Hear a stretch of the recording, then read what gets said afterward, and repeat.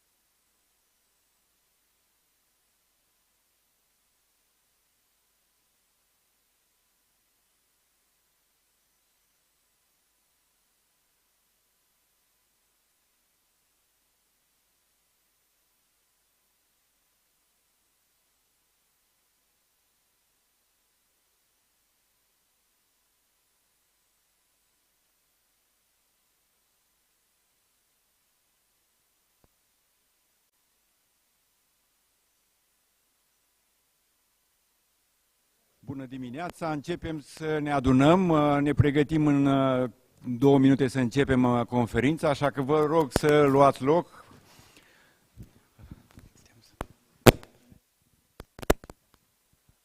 I'll invite the first speakers. Așa.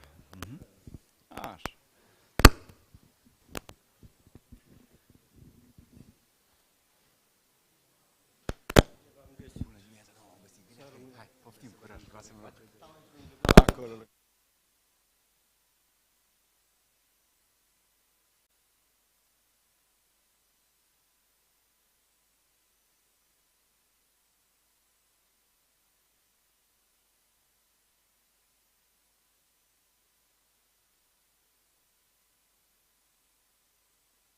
Muzeu tehnic, poate că unii nu ați ajuns niciodată, aveți o ocazie să descoperiți ce este acest și cum este acest muzeu tehnic, dar noi ne pregătim acum să începem în această nouă locație. Sorin? Venit! Vă mulțumim foarte mult pentru prezență, așa cum deja spunea Cornel, am încercat anul acesta o ediție inedită la Muzeul Tehnic. Sperăm să aveți o experiență frumoasă și, bineînțeles, ulterior să rămână chiar în cadrul muzeului o secțiune de fibră optică pentru curioși. În fiecare an, înainte de conferință, încerc să fac niște calcule, ce realizări am avut, ce am reușit să facem în ultimul an, dar îmi dau seama că nu e neapărat important să numărăm realizările și să le contorizăm, ci pur și simplu e important să vedem că se întâmplă lucruri.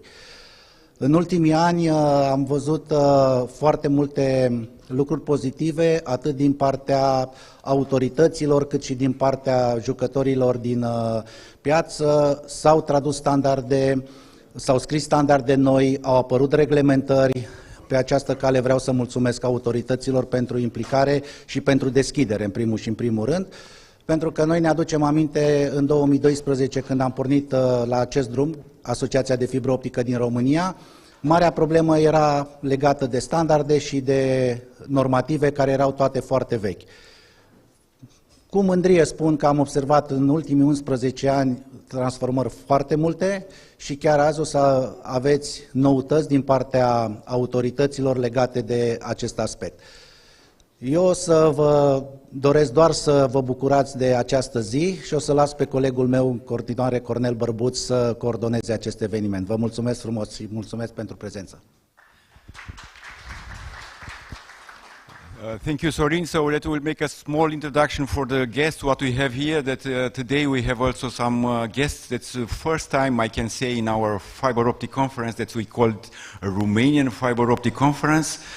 And I would like to thank all our distinguished guests we have here from FTTH Council Europe. Is Vincent Garnier, is the biggest, the largest association organization in Europe for fiber optic. So thank you for this, that you are welcome. It's very important, this partnership what we have here.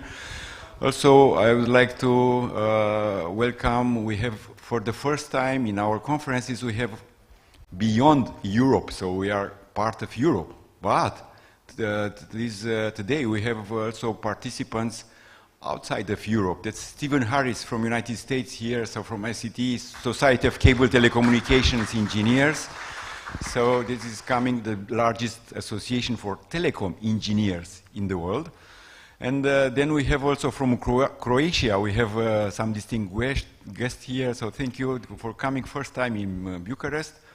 And we have also some other guests we will discover slowly and hopefully also from the online participation. Now we are online on Facebook, on YouTube. Everybody can watch and then to record our conference from today. So the first speech was opening from our president. So now the first floor, how is the conference organized today, is that we have like an opening panel for authorities and partners. First panel from 9 to 10. After this will come, we call it like the first panel with the thematic of indoor cabling, because we see this very important challenge in fiber optic, not expansion, like Romania is a good position in outside plant, but in indoor is still far, so we want to look where is fiber optic inside the buildings. Then we have the second panel after a coffee break, which is called about fiber optic education, how we train the people, the human resources for the works for the fiber optic. Then we have a lunch, 12:30 to 1:30 we'll have a lunch break.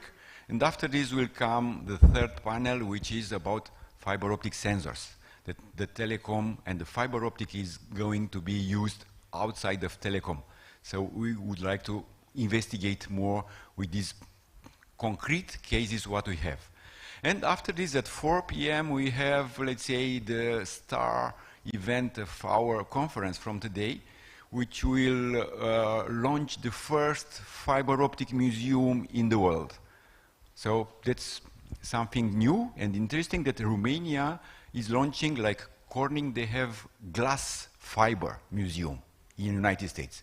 But there is no other fiber optic museum in the world, so we'll be launched. Today will be the first launch, let's say, for the specialists. And on Saturday, this Saturday, on 13th of May, we'll be launching for the public. We'll have this museum night. Will be from 18 to 22, will be open for everybody from Bucharest. You can call your colleagues, your friends, to come here to visit this fiber optic museum.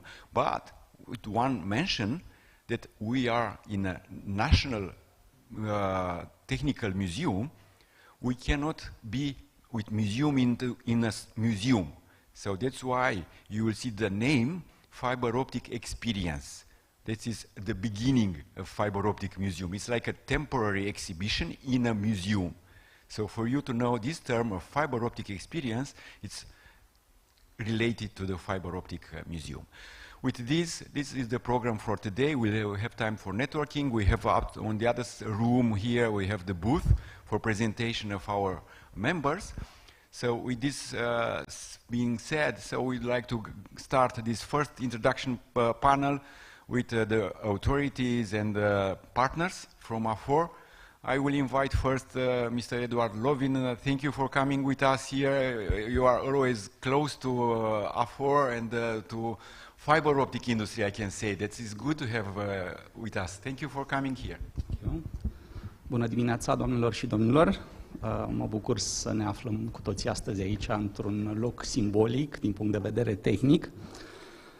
Ca de obicei, autoritatea este alături de asociație, de industrie în general și în mod special de această asociație, alături de care am făcut multe lucruri bune pentru întreaga nișă a economiei telecom. O să prezint astăzi foarte pe scurt în premieră câteva date statistice legate de rețelele fixe, pentru că raportul vom finaliza săptămâna viitoare, deci sunt în premieră date preliminare și câteva lucruri legate de normativele la care am lucrat. Și pentru că organizatorii ne-au rugat frumos să facem prezentarea în engleză, o să o prezentăm, sunt câteva slide-uri cu datele statistice și câteva cu normativele. So, as the organizer kindly requested, I will switch to English. So, good morning. Thank you, AFOR, for the invitation. I'm honored to be here. It's another edition of this conference, and I hope we all have a successful day. The popularity and momentum of optical fiber in Romania's telecom would have been hard to guess 15 years ago. Optical fiber was not invented in Romania, for sure, and we were not the first country to use fiber for data transmission. Also, our economic performances compared to other European states, as well as other factors such as geography or demography, etc., did not indicate such popularity. However, among the EU member states, Romania has the most fiber compared to the number of telecom users. This friendship, if we can call it that, of the Romanians with optical fiber is well chosen and has a long future, in my opinion. Without exceeding the allotted time too much, I will start with some statistical data presented for the first time from the end of 2022, illustrative of the extent, coverage, and performances of fixed networks, especially based on optical fiber. I will continue by introducing some important elements from the new technical norm for internal wiring. So in the slides, at the end of 2022, there were almost 6.4 million fixed internet connections, plus 4% annually, of which 5.8 million belonged to individuals, which means that 3/4 of households benefited from fixed internet. Connection numbers grow in rural areas, plus 7%, continues to be twice as high as in the urban areas, only plus 3%. The great majority of connections, 90%, were of very high speed, over 100 megabits per second. Furthermore, 1.7 million of the very high-speed connections are actually gigabit connections, which allow speeds of at least 1 gigabits per second. Thus, 27% of fixed internet connections in Romania are already gigabit connections. Fixed internet traffic reached 16,000 petabytes plus 21%. This means 69 gigabytes per month as an average fixed internet traffic per inhabitant. This is 2.3 gigabytes daily on average. So 2.3 gigabyte daily on average. Impressive, isn't it? Market shares. Based on the number of registered fixed internet connections at the end of 2022, RCS had a market share of 67%, Orange Group 20%, and Vodafone 12%. The former incumbent is now in the Orange Group. All data presented are provisional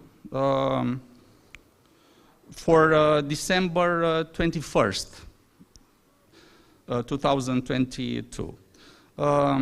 You will be able to consult the final ANCOM data in a few days in the full report on our website. In the next slide,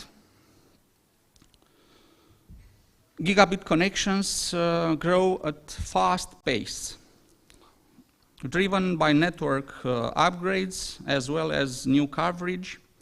The number of gigabit connections in Romania has grown from almost 500,000 in June 2020 to 1.7 million in December 2022. Practically, 21% of households in Romania already have fixed gigabit internet connection. In addition, there are another 4 million very fast fixed internet connections over 100 megabits per second, but which do not yet allow gigabit speeds. This means approximately 50% of households. At the same time, consumer interest in lower speed connections, such as below 100 megabits per second, has been decreasing. Next slide. Out of 6.4 million fixed connections, almost 6 million are based on optical fiber in various FTTX scenarios. What I like on this graph is that it shows very clearly how the fiber networks expand and get ever closer to end users. The dominance of the FTTH scenario, with almost 4.5 million fiber connections to the home or premises, means that upgrading most customers to gigabit speeds is possible in the next 2 or 3 years. Next slide. So one cannot have such networks without exceptional speeds to match. Of course, we can all test the quality of the internet anytime, anywhere, through several sources, applications, and platforms. The ANCOM application is Netograph, and we encourage you to use it. The test carried out by users with the Netograph platform showed that in 2022, the average download speed for fixed cable internet increased by approximately 17% compared to 2021, reaching 533 megabits per second, while the average upload speed registered an increase of 52%, reaching 455 megabits per second, at the level of the first five fixed internet providers according to the number of connections. In the next slide, most of us enjoy very high internet speeds. However, there are still too many localities where there is no fixed internet, or where the delivered speeds are insufficient. It is true that most of them are rather small or remote. A brief look at the existing inequalities in the territorial distribution of fixed networks per locality is illustrative of the needs for investment and interventions. According to the data held by the authority and subject to public consultation at the beginning of this year, in Romania there are 2,040 localities not covered or covered by networks that allow download speeds of less than 100 megabits per second. So, 102 localities where individuals and users have access only to fixed fast broadband networks, download speed between 30 and 100 megabits per second. 462 localities where individuals and users have access only to fixed basic broadband networks, so download speed between 2 and 30 megabits per second. And 1,476 localities where individuals and users do not have access to any fixed public broadband electronic communication networks. This list of the list of these localities may undergo changes following the results of the ongoing public consultation. In the next slide, I will go over to normatives and regulations, starting with RTC 5, technical regulation. Why was this regulation necessary? The existing technical framework was based on two regulations from 1983, Regulation ID 47 and ID 48, which dealt only with copper cable technology. Also, the entry into force of the infrastructure law included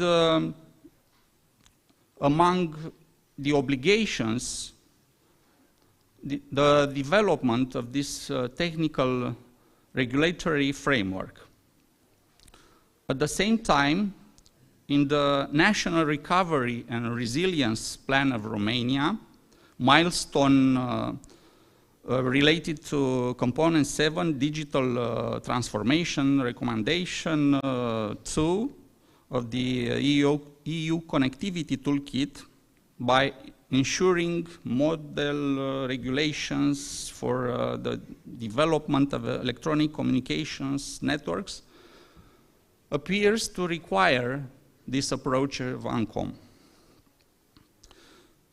In the next slide, ANCOM encourages the involvement of local authorities in the construction of underground sewers as an alternative to the development of overhead telecommunications networks.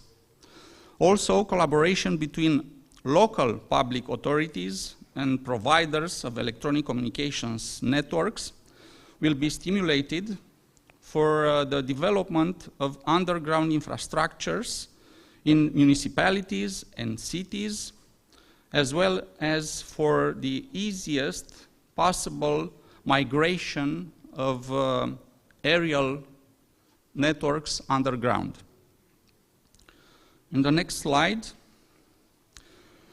the technical solutions for creating sewers referred to in RTC 5 detail both the classic technologies through direct excavation as well as the new technologies that appear with the accelerated development of networks using fiber optic cables. The regulation also contains methods for installing optical cables in sewers in microtubes using compressed air in addition to the classic pooling methods. Next slide.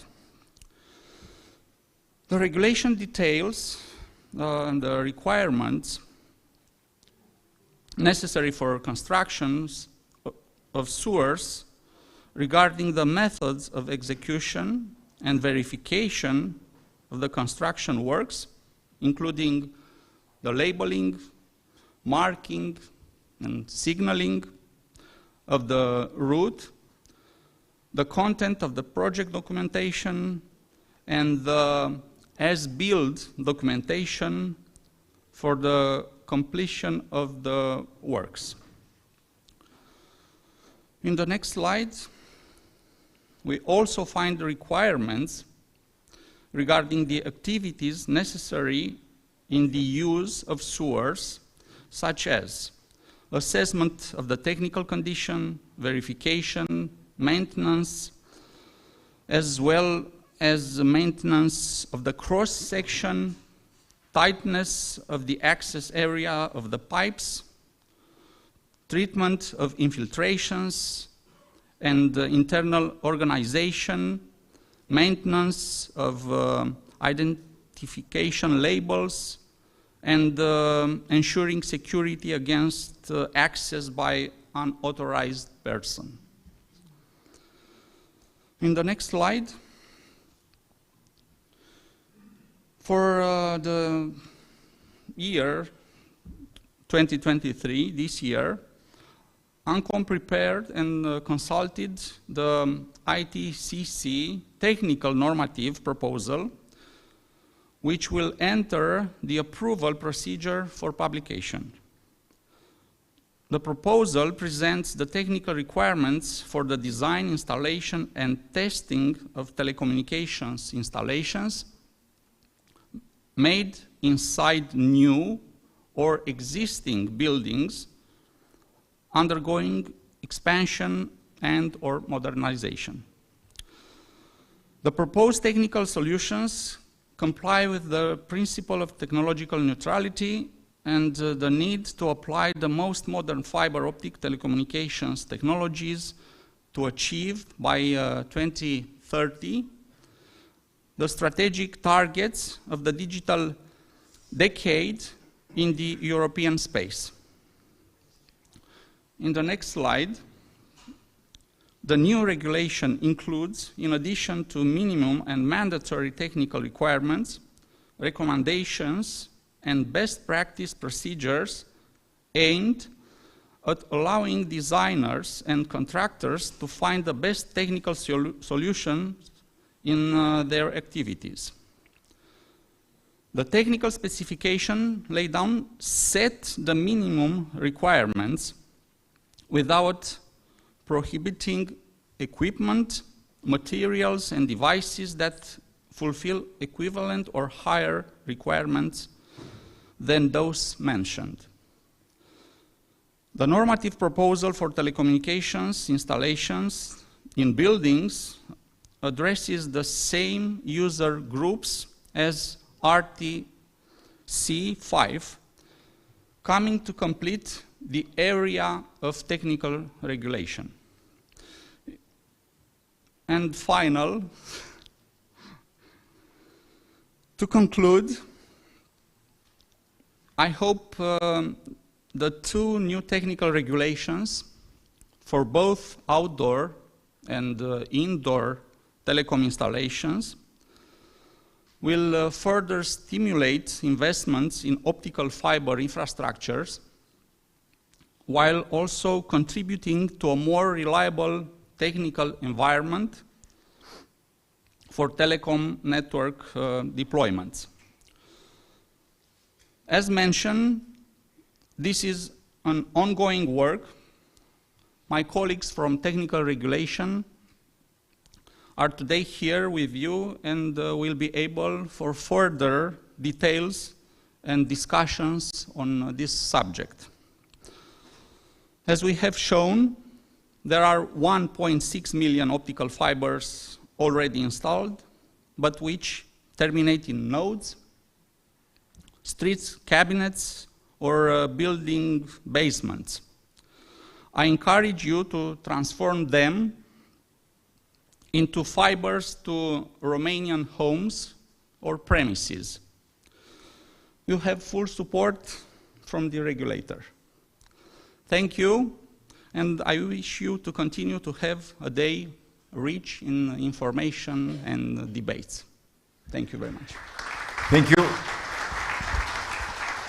So that's a good step. That's also, thank you for making this effort to make this presentation in English, because we have some guests also from outside of Romania, but also there are many people looking on us, because if we see fiber optic status in Romania is not important only for Romanians, but also for other people. What is the status of fiber optic in Europe, for example, or in the world? We will see the next speaker with Mr. Vincent Garnier. I will invite you to be on the floor. So then what I would like to mention is that like 1.6 million homes, they are connected. We have in Romania 9 million homes, so still some steps to do. So that's why today theme for our conference today is to see people, homes, but with buildings, and also to see the next, where is fiber optic going more in Romania. So I'll invite Mr. Vincent Garnet to see what is the status in Europe, and then we'll see where also Romania is in Europe. Yeah.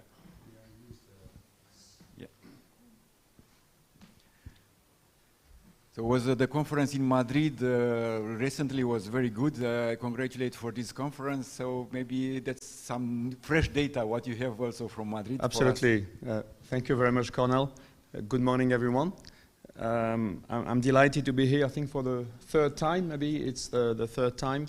I will first maybe congratulate Romania fiber optic ecosystem for very impressive results. You will see in the slides coming soon where Romania stands versus other countries in Europe, and clearly it deserves a lot of attention and praise for the good work which has been done.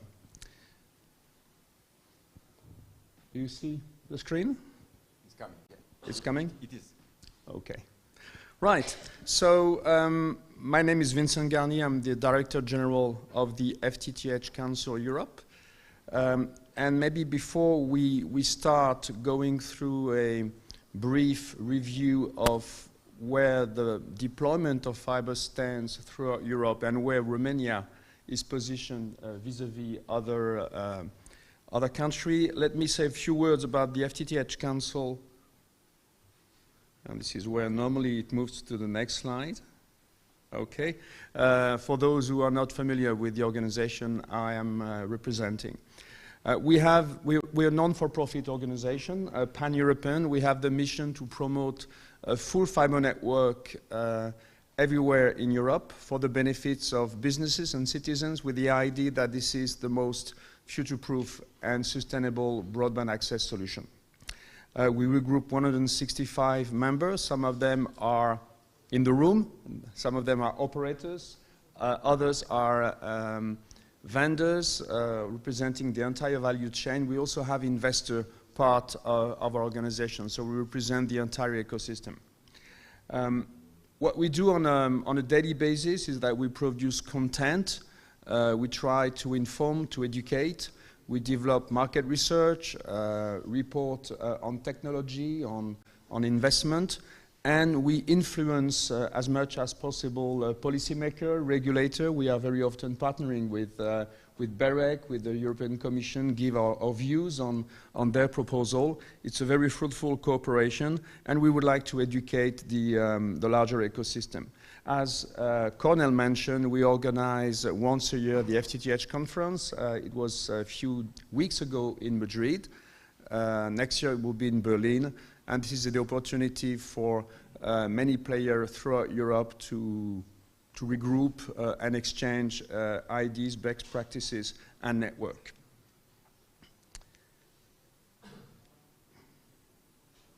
Okay. Is there? Should I? Okay.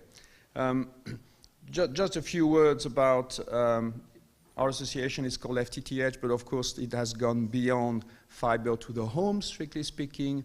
We consider that fiber is to become a future-proof and sustainable communication backbone to support the entire evolution of the society. And from that perspective, compared to any alternative technology, fiber brings best-in-class symmetrical speed, scalable capacity, very low latency, and as we said, sustainability. It's a passive infrastructure in terms of electrical consumption, but also due to its robustness in terms of indirect maintenance cost and energy spending. Fiber is by far the most sustainable technology if you compare with any other alternative.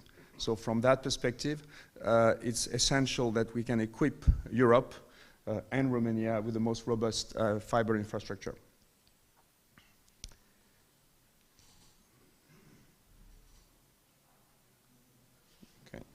So let's dive into some numbers. The slide is very busy.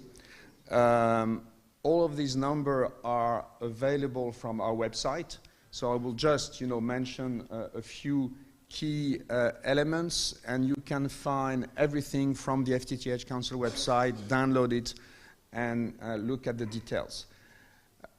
Throughout Europe, in terms of coverage, so by coverage we mean the number of homes passed with fiber, compared to the total number of households. We have moved beyond the threshold of 50%, so more than one inhabitant of Europe out of two has potentially access to a full fiber network. But as you can see on the map, there are different colors, and the darker your country is, the closer you are to full coverage. And from that perspective, Romania is doing very, very well. If I read correctly, it's close to 90%, so it's really in the top three best-in-class country. And it has, further moved in the right direction in the recent years. You can see big country being significantly behind, but the overall trend throughout Europe is very positive. Every country has its own constraints, is progressing at its own pace.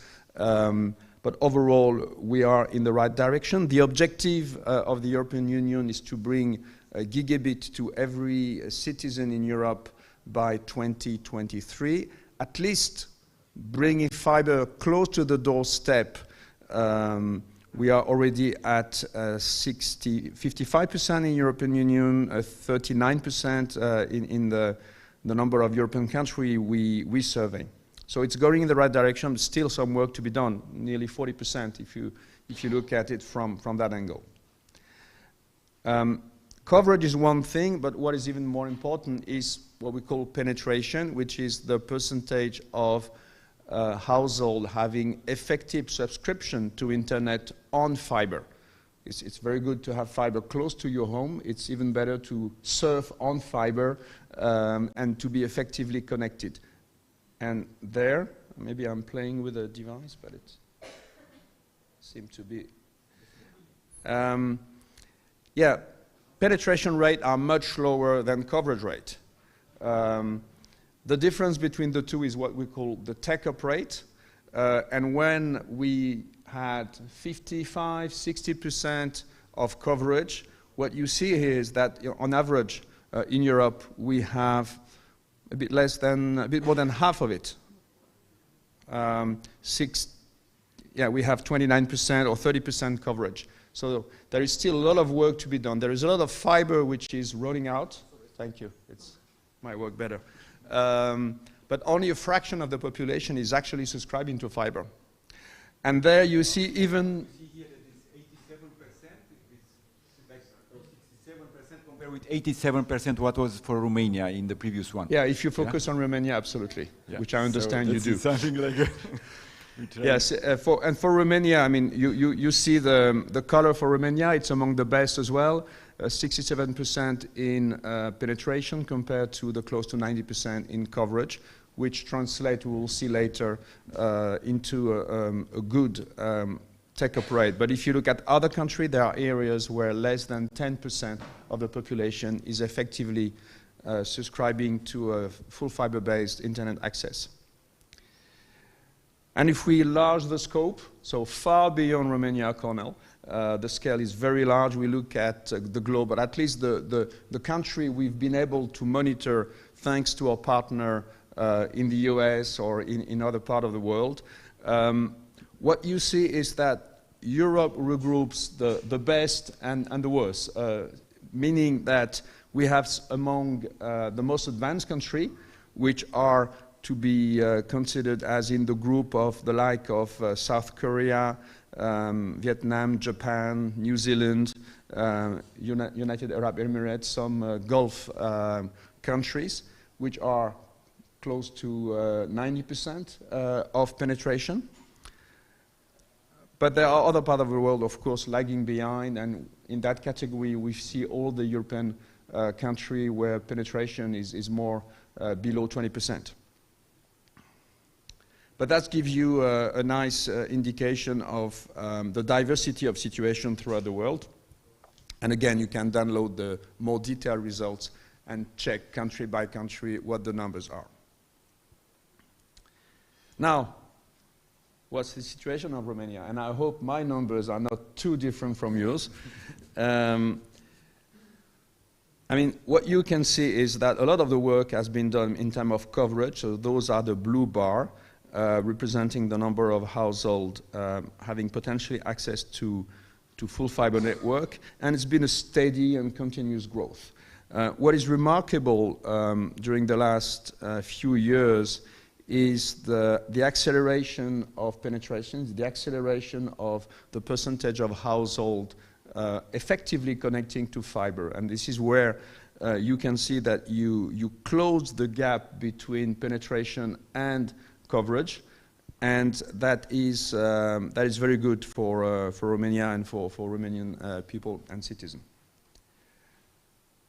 And I want to insist on the rural part because, again, if my numbers are correct, and maybe there are your numbers actually reported in my report, 21% is the percentage of the population which is considered as rural or low density, which is quite a high percentage compared to other European countries. And despite that difficulty, despite the size of the territory of Romania, and as we said, the scarcity of some of the density, we can see that the progresses for coverage in rural area, which is represented by the orange bar, is catching up very rapidly and is getting very close to the level of coverage you enjoy in urban areas. And this is remarkable throughout Europe, because in the rest of the continent, the difference between coverage in rural area versus coverage on the average is much larger. The rural area are lagging behind by quite a few, maybe 15-20% point of coverage, whereas in Romania we can see that during the last 3-4 years the effort in rural areas has really closed the gap between rural and non-rural. Of course, there are still these small percentages, very difficult, very expensive to cover and to reach, but compared to others, I think this is a very good job. So if I leave Romania for 1 second and go back to consideration which are for the whole of Europe, I just want to insist on a few important drivers which explain how a country are succeeding effectively to deploy fiber. And I guess that's also the case and has been the case for Romania. First of all, we need to start with a very clear, ambitious policy framework and regulatory framework. We see that at the European level, the target of 1 gigabit is for 2023 is clearly set. Europe has also set up a stable regulatory framework based on it's a bit technical, but what we call the code. And there are some new pieces of legislation or recommendation which are on their way to align all text and structural guidelines with this code. We believe at the FTTH Council that it goes in the right direction. We are sharing some viewpoint to make sure that whatever is put in place in regulation is not hindering an healthy competition and the capacity for every type of operator to develop its model and to give to investors some visibility, which is very important. But that framework and these clear objectives have been extremely important to attract private investors. And that capacity to attract private investors is really what is behind the growth of fiber in Europe. And here, indeed, public investment matters. We think at the Council that it should be only focusing on area where there is no business case for private investment. But the bulk of the money behind the development of fiber in Europe comes from private investors. And what you can see on the right side of this slide is that we have never seen as many deals and as much money being invested in fiber as in 2022. Interest rates are rising. Investors might be a little bit more cautious in 2023. But nevertheless, we are convinced that the trend will remain solid and that fiber infrastructure is really seen by many investors and infrastructure investors, investment funds as well as banks, as a very interesting long-term investment. So here we have just launched at the FTTH conference a tracker which measures and reports on every deal in most European countries. So if you want to see what are the deals, which are the bank involved, which are the consulting company and the operator raising funds throughout Europe, you can go on the website, and we're going to track that on an annual basis or twice a year to give you an overview of how investment in fiber is going on in Europe. Am I late on time? It's 2 minutes more. Okay, 2 minutes. But this is very nice to have this tracker of funding, so it's so interesting to see the public and private. that slide. I would just say a word about perspectives. We see throughout Europe the coverage rate by 2028 reaching 83%. So you could say we are on track for 100 by 2030. We might be close to that.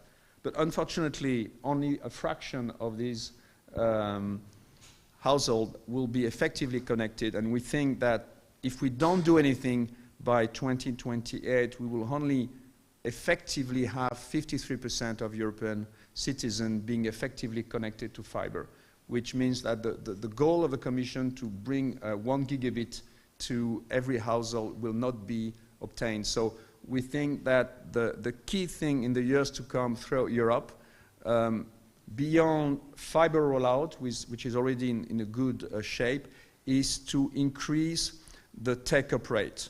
We've made a report to give some recommendation, and I don't have enough time to go through that, but there are ways, and certainly Romania has demonstrated that it's possible to do it, but it's very important for other countries to understand how to accelerate take-up and adoption. And I believe that it starts from the top. It starts from a clear objective from the government, a clear guidance on where to go, and then the market follows more easily. So, due to lack of time, but maybe I was too slow, I will conclude here. Thank you very much. Again, you can find a lot of information and developed data about what I've briefly presented on the FTTH Council website. So thanks very much for your attention. Thank you, Vincent. So let's have a good information. We see Romania well placed in Europe, and because Mr. Lovin that will have to go soon, so I would like to stop at these two guests from us to, if you have questions for them, for Mr. Lovin or for Mr. Garnier, please feel free. We have like 1 up to 3 questions to put for them. If you have questions, please, you can have this opportunity to ask. If not, then we'll move to the... Okay, we have one, please. Yes, Steve. I was just curious, does the fiber data also show fiber deep activity, distributed access architecture activity, next-gen fiber to the node activity? We do not track in detail technology evolution. Most of our data are more generically describing fiber penetration and fiber development. We are trying to integrate more details about the typology of point-to-point, G-points, and a variety of elements, but we don't get into the different technology running in fiber yet. Okay. And one question I have for Mr. Lovin, it was infrastructure status in Romania. How we are far with this project, or how to see how to build more infrastructure in Romania? If you can say something about this, about this project with... Okay. Good. When funding these kind of projects, like RONET 1, 2, or the future RONET? The future RONET. And okay. The details are in public consultation on the website of Digital Agency, ADR. Okay. So that's good that we have this future RONET is in the consultation now with the Ministry of Development. So there's still public funding for this fiber optic infrastructure in Romania. So that is a good sign. Okay, if there is no other questions, then we will move to, let's say, the partners, what we have. I will start with Alexandra Dumitrașcu. So that was supposed to be Edi Dumitrașcu coming, but he has another appointment. So Alexandra, can you tell something about Smart City Association and our partnership? Because fiber optics seems to be a good infrastructure for future development of smart cities. What you see, how you see the connection, the status today, fiber optic and smart city in Romania? Thank you for your question. First of all, good morning, and thank you for the invitation. Since we are at an anniversary point, let me begin by saying happy anniversary, and congratulations for the ecosystem that you managed to create over the years. We are in the double position today to anniversary our 7 years of association. Today we celebrate 7 years of activity with more than 1,200 smart city and smart villages projects at the national level. And I'm very happy to say that we have encountered many professionals along the way. So today, if we were to conclude, we are 10 years smarter than we were 10 years ago. So there are many projects undergoing today, thanks to the legislation that has changed, thanks to the professionals here in this room and many online who have managed to persevere in order to put all their support in changing legislation, because this has been a very decisive point. Many of the projects were very well appreciated by professionals, but they were not a legal, let's say, legal ecosystem in order to present them. I will now switch to our previous. Okay, I had some changes made along the way because I had my presentation in Romanian, but now I had to adjust. Okay, I will give you just a small example in order to answer your question briefly. Let's talk about smart villages. We have, this year, we had the Smart City Industry Awards, the first edition in 7 years, which included state-designed projects. It is the first time that we encountered many, many projects made by the state, where the state had a determinant position. We also met a project made by a public authority, which was supposed to be made by a ministry. We met, yes, indeed, the public authorities the local authority took the place of the ministry in some of the projects. Also, I'm very happy to see here Ms. Kila from ASRO, because 7 years ago when we started, we had a lot of initiatives, but we could not measure them. So in the beginnings, we talked about standards, because everyone was very happy, but we did not know how to measure the impact of the project. This is how we came to meet ASRO and begin a hard, long project, meaning the translation of the introduction of smart city standards in Romania. Our association is usually, we have 300 members and partners in the association. Many of them have common interest also in fiber optic. All of us indeed have a certain interest, and that is the citizen interest. All of us are working together to place the citizen in the position that he deserves to be, that is in the center. So I believe that it is our moment to say happy anniversary and to congratulate you for all your projects. And I'm looking forward to hear details from the specialists. While we are working with the specialists and we put, we make available information for smart cities and smart villages, we have a pool of 40 experts which are at the disposal of the public authorities and also of the associations. But I will not tell you the role of fiber optic in smart city projects because all of you already know it. It is our purpose to work together and to put all these interests together to make one happy community or one big community. So thank you. Thank you, Alexandra, for this. That's smart cities are on the way, and the interesting thing about smart villages, like connected with Vincent's presentation, that Romania is quite well in this gap between the rural area and the urban areas. So then thank you for pointing out this progress with smart villages, and also this nice, interesting point that public authorities are taking place to the ministry, because the ministry is a little bit out of order, but public authorities are coming more. So this is a good step for Romania to go and to move forward.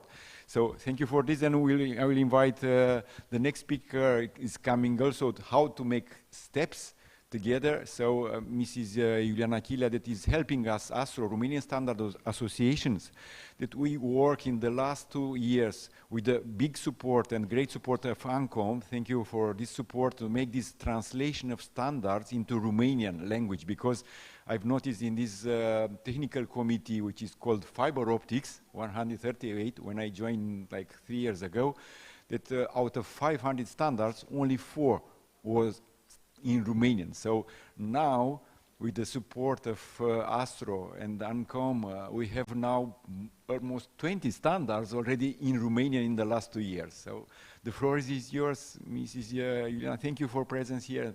Thank you for this very good partnership what we have together. Bună ziua, și eu vreau să vă mulțumesc foarte mult pentru invitație. Colaborarea noastră avansează și creează valoare în fiecare an.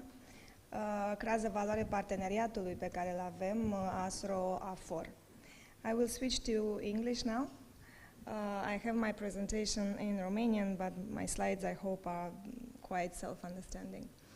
My congratulations go to AFOR for inviting us in this historical place. Standards, of course, have played a significant role in evolution of science, in evolution of technology, in engineering evolution. And I would like to point at the beginning the European standardization strategy, the first of this kind that was published in February 2022, that has enforced and recognized this important role of standards as solutions, standards as tools providing solutions to comply with the requirements, with legal requirements, to expect, to anticipate, and to respond to the market needs. These European standards, as the strategies say, are important, crucial actually, contributors to creating a competitive Europe, to creating a resilient Europe, and to go through this double transition, digital and green. Also, I would like to mention that European Commission has published at the end of March a code of practice for standardization in European research area, enhancing and recognizing the role of standardization in research projects from the very beginning of writing the proposal to the very end of delivering the results. And I would proudly mention that ASRO, within this research area, has managed to become a partner in more than 10 EU-funded projects in emergent areas such as drones, such as building information model or circular economy. I know that AFOR is also a member of a consortia in a EU-funded project, right? And or something similar. Okay. I wish you to further go into this area. Well, going back to standardization and where standards are created as solutions, at the national level we have the National TC, Technical Committee 138, Fiber Optics, that you, Cornell, chair.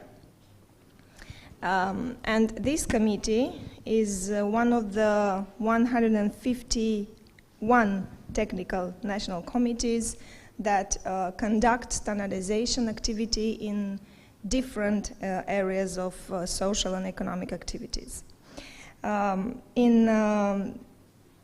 These 151 technical committees, there are more than 1,500 participants, technical experts from economy, from private sector, but also from public sector, and from research and development areas, from nearly 700 organizations, the significant part of which are entrepreneurs, are economic undertakings, but also professional associations, whom with we are very much proud to have good partnerships with.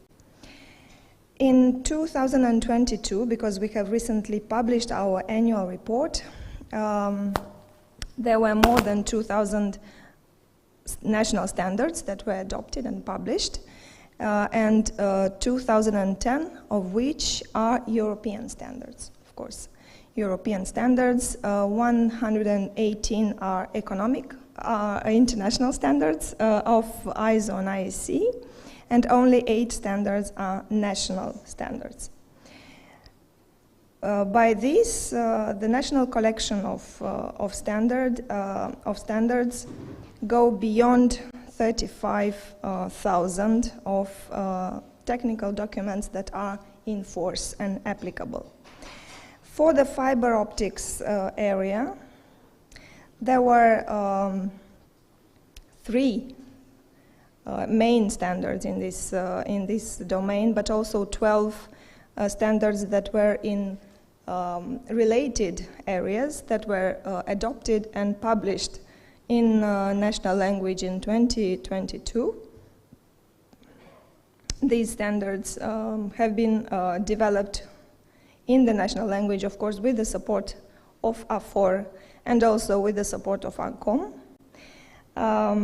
They address to the installment, to the networks, to the measurements, and to testing methods.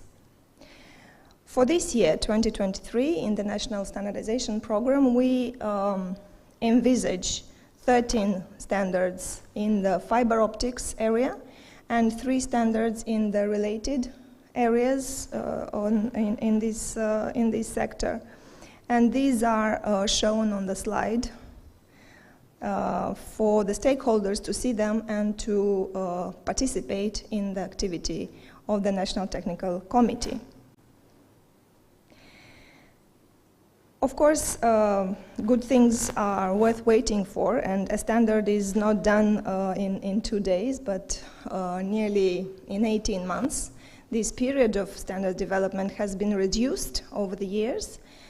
In present, in the technical committees at international and European level, are under development nearly 90 documents, technical documents, standards in areas in direct connection or in related connection with fiber optics. And these are technical groups, technical committees that are developing activities which we are transposing at national level. Adoption at national level and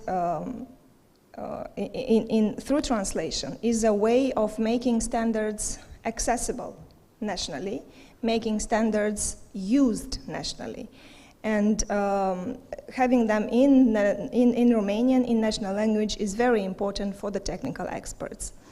And therefore, ASRO, as the national standards body, has developed a digital solutions, probably most of you know, a digital solution that allows to manage the customized collection of standards in-house.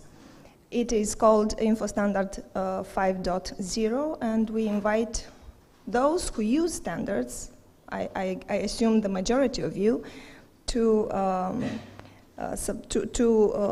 see the platform on the website, on the social media accounts of ASRO, and to try.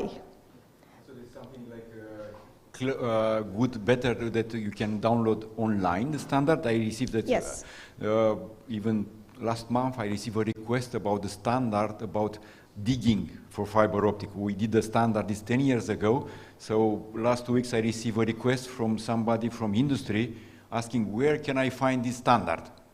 So, okay, just link. So it's good that after 10 years, somebody is asking where is the standard to download. And it's easy, just to click back, you have online very fast. Exactly, exactly. It's very streamlined and easy to get access to standards. That standard actually was based on an ITU recommendation, of course, and it is very used, or should be used, by the local national authorities in their public procurement. And because you said local authorities, I would like to congratulate ANCOM, that's also for the people who are watching us, that ANCOM published a page on the ANCOM site about standards. So that is good that people will know from the fiber optic industry in Romania and abroad. If you are interested to see what are the standards of fiber optic for Romania, just check ANCOM, and then you see a page. So this was last year, so this is a good achievement. I think was before Christmas, also like a gift for Christmas at that time. So that's something new what we have in Romania. So these are good results of good partnership and good people involved in it. I will end my presentation because it goes too technical, and I don't think this is the place. By thanking you, A4, and by thanking the stakeholders that are present, by thanking the market, and by thanking the National Regulation Authority. Thank you very much, and congratulations once again. Thank you, Mrs. Hilia.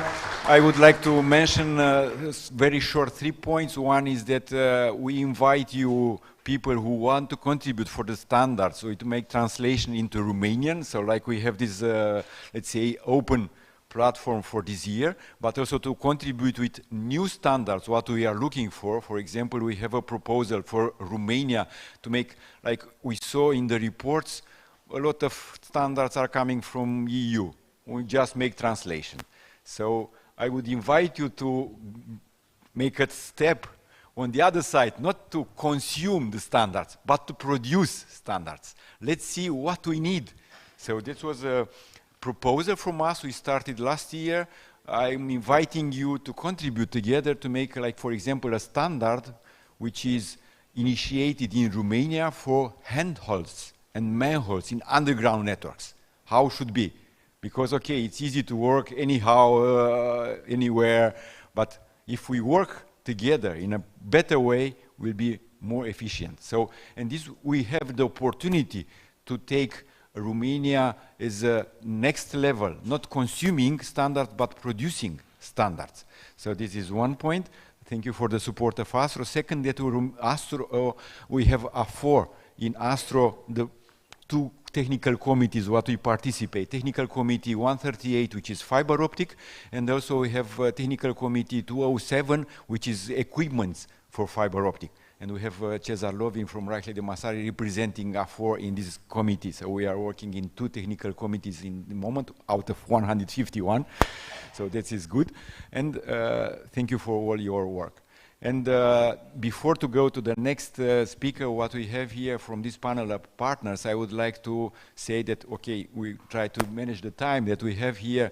We'll move immediately after this panel with the first panel, what we have with the indoor cabling. I'm inviting the speakers to be prepared immediately after the next speaker to come on the stage and to go ahead. And after this, we'll have a coffee break after 1 hour.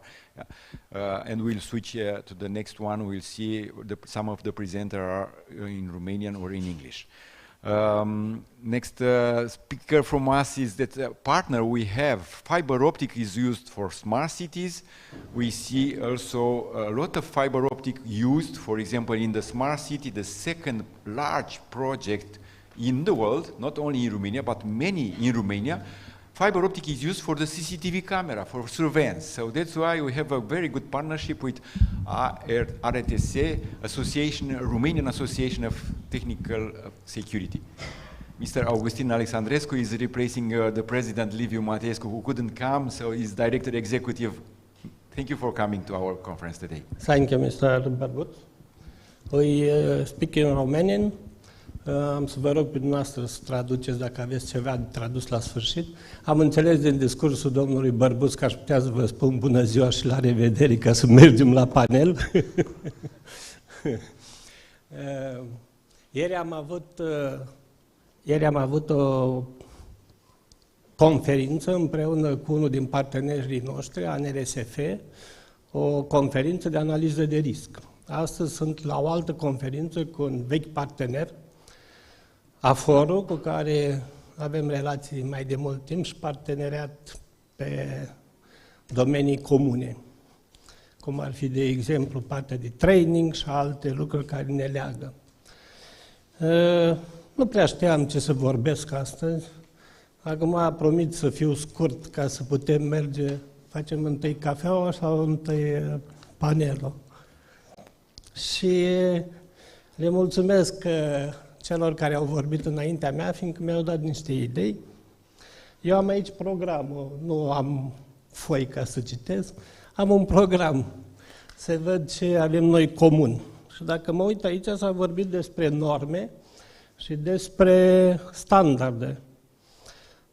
Da, și noi avem o echipă de experți, RTSE, Asociația Română pentru Tehnică de Securitate, are o echipă de experți care face standarde. Standardele sunt standarde ocupaționale pentru proiectant, tehnician și de asemenea inginer, sisteme de securitate, cum și AFOR-ul are și face cursuri respectate și renumite.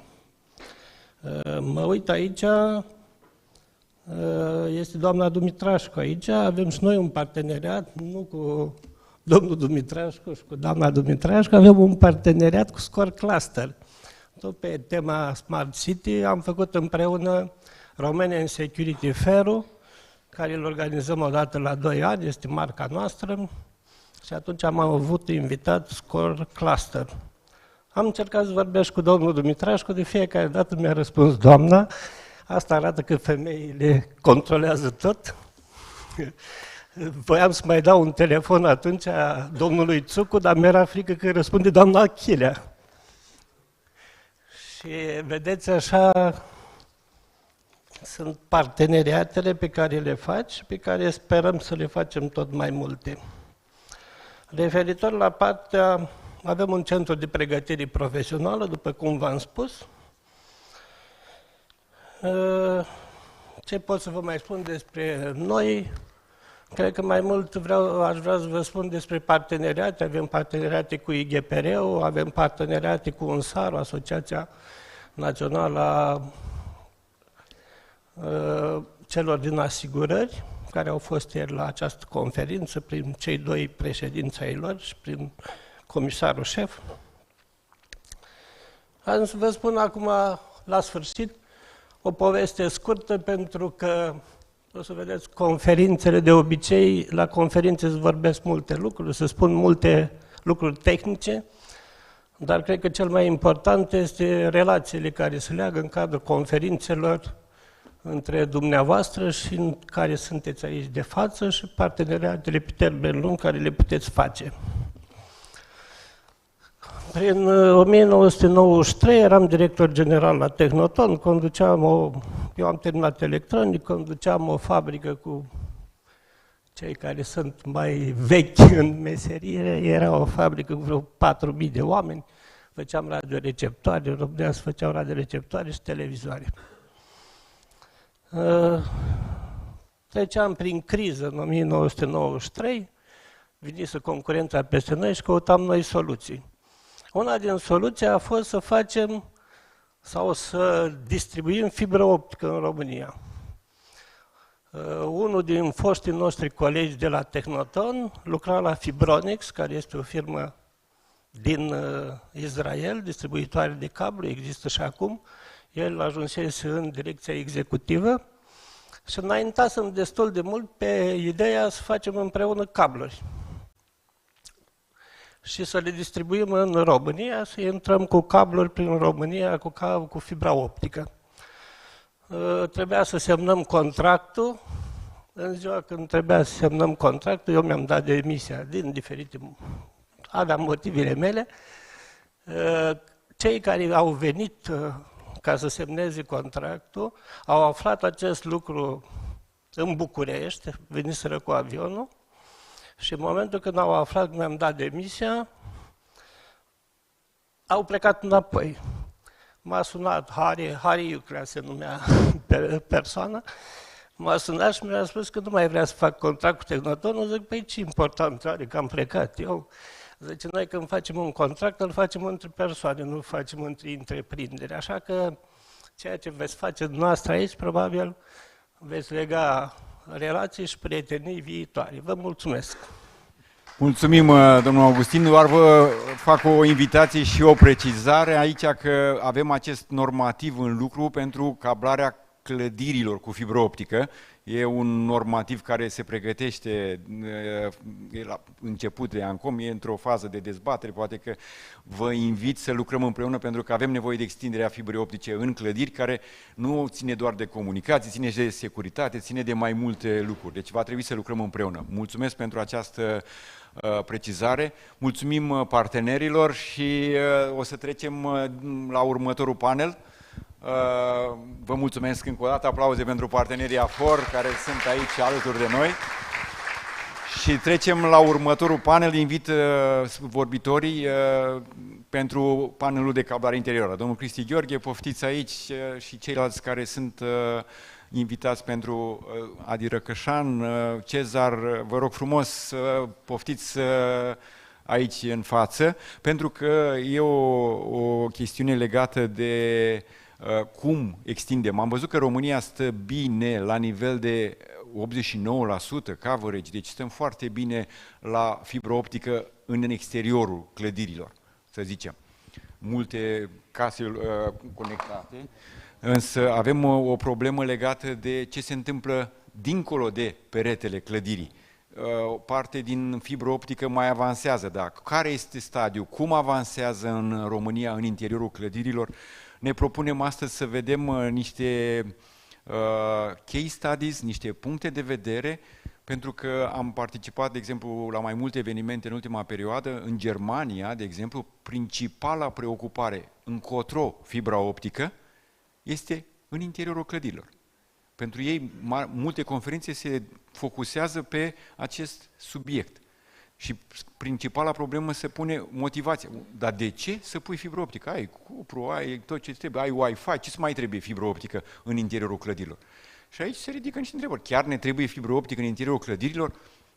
De ce? Cum? Care ar fi motivațiile? Și aici avem cei speakerii care avem aici, avem acest oră la dispoziție în care vă propun să avem această prezentare de la fiecare speaker, dar apoi să avem niște discuții libere între noi și să vedem și cu sala care ar fi motivațiile și concret să plecăm de aici cu ceva concret, care ar putea să fie direcțiile, ce ar putea și am putea face împreună, că așa să așteptăm de la alții e ușor, dar ce am putea face împreună ca să avansăm în această direcție a cablării clădirilor. Așa că primul vorbitor este domnul Cristian Gheorghe, îl invit, este un membru AFOR de la început, implicat, vă mulțumim pentru colaborarea foarte apropiată și hai să fim, vă invit să fim la obiect și să încercăm în prezentarea maxim 7 minute, am zis noi, și după aia să avem discuțiile. Bună dimineața, vă mulțumesc pentru invitație și pentru participanți că ați venit. Vă felicit pentru alegerea clădirii. I think this selection of the building is probably representative for Romania because of the end this is how Romania is. You see a room like this, which for sure need to be upgraded. So then we think how the digitalization could upgrade, where is the indoor fiber optic cables, what they can bring in order to make the community which is speaking today or is living or it's working in this kind of buildings to perform better, but also to live better, because it are not only offices, but also homes. So practically, you may think, because Prysmian is a producer of fiber optic cables, so we are producing cables here in Romania. Maybe for the people we don't know, it's the biggest factory in Europe of fiber optic cables.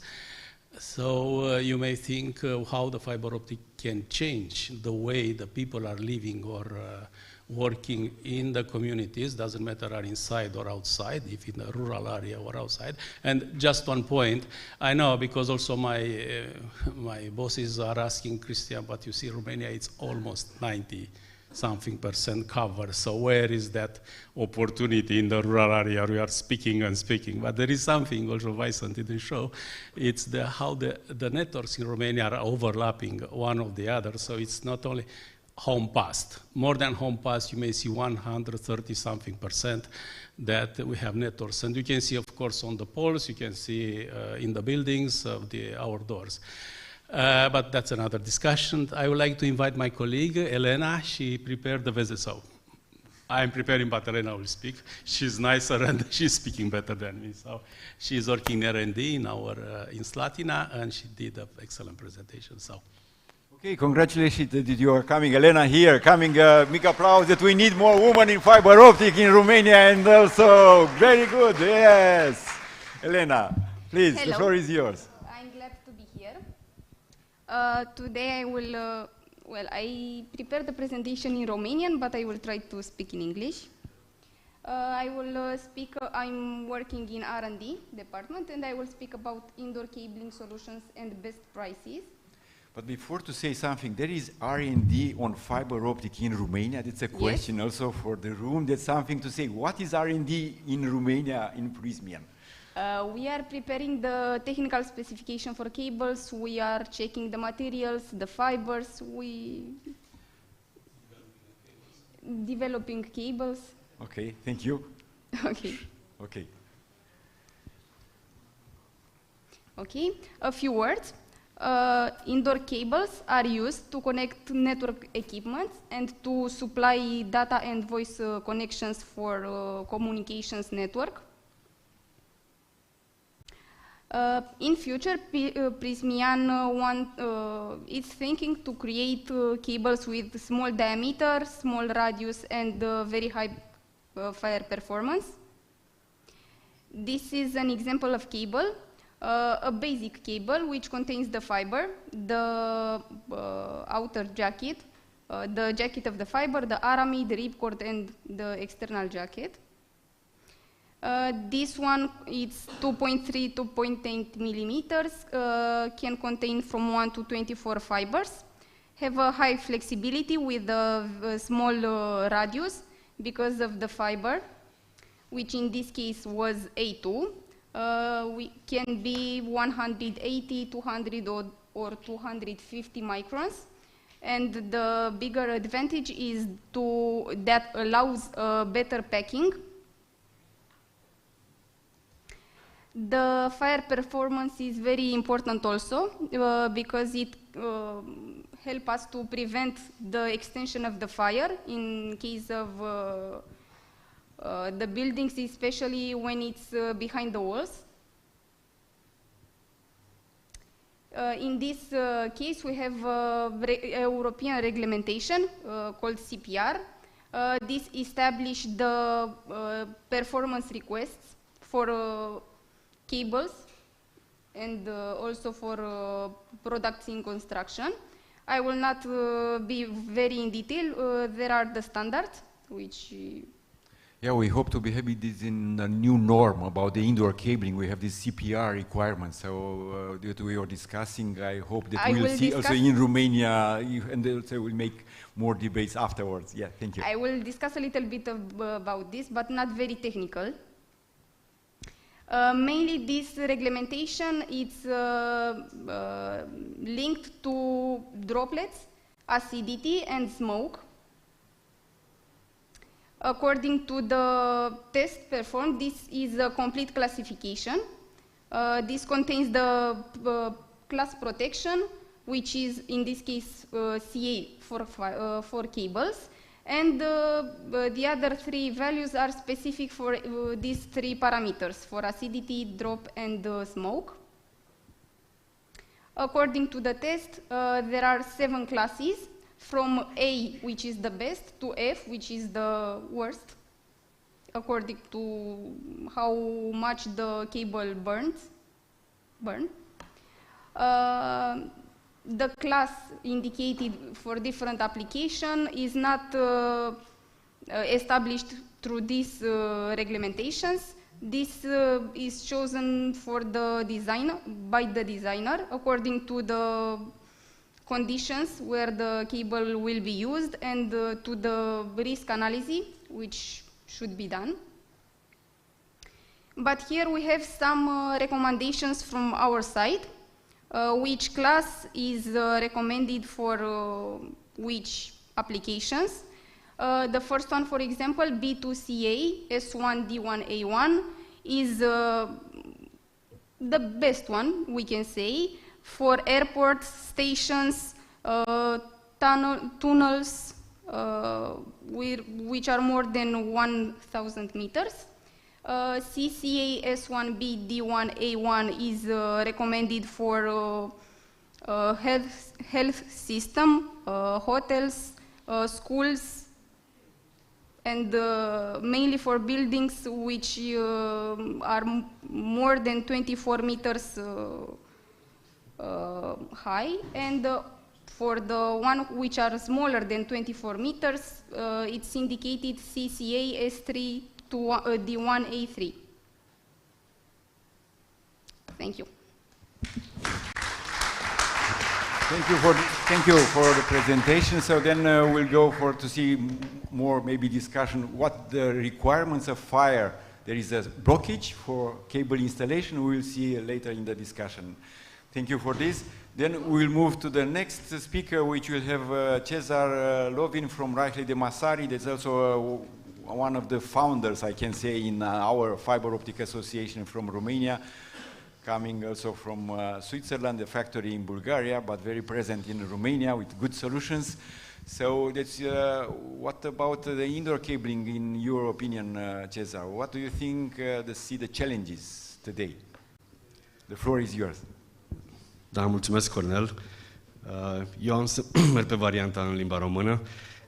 Am prezentarea în limba engleză, dar o să vă explic în limba română despre ce este vorba față de partenerii noștri de la Prismian. Încă o dată mulțumim și noi pentru invitația la acest eveniment. Ne bucurăm că și în acest an suntem prezenți alături de AFOR și de dumneavoastră. Da, ce să zic, în 7 minute să vorbești despre cablare structurată și despre indoor cabling și despre asta e... Nici nu știu cablare structurată, că noi nu vorbim de cablare structurată. Vorbim tocmai de cablare structurată, tocmai de aceea prezentarea. Un moment. Pentru că o să fac un scurt overview, să vedem, să înțelegem un pic ce înseamnă cablarea în interiorul unor clădiri, de unde am pornit, unde suntem acum și unde vom ajunge în viitor. Și de unde am plecat, bineînțeles, la Local Area Network, de la Twisted Pair, cablarea structurată efectivă, cu cabluri cu perechi torsadate și unde vom ajunge. Doar că, un moment să pornească și... Recunosc că am un pic de emoții, dacă dacă fac vreo greșeală... A venit și prezentarea. Am înțeles că este și live, deci deja... M-au trecut toate căldurile. A venit o prezentare de la... Vine și prezentarea de la... Era acolo. Dacă nu o găsim... Da, e simplu. E adevărat că așa este. Este aproape același lucru ce vreau. E cel cu Cezar Lovin și cu filmulețul. Spre bucuria tuturor, ca să zic așa, am și 2 minute de filmuleț, deci nu o să vorbesc chiar 7 minute complete. Bun, de ce cablare structurată sau care versus pentru că toate cablele la interiorul unei clădiri se numește cablare structurată. Deci, indiferent pe ce nivel sau pe ce tehnologie transmis sau urmează să se transfere, tot cablare structurată se numește. De ce? În primul rând, pentru că este standardizat. Deci absolut tot ce faci în interiorul unei clădiri este standard, nu ai cum să muți într-o parte în alta. Trebuie să respecti niște standarde foarte clare, cu atât mai mult. Da. Gata. Ups. Schimbasem. Ok. Schimbasem inside cabling. Era doar o întrebare pentru mine ce înseamnă inside cabling. Ok. Care este povestea? Cred că trebuie să fiu mai aproape de... Are un mic delay? Ups. Ok. Deci Structured Cabling in LAN, Local Area Network, da? Vorbim peste tot doar de Local Area Network, asta înseamnă interiorul unei clădiri, da? Ceea ce face o mare diferență în cablarea structurată este cu siguranță segmentarea foarte clară în secțiuni primare, secundare și terțiare. Bun, aici, Cezar, poate că o precizare, cred că, de terminologie pentru noi ca specialiști, LAN. Deci noi vorbim de last mile pentru exteriorul rețelei de fibră optică, de la stâlp, să zicem, ultima cutie sau cutia pe blocuri, până în casă, până la clădire, ăla e last mile, unii acum mai nou am văzut că îi spun chiar first mile, dar asta e altă, last mile e consacrat, și de la clădire, de la zid, începe altă rețea interioară. Acum, ce înseamnă rețeaua de interior? Aici avem o parte din rețea, se cheamă LAN. Da, grosul acum e consacrat ca LAN. Acum văd din ce în ce mai mult la nivel european, se vorbește de, dacă pe exterior avem 3 layere, Layer 1 internaționalul, Layer 2 național și Layer 3 metropolitan, acum se vorbește în interiorul clădirilor, nu doar de LAN ca fiind unul singur, ci se vorbește de 2 layere, 2 niveluri de rețea. Nivel 4 și nivel 5 se cheamă la nivel internațional. Nivelul 4 înseamnă pe verticală, care pleacă de la intrarea în clădire și pe verticală etajele și nivelul 5 care conectează după aia fiecare cameră în parte. Acum astea toate la tine se cheamă LAN, acum în momentul de față. Doar ca... Da. Da. Deci tot ce este în interiorul clădirii este local area network, deci asta este clar. Și nu numai în interiorul unei clădiri, și într-un campus, tot local area network se numește. Acum fac un overview, ca să zic, deci nu intru foarte mult în detalii tehnice, putem discuta oricând ulterior despre aceste lucruri. E doar un overview asupra rețelelor de tip LAN. Da? Adică și avem aici, în principiu, discutăm despre rețeaua cu cabluri cu perechi torsadate, da? Care sunt și care ar fi diferențele între ele ca, nu știu, avantaje, dezavantaje, din perspectiva aceasta. Acesta este un intro, ca să zic așa, la ceea ce urmează să prezint ulterior, și anume Fiber Optic over LAN. Da? Și urmează să ajung să punctez și acel lucru. Care sunt avantajele acestui local area network? Da? Deci vorbim de o cablare structurată care are un design conceptual, este cuprinzător, are aspectul de conectare se referă la spațiu și nu la puncte individuale, atenție. Ea se caracterizează prin 6 aspecte. Un moment. Așa. Vorbim de 2-4 porturi, da, pentru zona de lucru, da. Vorbim de 1-10 gigabits capacitate per port, vorbim de 90 de metri permanent, da, pentru că acesta este standardul pe care îl guvernează această care guvernează acest tip de cablare structurată. Vorbim de 10 gigabits pe secundă multimod fiber pe verticală. Nu vorbim de ce se întâmplă acum pe piață, vorbim de niște lucruri care în principiu se punctează de fiecare dată când vorbim de o cablare structurată. Bineînțeles că există nu numai multimod, există verticală și pe single mod, deci se poate face orice, nu e asta, nu doar aceste lucruri, nu doar aceste aspecte sunt definitorii. Vorbim de 48 de porturi switches, da, și bineînțeles Power over Ethernet, deci asta e un alt topic pe care putem să-l discutăm însă separat, pentru că dacă despre Power over Ethernet mai vorbim încă o zi. Te rog, dacă ai... Power over Ethernet and Power over EP? Ethernet ports. Ethernet ports, ok. Ok. Și dau și o pagină, dacă tot... Ok. Așa. Bun, dar de fapt ce face cablarea structurată să fie atât de reușită? Da? În primul rând, cablarea structurată este foarte standardizată. Da? Acest aspect duce clar la o înțelegere comună. Toată lumea vorbește aceeași limbă. Nu vorbește stânga, nu vorbește dreapta, toți vorbim același lucru, toți înțelegem același lucru. Dar pentru că este foarte standardizată, clar, devine și foarte competitivă. Asta înseamnă că sunt foarte mulți, asta bineînțeles că oferă libertatea utilizatorilor de a alege de la mai mulți furnizori, mai mulți vendori. Da? Și asta înseamnă că este acceptată foarte bine de către piața cumpărătorilor. Da?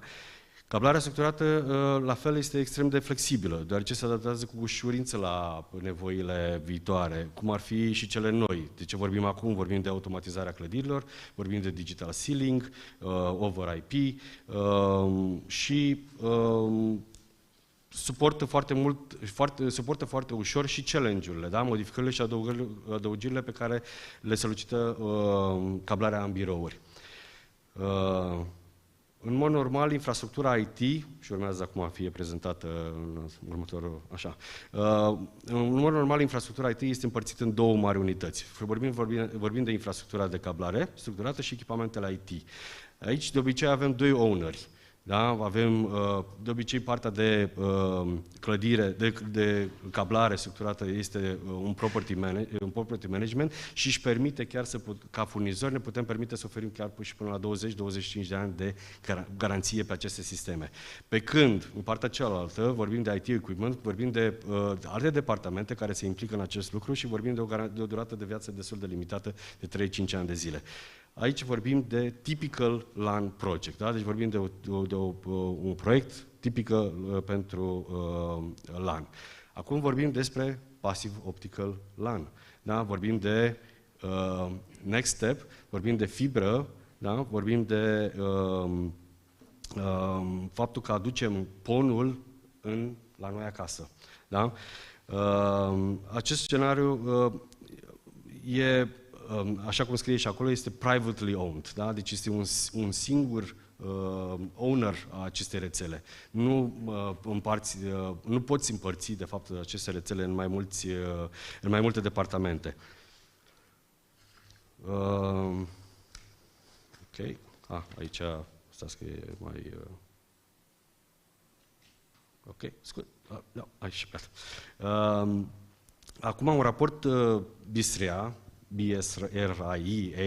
ok, englezii, spuneau în 2020 că vor fi instalate aproximativ 3,5 milioane de legături permanente și se prevede că polul, da, Passive Optical LAN, va avea o penetrare de aproximativ 20%. Deci, polul va deveni din ce în ce mai atractiv de la așa numitul LAN, Ethernet tradițional. Da? Cablarele, dar ca să înțelegeți un pic mai bine despre ce este vorba, noi îl avem pe tehnicianul Bob, care în 2 minute și un picuț ne va explica exact ce înseamnă POLAN.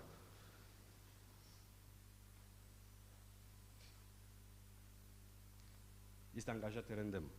Da? Deci,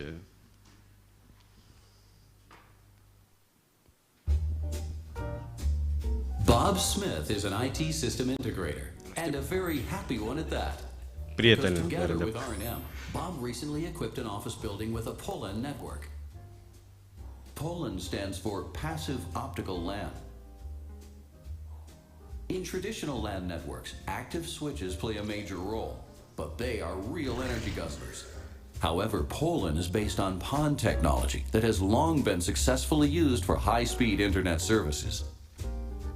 In contrast with conventional data transmission with thick copper cables, POLAN networks are equipped with very thin single-mode fiber optic cables that have an extremely long lifespan because they don't need to be replaced, even with subsequent increases in bandwidth. Thus, the investment remains secured for decades. Thanks to its thin and simple network structure, POLAN cabling requires little space and is easy to install. This is particularly useful when the structure of a building may only be slightly altered. However, it is especially advantageous to install POLAN according to the principles of structured cabling. And vertical and horizontal lines can be run independently. This provides IT managers with functional security, especially when it comes to large office installations with many connection points. POLAN really demonstrates its worth in the cabling of hotel rooms. That's because it fulfills all specific requirements for the communication infrastructure and merges it into a single network.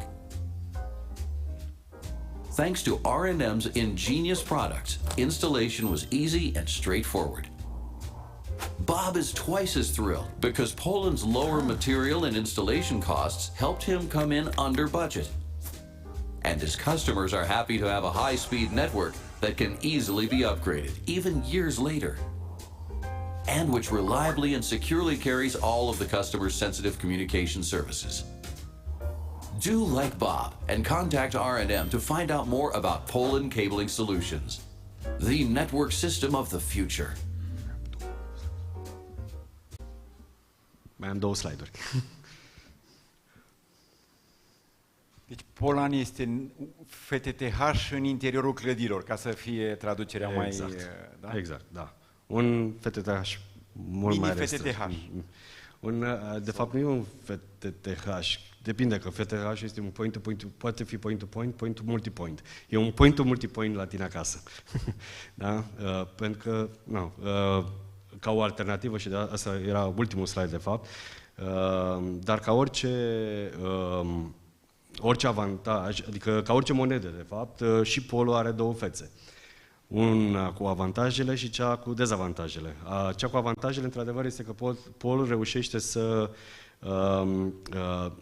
zicem așa, strălucește prin faptul că reduce foarte mult costurile. Chiar poate și până la 50%. Depinde foarte mult, oricum, vorbim despre proiecte.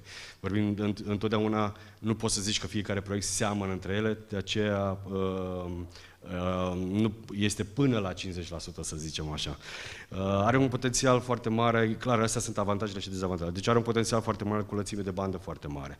Rulează pe distanțe mult mai lungi, da? Deci nu limitat la cei 90 de metri pe care îi știm pe Twisted Pair. Utilizează cabluri de fibră, asta înseamnă un spațiu mult mai redus. Da? Deci nu mai vorbim de acele bundle-uri de cabluri de cupru care pot fi înlocuite cu o singură fibră. Deci necesită mai puțin spațiu și, prin urmare, și o sarcină de foc redusă, că vorbeam puțin mai devreme de B2CA, CCA, DCA și ECA. Este foarte important, într-adevăr, în toate proiectele noastre se discută despre aceste lucruri, asta e clar. Deci dacă ar fi să... Așa. Deci e clar că tehnologia poate deveni o clară o alternativă la clasicul LAN.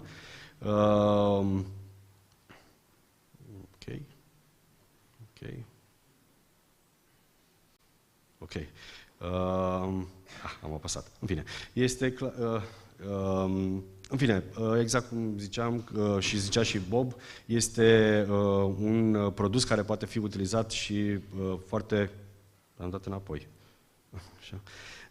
Utilizat în special în zona de hoteluri, în zona de aeroporturi, în zona de hospitals, la fel mall-uri, deci în zona de proiecte destul de mari. Mai puțin la nivel de office, clădiri de office. Deci vorbim doar de infrastructuri destul de mari. Acum, ca alternativă la POLAN, bineînțeles, rămâne clasicul fiber to the outlet, fiber to the desk, da? Care vorbim de point to point, deci nu de point to point, unde clar mapează o cablare structurată clasică, întotdeauna rulează pe două fibre, da? RX-TX, este vorba de o cablare de tip multimod, însă are și cu acesta vin cu ceva dezavantaje și lucrul acesta, că și amount-ul de cabluri este destul de mare, la fel ca în partea de cablare structurată Twisted Pair și în partea cealaltă vorbim la fel, pentru că vorbim de point-to-point, nu vorbim de un point-to-multipoint. Cam atât despre scurtul overview, ca să zic așa, al rețelelor de cablare structurată. Sper să fi găsit interesant. Dacă doriți mai multe detalii, oricând, aici, cu mine, la BUF, suntem acolo pregătiți cu soluții. Mulțumesc, Cezar, pentru acest overview. Sigur o să mai aplauze pentru soluțiile și ce faceți voi. O să trecem la un alt punct de vedere dincolo de soluție, vrem să vedem de ce această soluție. Îl invit pe Adrian Răcășan să ne spună din partea Necity, care ajunge cu fibra până la clădiri, da, ok, ce se întâmplă mai departe sau cum vezi tu, Adrian, extinderea rețelelor sau către interiorul clădirilor? Poate nu neapărat ca Necity, dar ca dezvoltare de fibră optică, pentru că Necity este un membru a FOR vechi și cu experiență în zona de fibră optică și experiență multă în zona de UPC, știi bine cumva dezvoltarea rețelelor de fibră optică. Ce ne poți spune din punctul tău de vedere cu extinderea rețelelor de fibră optică în interiorul clădirilor? Și bine ai venit alături de noi. Pentru invitație și felicitări pentru eveniment. English, Romanian? Cum preferiți? Okay. My presentation is in English, so I might as well use English, if it comes. Until the presentation starts, the presentation is about those pictures, actually. For the ones not from Bucharest or not from Romania, those are 100-year-old pictures of Bucharest. Without cable. We had no wireless back then, so the explanation is that there was no internet. Other than that, very nice pictures with clean facades and clean poles, no cables. Right now the situation is a bit different, and we are trying to fix it. So the presentation is not just about a love story for Bucharest Necity being the underground network of the city for telecom networks. It's also about responsibility, social responsibility, ESG. And since the presentation is for sure not Duralines, I will make a short comment about sustainability. In the last conference, I think it was 1 year and a bit, we discussed about the metropolitan networks and the sustainability and about the operators and cables, how do you recycle them.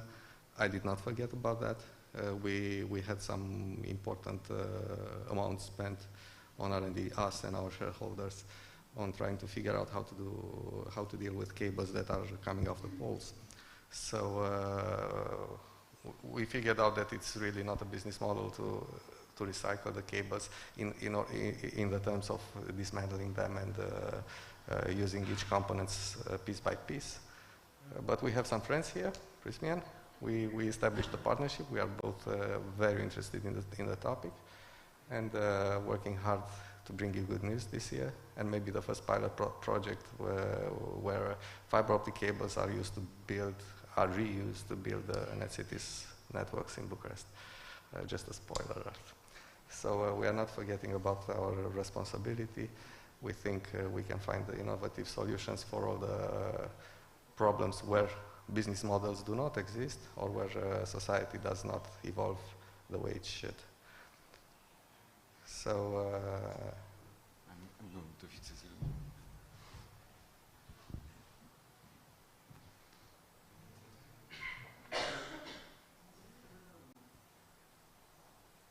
Nu găsești prezentarea, așa că... It should be a PowerPoint. Ar trebui să fie un PowerPoint. I will try to win some time. What we are trying to show today is a view on how cables are actually being connected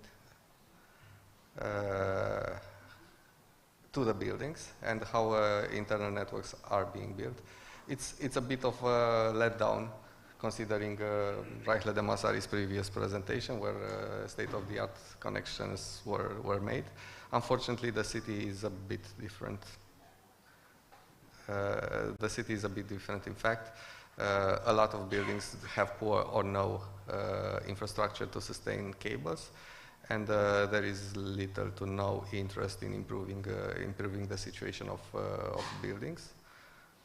State involvement is limited, but I'm not sure how this could be solved because we are talking about private buildings. Telecom operators always are right. They are our customers. But actually they are right. You cannot invest in a building where you have no monopoly or where the ARPU is in the range of 10 euros per connection, by the way. So this is a market failure, and the signs are visible throughout the city, and not just Bucharest, throughout all the big cities, at least in Romania, but not only. I will just give you an example. In most European countries, internet installing is not for free. There are voucher schemes in some countries, like the UK, where if you want to connect to a high-speed network, you receive a voucher, and that covers part of the installation cost. There are other countries where the operators have a franchise, for example, for a city, and they are forced to do installation up to the private property on their own expense, but afterwards they will have to charge the customer. So every construction done on private property would be paid directly by the customer. Or there are even no franchises, but operators. Some of the investments done currently in Europe. Sorry, Cornel, maybe you can help them. They are not. Okay. Some of the operators some of the investors in infrastructures in fiber infrastructure in Europe go up to the last mile, Austria, Germany, put a connection box close to the private property, and afterwards, as customers require the service, they are also charged, maybe regulated. I know about one country where the tariff is normally in the range of 1,000 euros to go from the public property to inside the building. So I don't know any model where actual operators are installing for free, customers are not paying anything for installation, and everything is solved by operators. So operators, yeah, they are right. They cannot solve the problem of the buildings in Bucharest by themselves because this will never work. Okay, so we make a switch, then you maybe that better to have the presentation on the stick, and then we'll make this one after a short switch. Yeah. Okay. Thank you, So, Adrian. But we'll come back. That was the teaser. No, just the teaser, the introduction. So I will invite Lucian Constantin to speak about the pole extension of the pole solution, but because Lucian is a trainer also for this pole, exactly for this solution, one of the solutions, but this is good. I will give you this microphone, so to tell something about why indoor fiber optic cabling. Okay. Bună ziua, prefer să fiu mai activ, ca să zic așa, și până să înceapă prezentarea, că sigur o să dureze, sper să o găsească pe a mea. Mi-a plăcut ideea și mi-am adus aminte în 2007, la început rollout-ul de fibră optică la Cosmote, mi-a plăcut ideea domnilor de la Prismian. M-am dus la Cosmote cu o mare prezentare pentru soluțiile de crone la acel moment, dacă sunteți familiarizați. Și înaintea mea a fost un alt client, să zic un alt vânzător, și directorul de acolo, directorul tehnic, tocmai ieșise o doamnă foarte frumoasă, o domniță așa aranjată, și erau deja fascinați. Am intrat eu într-un mic de statură, chelios, s-a uitat la mine așa, zi, băi, Lucian, ce... Păi nu știu, crone, frumoasă, conectică, ca lumea. Da, am văzut. Bine, hai că mai stăm de vorbă. Și atunci mi-am dat seama că ideea este foarte bună, sper să strategia e foarte bună. Să-i dăm drumul și la prezentare. Connect Comunicații este partener Nokia în România pentru soluție de pasiv optic alarm, și am să vorbim puțin despre ele. Noi suntem pe piață cam din 1998, suntem importatori și distribuitori.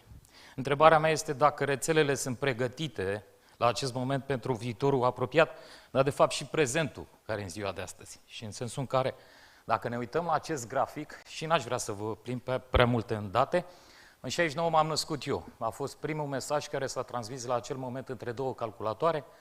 Ne-am dat seama că putem să transmitem date mult mai simplu decât acele floppy discuri, dacă le țineți minte, le treceam de la un calculator la altul și din 10 în 10 ani, precum vedeți în grafic, avem o creștere exponențială de cerere de date de cel puțin 10 ori.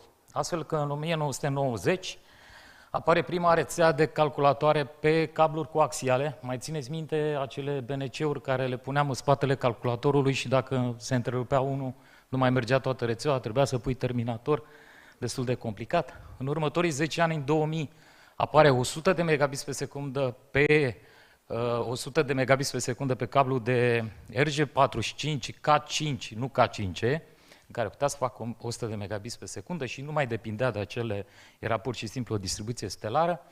La următorii 10 ani apare gigabit Ethernet pe același cablu, denumindu-se, datorită evoluției tehnologiei, în K5E, iar în 2006 se ratifică 10 giga și stop. Cablu de cupru nu poate să facă mai mult de atât.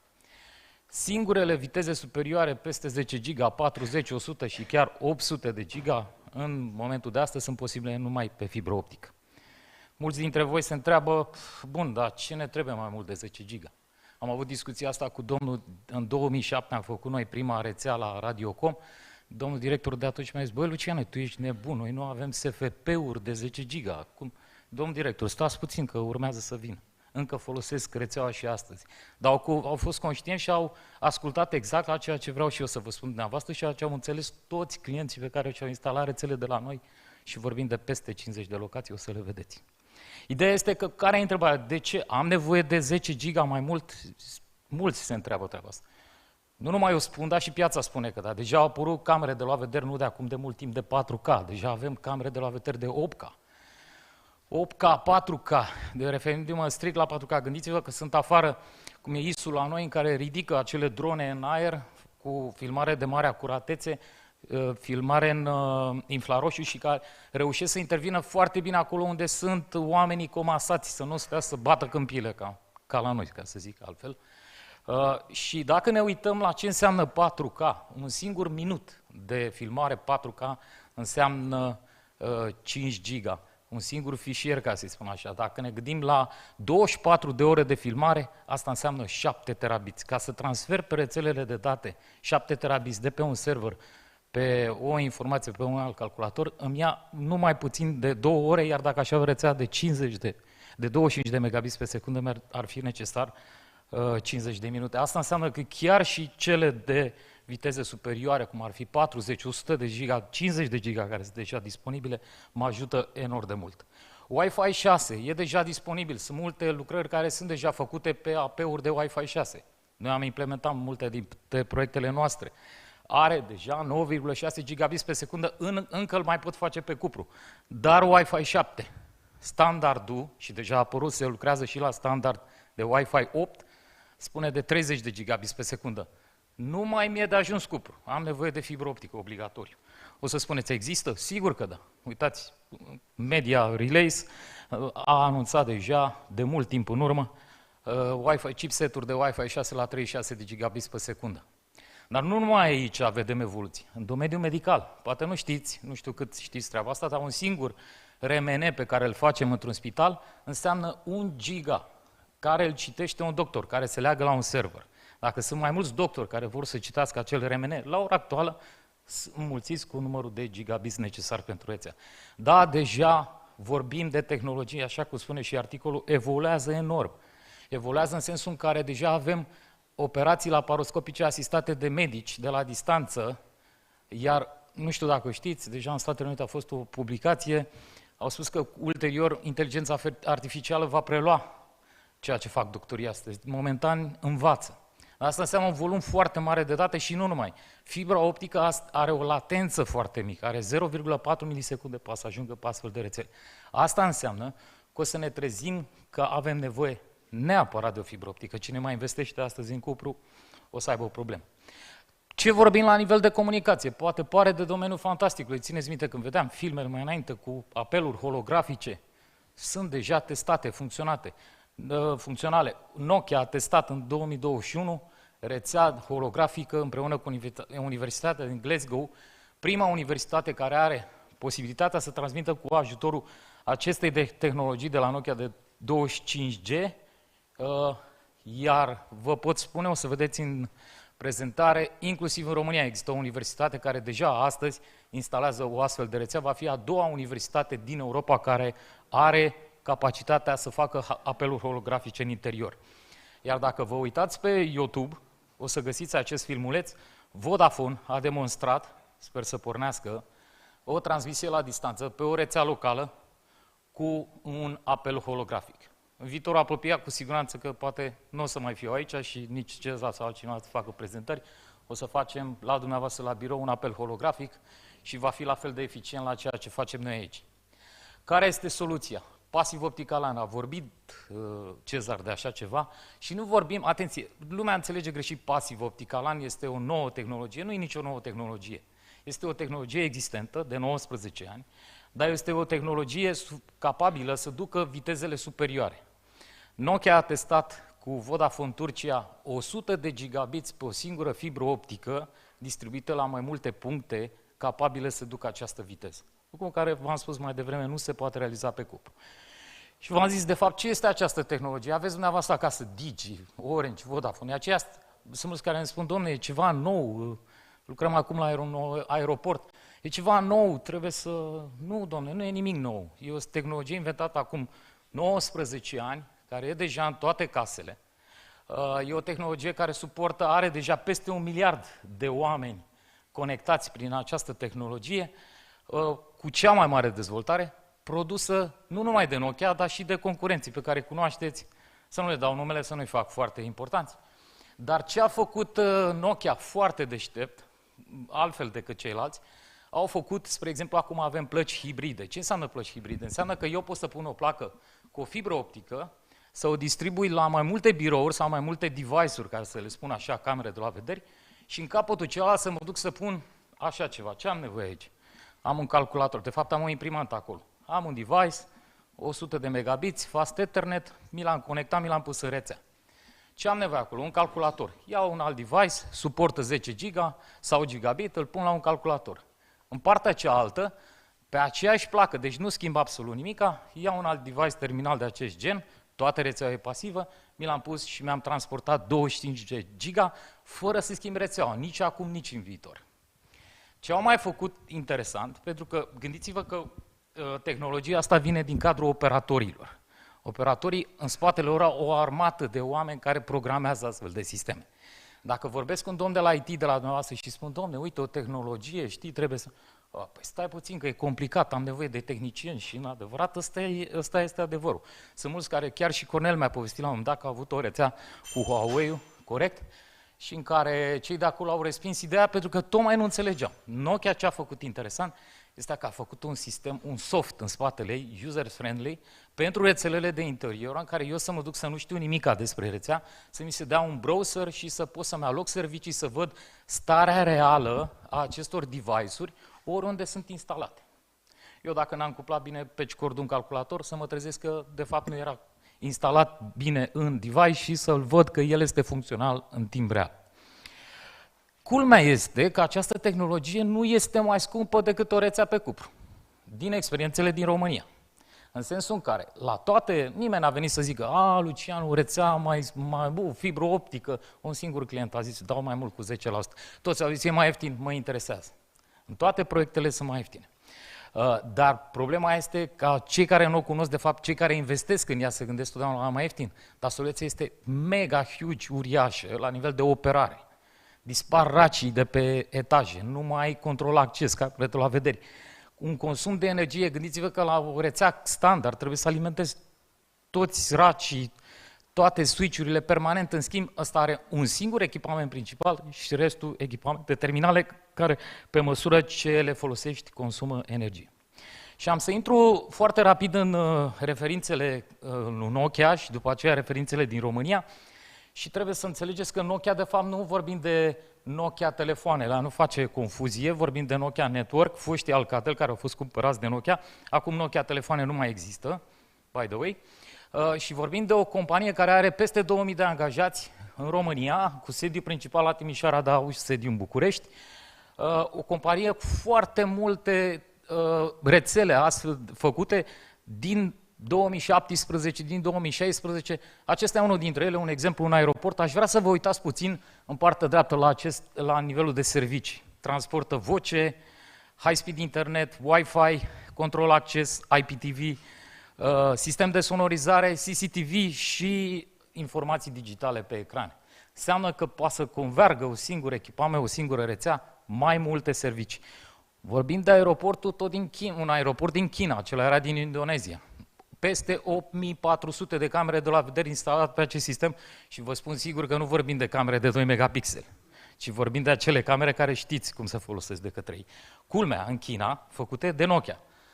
Echivalentul lui CFR, România, tot din China. Uitați-vă la date, nu numai la nivelul de servicii transportate pe rețea, dar și la numărul de ONT-uri, numele de terminale. Peste 16.000 în China, culmea, cu toate că știm că sunt mari producători acolo. Și am să trec foarte repede peste celelalte referințe, timpul e foarte scurt. Hotel Kempinski din India, Universitate din Statele Unite, le-am luat aleator în diferite domenii de activitate. O fabrică din Japonia, din Israel, mai multe birouri, ca să spunem, un ansamblu de birouri, un spital din China, un stadion, o agenție de securitate, pentru că soluția este super safe și pentru cei care sunt curioși putem să discutăm, dar să trecem și la experiențe din România. Din 2019 și până astăzi, când am început, avem foarte multe lucrări. Unul dintre ele, spre exemplu, stadionul Sibiu, terminat de curând, uitați-vă tot așa la nivel de servicii ce am transportat pe o singură rețea.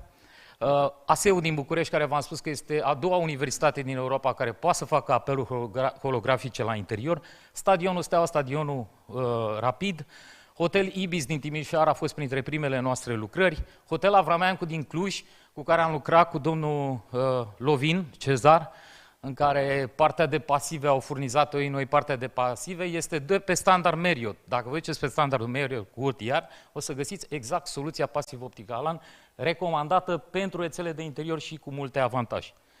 Peste 33 de școli în Baia Mare, executate în 4 luni de zile, vorbim de sute de kilometri de fibră optică. Este mult mai ușor de instalat. Acum au în fiecare clasă access point-uri, poate să facă viteze incredibile, din păcate n-au ieșirea la exterior, dar asta e altă poveste. Cum ne-am spus eu, v-am construit o autostradă care duce într-un drum pietruit. O să îmbunătățim și acolo, vedem cu Edu. Foarte, foarte multe lucrări, mi-e greu să vorbesc despre toate în această scurtă prezentare, dar totuși, dacă sunteți interesați, puteți să scanați acel cod, aveți datele mele de contact, le salvați direct în telefon și putem să discutăm pe îndelete și aș vrea să închei cu un singur lucru, ca să sintetizez ce vreau să zic aici, cei care încă mai investesc în rețele de cupru de interior, e ca și cum ți-ai cumpăra o mașină depășită din punct de vedere tehnologic, la aceiași bani cu o mașină care poate să meargă la viteze foarte mari astăzi, iar mâine poate să devină avion. Și nu glumesc. Mulțumesc mult, ne invitație.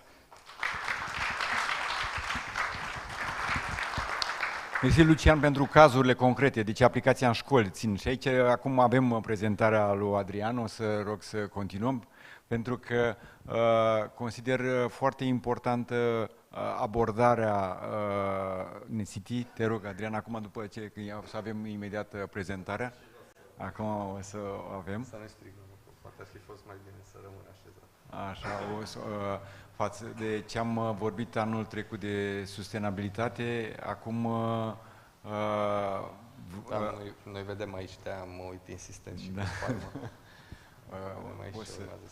Să vină. We speak in English, because as we spoke about English, about schools also in Bucharest, that's like in Baia Mare. This is a good project for the fiber optic to be inside, like ASE, universities, like City Hall. I know that Oradea, for example, it's the only one city hall I know which the fiber optic has inside. I don't know if there are other city halls, maybe. Should be with fiber inside. Yeah. Yes, already. Yeah, in roll-up. In roll-up. Okay, it's coming. Yeah. What do you know? I gave up hope, but hope came back. So I still have -5 minutes. I will just move on. Firstly, Necity, you know us, the public domain infrastructure. So the connecting buildings on public domain is solved. It's a normal recipe, you know it from other cities as well, so it's not something that we have in Bucharest alone. But we managed to connect all types of buildings, special constructions, everything. So let's say the public domain problem is fixed, at least technically, standards are being enforced. There's not much to do here. However, when connecting to local buildings, as I mentioned, it's a bit unclear how do you deploy the last mile connection. As for sure, it's out of the scope of our project, since we are a project in partnership with the City Hall. It's out of scope to invest inside buildings. We don't have access.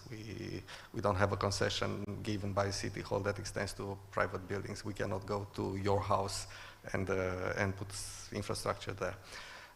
But the way this design shows it is the way the norms are already here or are going to be shortly passed by the national regulator. The ideal case is where we have new buildings. New buildings are forced by law. They will not get a building permit if they do not have proper infrastructure for the cable, for the city connection to be made and for the cables to be installed. And that's variant A, the one in the left, where most likely, from our experience, you'll find a basement that is also a parking, because parking is a huge problem in big cities. So you'll just find inside the parking entry, you'll find a duct, underground duct, that ensures connection, or even a small manhole in front of the parking, but still underground. So in there, we are just connecting to a specially designed point, as it is mentioned in the law, and everything is fine. The other way is where you don't have a new building. You will not have something like that. Most buildings do not have a basement or do not have a proper basement, or you cannot exit from the basement to the vertical inside the building. So in there, the norms and ourselves as well figure out a way to put a handhole somewhere on the private property or close to the private property, but right at the limit with the public domain, where you would go with a metropolitan network and insert connection in there, microducts, ducts, in there. And afterwards, that would be a demarcation point where the house or the block, let's say, would build their infrastructure, their ducts and the support system and niches and everything from there. Normally, it would go like buildings would evolve. They would say, you just put it here. Unfortunately, that does not happen. So sometimes, actually, from now on, NetCity puts a small handhold that we hope will be according to the norms in terms of size, puts a handhold. It's a present for the building. And from there, hopefully, sometime, somebody will invest and connect the building. In the meantime, just moving back, in the meantime, we also put a T-shaped connector for aerial cables put on the facades to be connected. But the main objective is to have that handhold. It already has the proper connections to have that handhold deliver ducts that are not visible on facades or walls, everything. This is not something we invented. We saw it in numerous other cities. This is something that we do without being the telecom operator or without being the building owner. That's particular. And we innovated a bit on getting a T-shaped connector, maybe painted. But that's something that I know of 4 cases already in Europe that are doing that. But for now, the situation does not look very promising. From that point, you see pictures like that. Sadly, those are pictures of public buildings. This is cabling from one building to another, so this is interior cabling. I'm not sure if I can call it cabling after I saw R&M and Nokia, but that's the reality. It's not something we are proud of, and unfortunately, the initiatives to solve this are close to zero in Romania's major cities. There is one. I'm glad to see it, and there is some other social responsibility initiatives we are taking. And why? This is the part where I'm no longer an engineer. I'm just a businessman. Because cities, as explained, they cannot take the burden from building owners. They take it for special cases. This is trying to achieve the Green Deal objectives. That would be insulate blocks of multiple dwelling units, thermal insulation, and that's where they can do more. They are also doing some improvements on the installations. Earthquake prevention, there are some buildings with a red, in Romania we have a red dot on them. Those are buildings that we know they will fall at the next biggest earthquake. So they are investing on that, but they cannot invest on 127, something like that, 1,000 buildings in Bucharest just to do telecom cables. Obviously, they could do more on enforcement because there are some laws. I'm not sure, but I would guess that aerial cables put on facade are not put with a building permit. Currently, they cannot obtain one. So there is a place where city halls can enforce that, but as they could also enforce buildings to be redecorated. We have a lot of buildings that do not look good on the outside, but that's not a solution for sure. For at least there are reasonable question marks that would work. Just because City Hall threatens building owners, you should solve your building, they will just do it. So that's a big problem as well. The good things are that, firstly, city infrastructures like NetCity take into consideration being deployed in a friendly friendly way for the future. So we are compatible with what's to come, and that would be cleaning up buildings and having new infrastructures on them. There is also the big advantage where whenever they invest, the legal framework forces them to also help the buildings have a modern telecom infrastructure. And this is where us and telecom operators should be more pressing on the local authorities. We have some good mayors in Bucharest, I allow myself to say that, and in other cities as well, but we have to press them. Whenever you do a thermal insulation of a building, you put some infrastructure for the cables as well. So this is where we are working hard, and we need the operators' help. And there is also The good thing that new norms are becoming transparent for indoor buildings, and that would give an opportunity for city halls to launch public bids for their public building in order to get them up to the standards. It's a reason enough for a city hall. With ANCOM's help and with AFOR's help, those norms, I think they will help cities to invest at least in their buildings. For telco operators, I will just keep it short because I mentioned it. They have no incentive to invest on a long-term thing like an infrastructure inside the building. You cannot expect to have the return in 1 year. You need to think, NetCity has to think because of ANCOM to 40 years. So who gives the guarantee for a telecom operator that they will have 40 years customers in that building? So it's not logical. ARPU is really small, so they obviously are not incentivized. I already mentioned that unlike in other countries, they cannot charge upfront. I will connect your building, I will give you services, but give me 1,000 euros and I will do it by the book, by the norms. No one will pay. Oh, I'll get it from the other one with a cable on a tree and that's free. So this is a market failure. And I think a marketing failure from operators, but I don't see it fixable. And also, this is bad, but I have to say it, because I'm going to show you pictures from a project of ours, actually more projects. We found cables that were installed in the 80s, in the 90s, 10 years ago, 5 years ago, 2 years ago, all abandoned. We saw the history of the telecom networks on a high school. All the types of cables. Everybody installs cables and nobody takes them out. I also live in a building and I have been struggling for 6 years to take down some cables. So operators are, they are forced by this is the good thing, they are forced by the legislation to have access agreements on buildings, legal access agreements, contracts. And they are forced to take them out, they get free access, but they are forced to take them out, to move them whenever the building owner has a reasonable reason to request it, but they do not do that. As an individual, as a private person, I wrote the association wrote 6 letters to copying ANCOM. Come have such agreements, just one operator answered, and not a big one, a small one. The small ones, the small operators are more close to the community. This is my experience. And they understand better.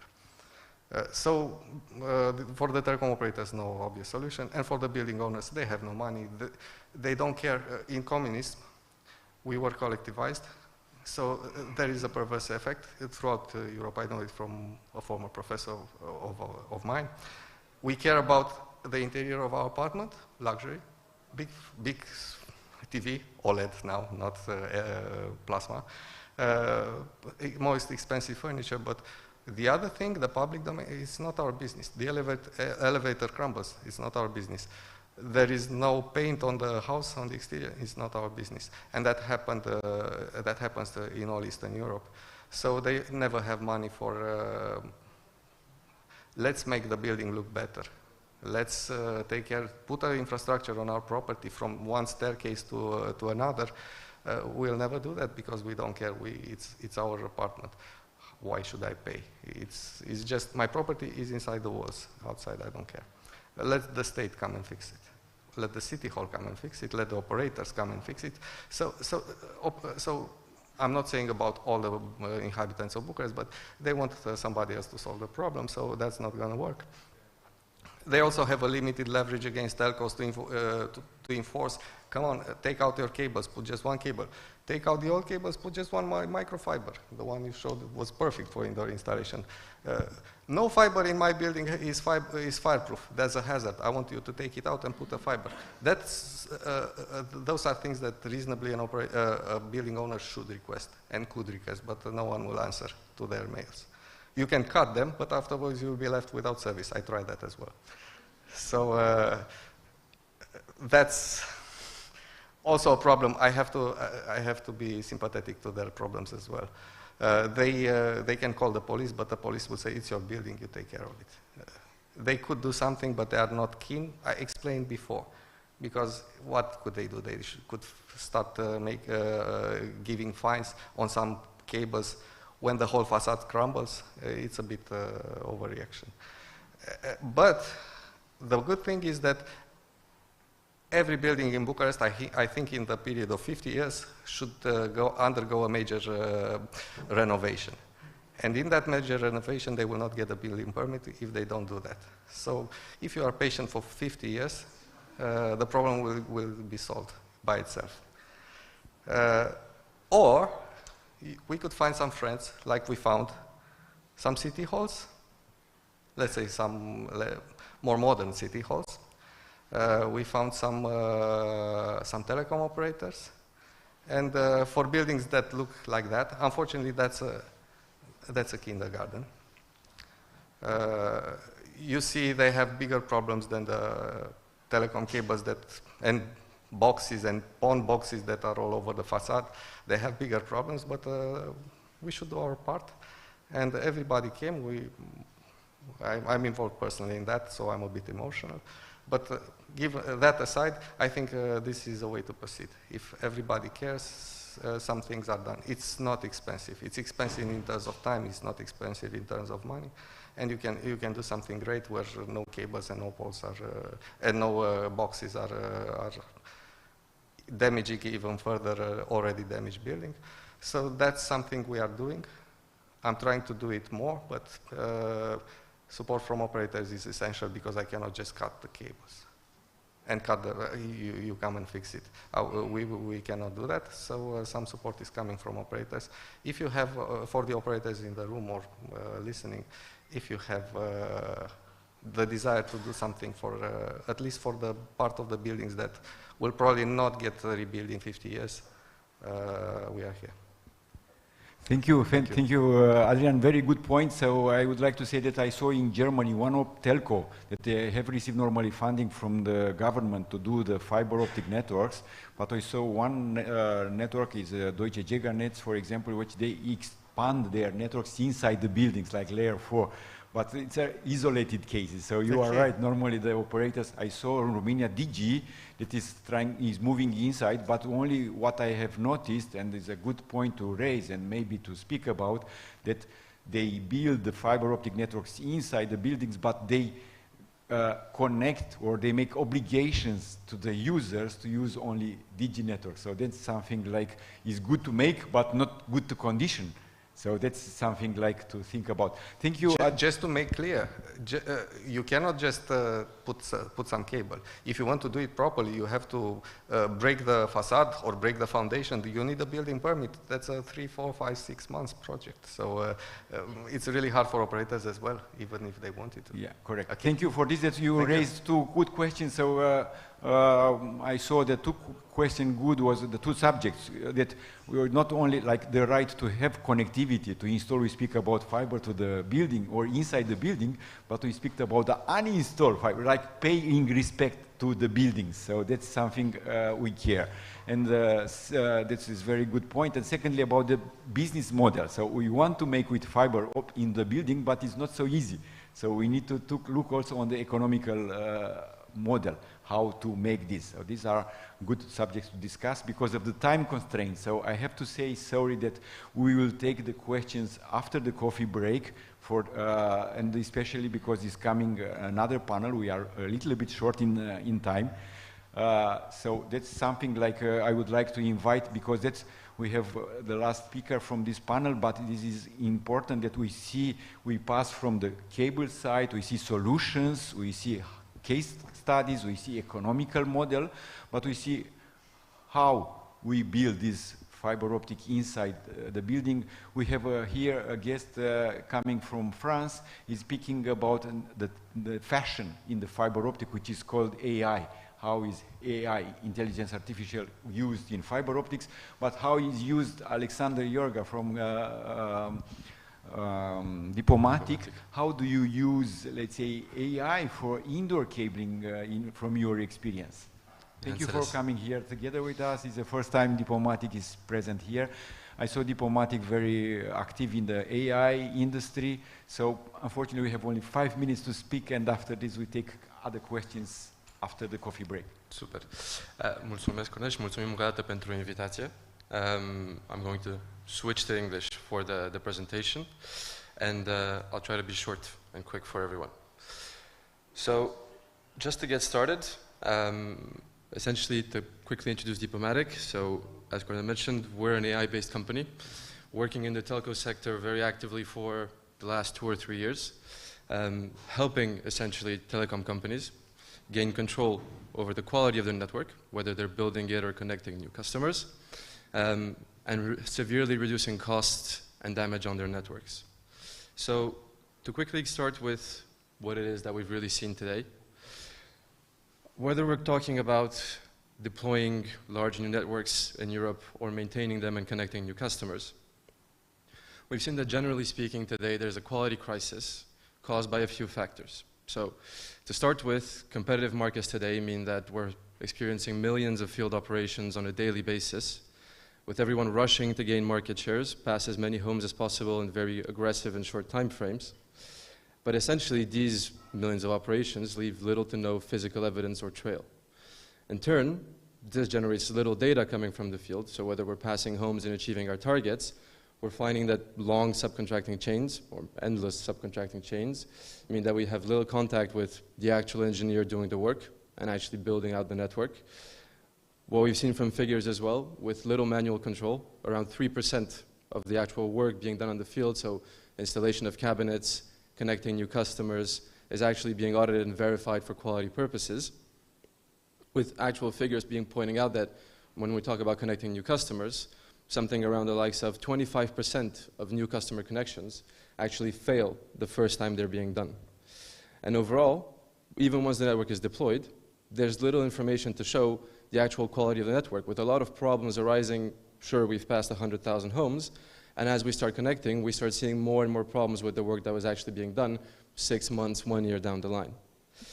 And to finalize this, part of the market today, and the reason it's so competitive, is also a severe lack of trained and skilled resources, combining with the turnover that we're seeing with skilled technicians today, and no real learning-as-you-go tool that we can actually give to the technicians, means that actually most of the workforce is left almost unequipped to actually deal with the speed and the scale at which the market is growing today. Overall, we're finding that this actually impacts time to revenue for most telco companies, with severe quality problems coming down the line and actually delaying the speed that the network is deployed in. So at Diplomatic, we like to think that today's winning companies are the ones that are going to be able to industrialize quality and quality control at the same speed as at which the economy is growing. When we talk about first-time automation, we talk about the core focus of our company and how we position ourselves for many of our telco partners, in rather than investing and reinvesting in maintaining the network, finding out the problems that we're experiencing, focusing on really getting it done the first time. With 60 to 70% of telco budgets being invested today in these operations, our goal is to help you reduce these costs and make sure that problems of degradation of the network infrastructure, problems with managing these subcontractors, are problems of the past. So to give you a bit of context on exactly what it is our tool is and how it works, we've got several parts to the product, and while I've got a few slides to showcase it at the moment, if you'd like to see a live demonstration of how it works and get a bit more context, you can stop by our booth later today, where we can showcase a bit more of the use cases and show a live application of the tool. But essentially, to start off, the first part of our platform is really a web-based mobile application, where we train an AI solution to provide real-time feedback to the technician. So today, in most operations, with the standards that you have in place, you've got a step-by-step activity that the technician needs to perform, and then he needs to document. Adding photos on top of this, when the technician is out splicing a new fiber, connecting a new customer, or even just handing over even a handhole or a street cabinet, by taking photos of the work he's done, we can train an AI to automatically and immediately give him feedback to say what was correct and what was incorrect. If any defects are spotted, we can alert both him and back office teams so that he can fix it immediately and avoid coming back at a later date. Essentially, we make sure that he gets the job done right the first time, he gets paid quicker, and as well you have less quality costs down the line, but also that you've got complete and accurate documentation of everything that was built across your network. If we go more towards the back office part of the platform, the system is, and apologies, I think the slides are in the wrong order, but to go more towards the back office part of the platform, the system is fairly similar. We're talking about gaining all these photos that the AI has audited. So this 3% of manual auditing that you would have done before is now a thing of the past. The AI is auditing 100% of everything that's happening out on the field and pointing out in real time any nonconformities, any mistakes, any degradation of assets that we're seeing out on the field. So that your back office teams, rather than spending 3%, rather than auditing 3% of the work carried out on the field today, can spend their time immediately viewing work orders, jobs, or assets where a quality problem has been detected and where they need to take action. In turn, and the final part of the solution, all this data, all this analysis that we're doing in real time can then be aggregated to pull out operational data points and operational KPIs, the same of which you'd have access to today. So things like comparing the performance of different build partners, seeing if any activity, any type of job is performing worse than others, if you need to train build partners or upskill them in activities, and even just monitoring your network health in real time. But rather than doing this on a sample of 5% of audits that are randomly done, you're getting this information live in real time with the AI auditing every single job that's being done out on the field. And finally, the last part of our solution is what we call the asset monitoring, where once you've deployed your network and you've got everything referenced, any action or any interaction that the technician, whether it's you or different operators that are going to have on your infrastructure, gets monitored so that we can measure essentially the degradation or the health score of the asset. What this does is, on one hand, it helps responsibilize anyone who acts on your network so that we know exactly who degraded what at which point in time. But more than that, it helps you switch from a mindset of reacting to any critical failure, so you lost network access, you can't connect a new customer, so you need to repair it quickly, to actually doing preemptive maintenance and optimizing your maintenance operations across the network. So as you've understood, we're essentially deployed on indoor cabling solutions, but as well as from the data center all the way to in-house and premises, with activities ranging from construction, connection, network operations, and all the way to maintenance and repair, by quite a few clients today, ranging from Bouygues Telecom, which is one of the largest operators in France, Swisscom, who are currently deploying their network in Switzerland, and even City Fiber in the UK and Telefonica in South America. To just give you some figures on where we are today as well, more than 20,000 technicians today are equipped with the Diplomatic solution. We're handling more than 1 million different deployment, connection, maintenance operations on a monthly basis, and more than 30,000 pictures are being analyzed on a daily basis by the Diplomatic solution. So I tried to make it quick. That's it for our presentation today. Like I said, if you'd like a live demonstration or if you have any questions, feel free to stop by our booth later on. So thank you, everyone. Thank you, Alexander, for this. That's something like, even if it's small, but it's important, the indoor with automation to make fast installation. So thank you for this. I forgot, it's my, sorry, I apologize for Duraline. That's one important point in indoor is about, because we have in Romania this collective case, what we ask many of us, what is done after collective? So like we don't see any action for this or very small actions for this. And we are speaking on the two cases. One is about the cabling and the other one is the accessories, because that's an issue. So here I invite Marian Angel from Duraline. It's also a very old member of FA4. So just to close this panel to say that's only cable important for the CPR or also accessories like microduct or pipes important in indoor buildings? Thank you, Cornel. So in fact, it's a very good idea to have the last presentation in the panel, no? Because we are here to support and protect the other speakers. We have not solution yet for the Wi-Fi protection, but we are thinking about. So maybe in the future we have something. What we are doing?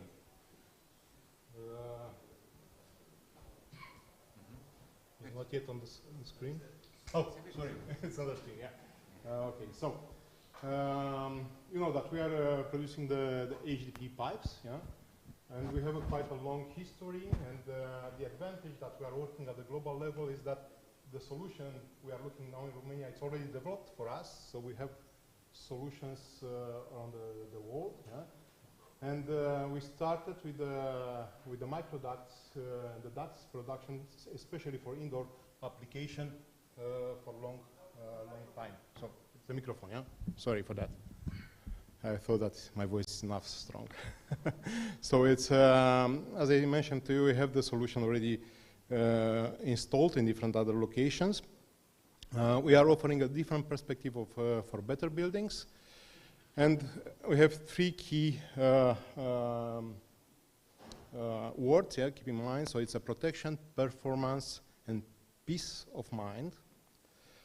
What we have, we developed a special product. It's called Microduct LSHF. And what means that? It means that it's a product which it's low smoke halogen free. It's a special pathway for indoor application used for mini microducts and micro cables. Yeah? And it's available in various solutions. You know, under the CPR regulation, yeah, any cables, and in special any optical cable installed on the building has to respect some rules. Yeah? Our microducts offer a minimum performance class E, yeah, according to the European norms. And in case that you are not able to prove that, you can have a big problems to have the insurance later on of the building if you are not able to prove that. So where are used those microducts? Are used mainly in the places where the smoke and the toxic gases, or the fire can damage, can risk the human life, or can damage or risk the electronic equipment. Yeah? So we, like examples, so we have the application in houses and apartments blocks, in enclosed public places, in confined spaces like data centers, yeah, and spaces with poor ventilations, like tunnels, yeah, or in office buildings, in hospitals, in data centers, in school, universities, and many other places. Yeah. Generally, for the buildings, there are very strict regulations for the fire protection. Yeah? And also, we have challenges to get in the very confined spaces. Yeah. Also, we have to offer easy upgrade and maintenance of the network. And also, I'm not going to go. I'm going to all of those characteristics. I will point out the main important things. So we have to protect the critical equipment in the buildings with our pipes. Yeah. So, which are the advantages using the microducts? So, we offer the flexibility and scalability of the network. Yeah? It's an efficient cable routing there. It's we develop a network which is open to all the operators, so can be used in the same condition by any of the operators. It's easy to access for the service and for the maintenance. Also protect the network in case some works happening in the building, so the network is not affected. Reduce the risk of fiber damage during the installation, and also the security protection of the cables installed for the lifetime of the cable. Why it's Duraline was able to offer Duraline in this kind of application? We have the best in class the product. So we have the product class B, yeah, under the European regulation. Yeah, we have a very low contribution to fire. We are independent verified by CSI laboratory, and we use materials for our products classified with V0 according to European norms. This you'll see here some cases, you know, where the microducts can be installed. So normally outdoor not protected are not recommended to be used, but we can use the microducts, these LSHF microducts in unprotected installation indoor, in protected laying under the placer, also underground installation in the in housing. Yeah? So it's sorry, it's it's confusing, so I'll try to discuss to tell you without reading that. So what is important for us? It's that, as I mentioned to you, we are certified. It's a German company which is certifying our product, and yeah, sorry, and we have yearly checking in the factories. There are twice per year in our factory to check the production process. And what we are offering with our microducts LSH, also the same characteristic that we are offering with all the microducts produced by Duraline. We have the same inner layer, which decrease significant the coefficient of friction, offering us in this way the best performance in cable installation. Not only in the installation, but also in the lifetime of the cable. In case something is happening, the cable is moving free into the microduct. Also, it's easy to replace, take it out, and to be replaced. So there are. It's very easy to upgrade, to maintain, as I said, to repair the cable duct in different situations.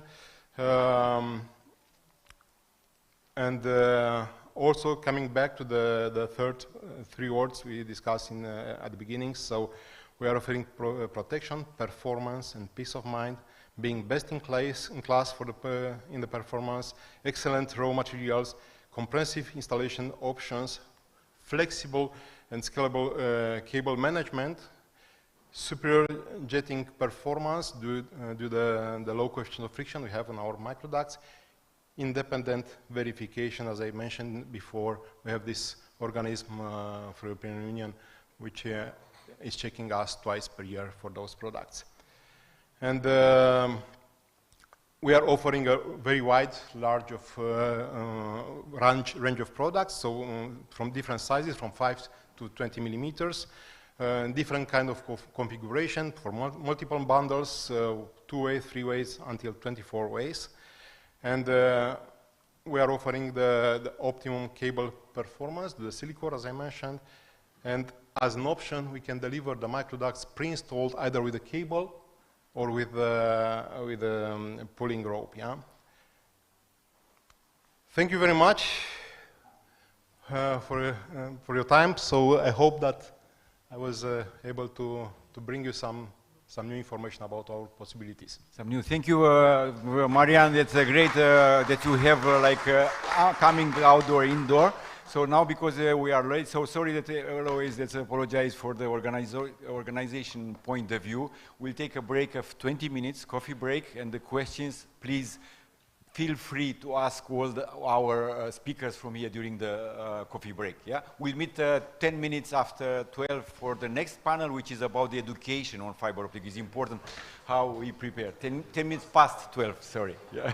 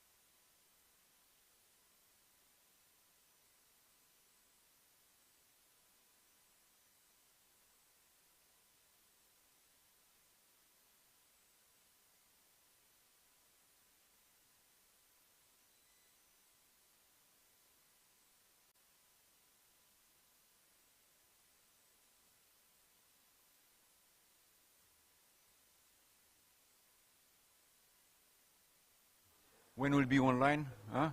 Let me know.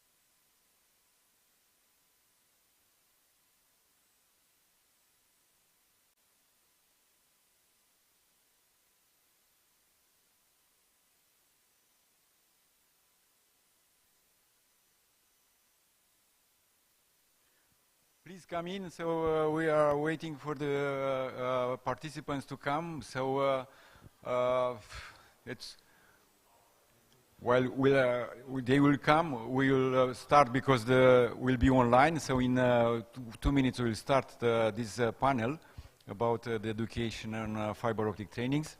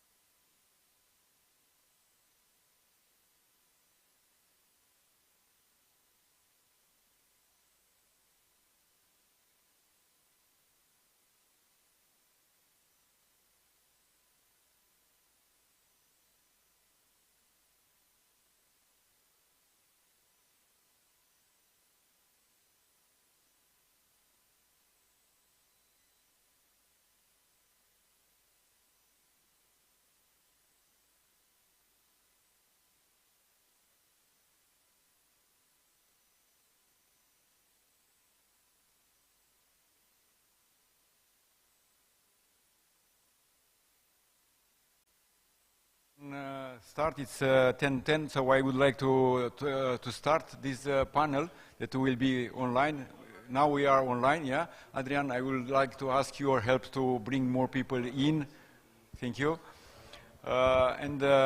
Then we are in a fiber optic conference from Romania. Now we have 11 years of existence of our association in Romania.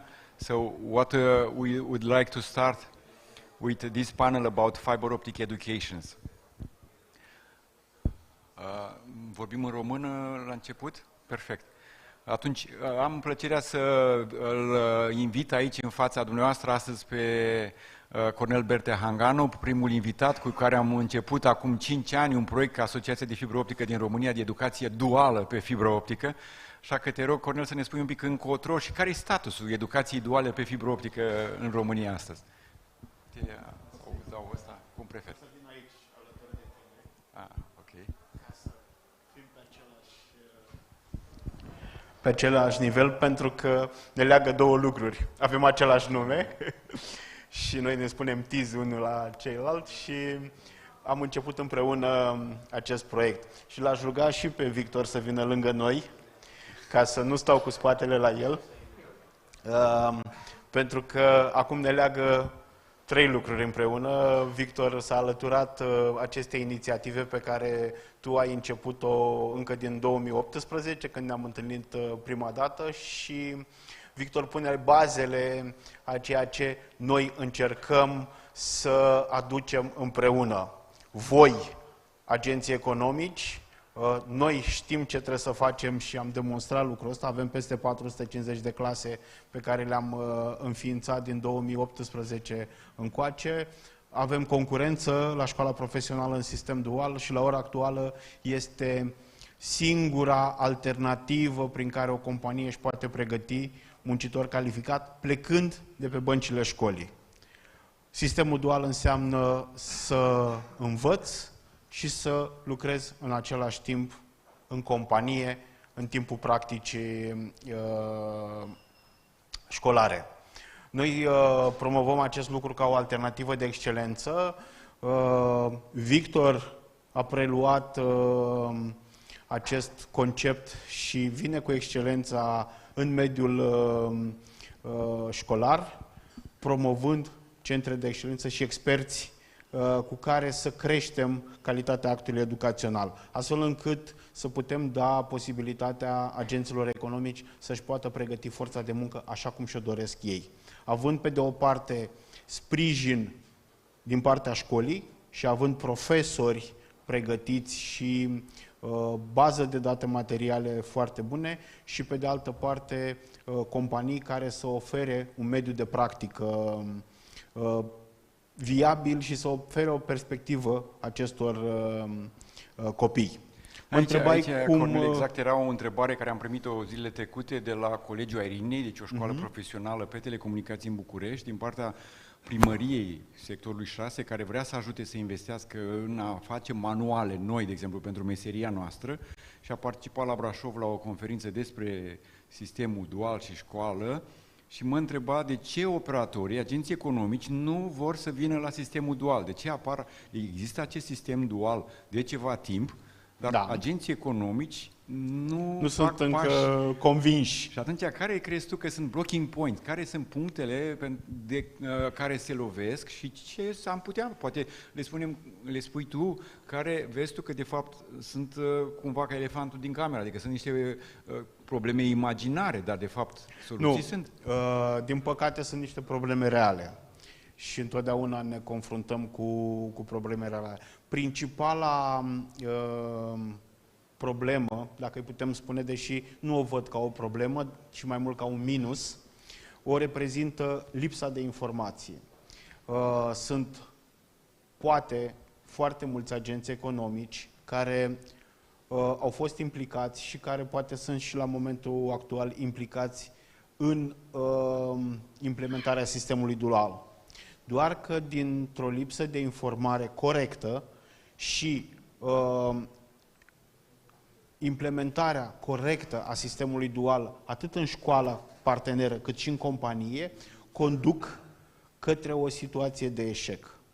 Și o să vă spună Victor, care e mai apropiat de școli, noi sprijinim în principal agenții economici și administrația publică prin prisma faptului că creăm un cadru prin care acest sistem să poată fi implementat. De ce? Pentru că școala e proprietatea primăriei. Agenții economici care implementează acest proiect și nu-l fac corect, ajung să fie nemulțumiți în principal de calitatea elevilor. Și atunci, faptul că acel elev nu este asumat așa cum ar trebui, mai mult decât atât, agentul economic are o investiție în niște beneficii pentru acești elevi.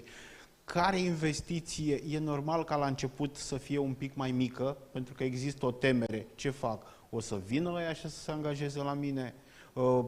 Investesc în ele, dau bursă, le dau și alte beneficii. Nu sunt niște bani pierduți, doar că din experiența celor peste 400 de clase pot să vă spun că tocmai aceste proiecte care nu reușesc să se ridice peste un nivel rezonabil, ajung să fie pierdute. Și acei bani, într-adevăr, sunt pierduți și nu fac decât să îngroașe rândul celor sceptici care spun, da, am învățat cum să se facă dual, doar că nu a fost informat corect. Și atunci sunt puțini agenți economici care vin aproape. Merg la întâlniri cu cei care sunt din perspectiva angajatorului ca și dumneavoastră și eu le spun în felul următor. E ca atunci când vrei să te duci la o petrecere și vrei să te îmbeți. Da, bei bere. Și tu vrei să te îmbeți tare. Și nu reușești să... Dar nici nu mai poți să conduci. Că ai băut suficient de mult încât să nu mai poți conduce. Din punctul meu de vedere, vă pot recomanda două lucruri. Unu, care este deja făcut, aveți o asociație care poate gestiona lucrul ăsta și se poate implica, să creeze un cadru unitar pentru cei care vor să facă acest proiect și noi suntem alături de voi. Aș putea spune un lucru care lui Cornel nu o să-i placă acum, dar el știe de când ne-am întâlnit că i-am spus: Cornel, uite, dacă vrei să vezi că acest proiect este de interes pentru companiile din asociația ta, hai să facem o cerere să vedem câți vor răspunde unui formular de solicitări. Răspunsul a fost 0. La momentul respectiv. Cu siguranță acum probabil nu va fi 0. Însă e foarte important ca lucrurile să fie făcute asumate. Primul pas, aveți asociația. E important, proiectele de succes pe care le avem au o asociație în spate care asigură cadrul. De ce? Pentru că dacă suntem 3 operatori economici la o școală, fiecare având posibilități diferite și unul zice: eu dau bursă 200 de lei, eu dau bursă 300 de 500 de lei, evident copiii se vor duce acolo unde există mai mulți bani. Dar aveți un avantaj major. Noi milităm pentru creșterea acestor beneficii. Nu pentru că vrem să transformăm acest proiect într-un proiect social, ci pentru că așa este corect. Dacă veți merge pe proiectul minim de 200 de lei de bursă, asta o fac toți și atunci acel copil nu va avea cum să aleagă între dumneavoastră și alt ofertant pe piață. În momentul în care aveți asociația poate veni cu un cadru unitar. Să spune, uite, cum avem, de exemplu, în zona mecanică.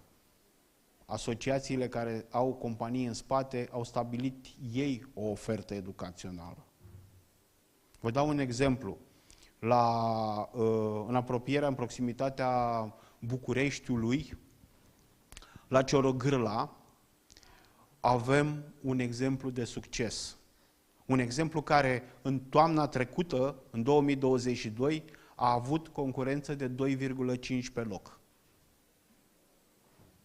Adică exemplu că se poate. Deci este interesant. Da. E clar că este adevărat că agenții economici implicați în acest proiect și-au asumat un lucru, acela de a veni cu o ofertă educațională corectă. O să vă spun, poate o să pară dintr-un alt film, dar nu e cea mai, să zicem, mare ofertă educațională, ca beneficii mă refer. În primul an, în clasa 9, copilul ia 800 de lei bursă pe lună din partea agentului economic, cazare, masă și transport, avem hotărâre de Consiliul Local și le-a asumat primăria.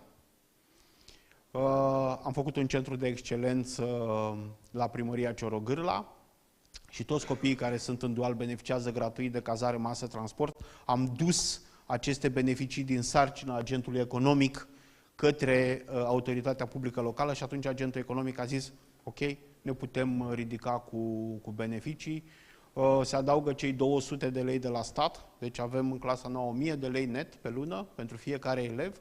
În clasa 10-a 1000 de lei plus 200, 1200, în clasa 11-a 1300 plus 200, 1500, la care se adaugă acele beneficii plus faptul că acești copii învață o meserie.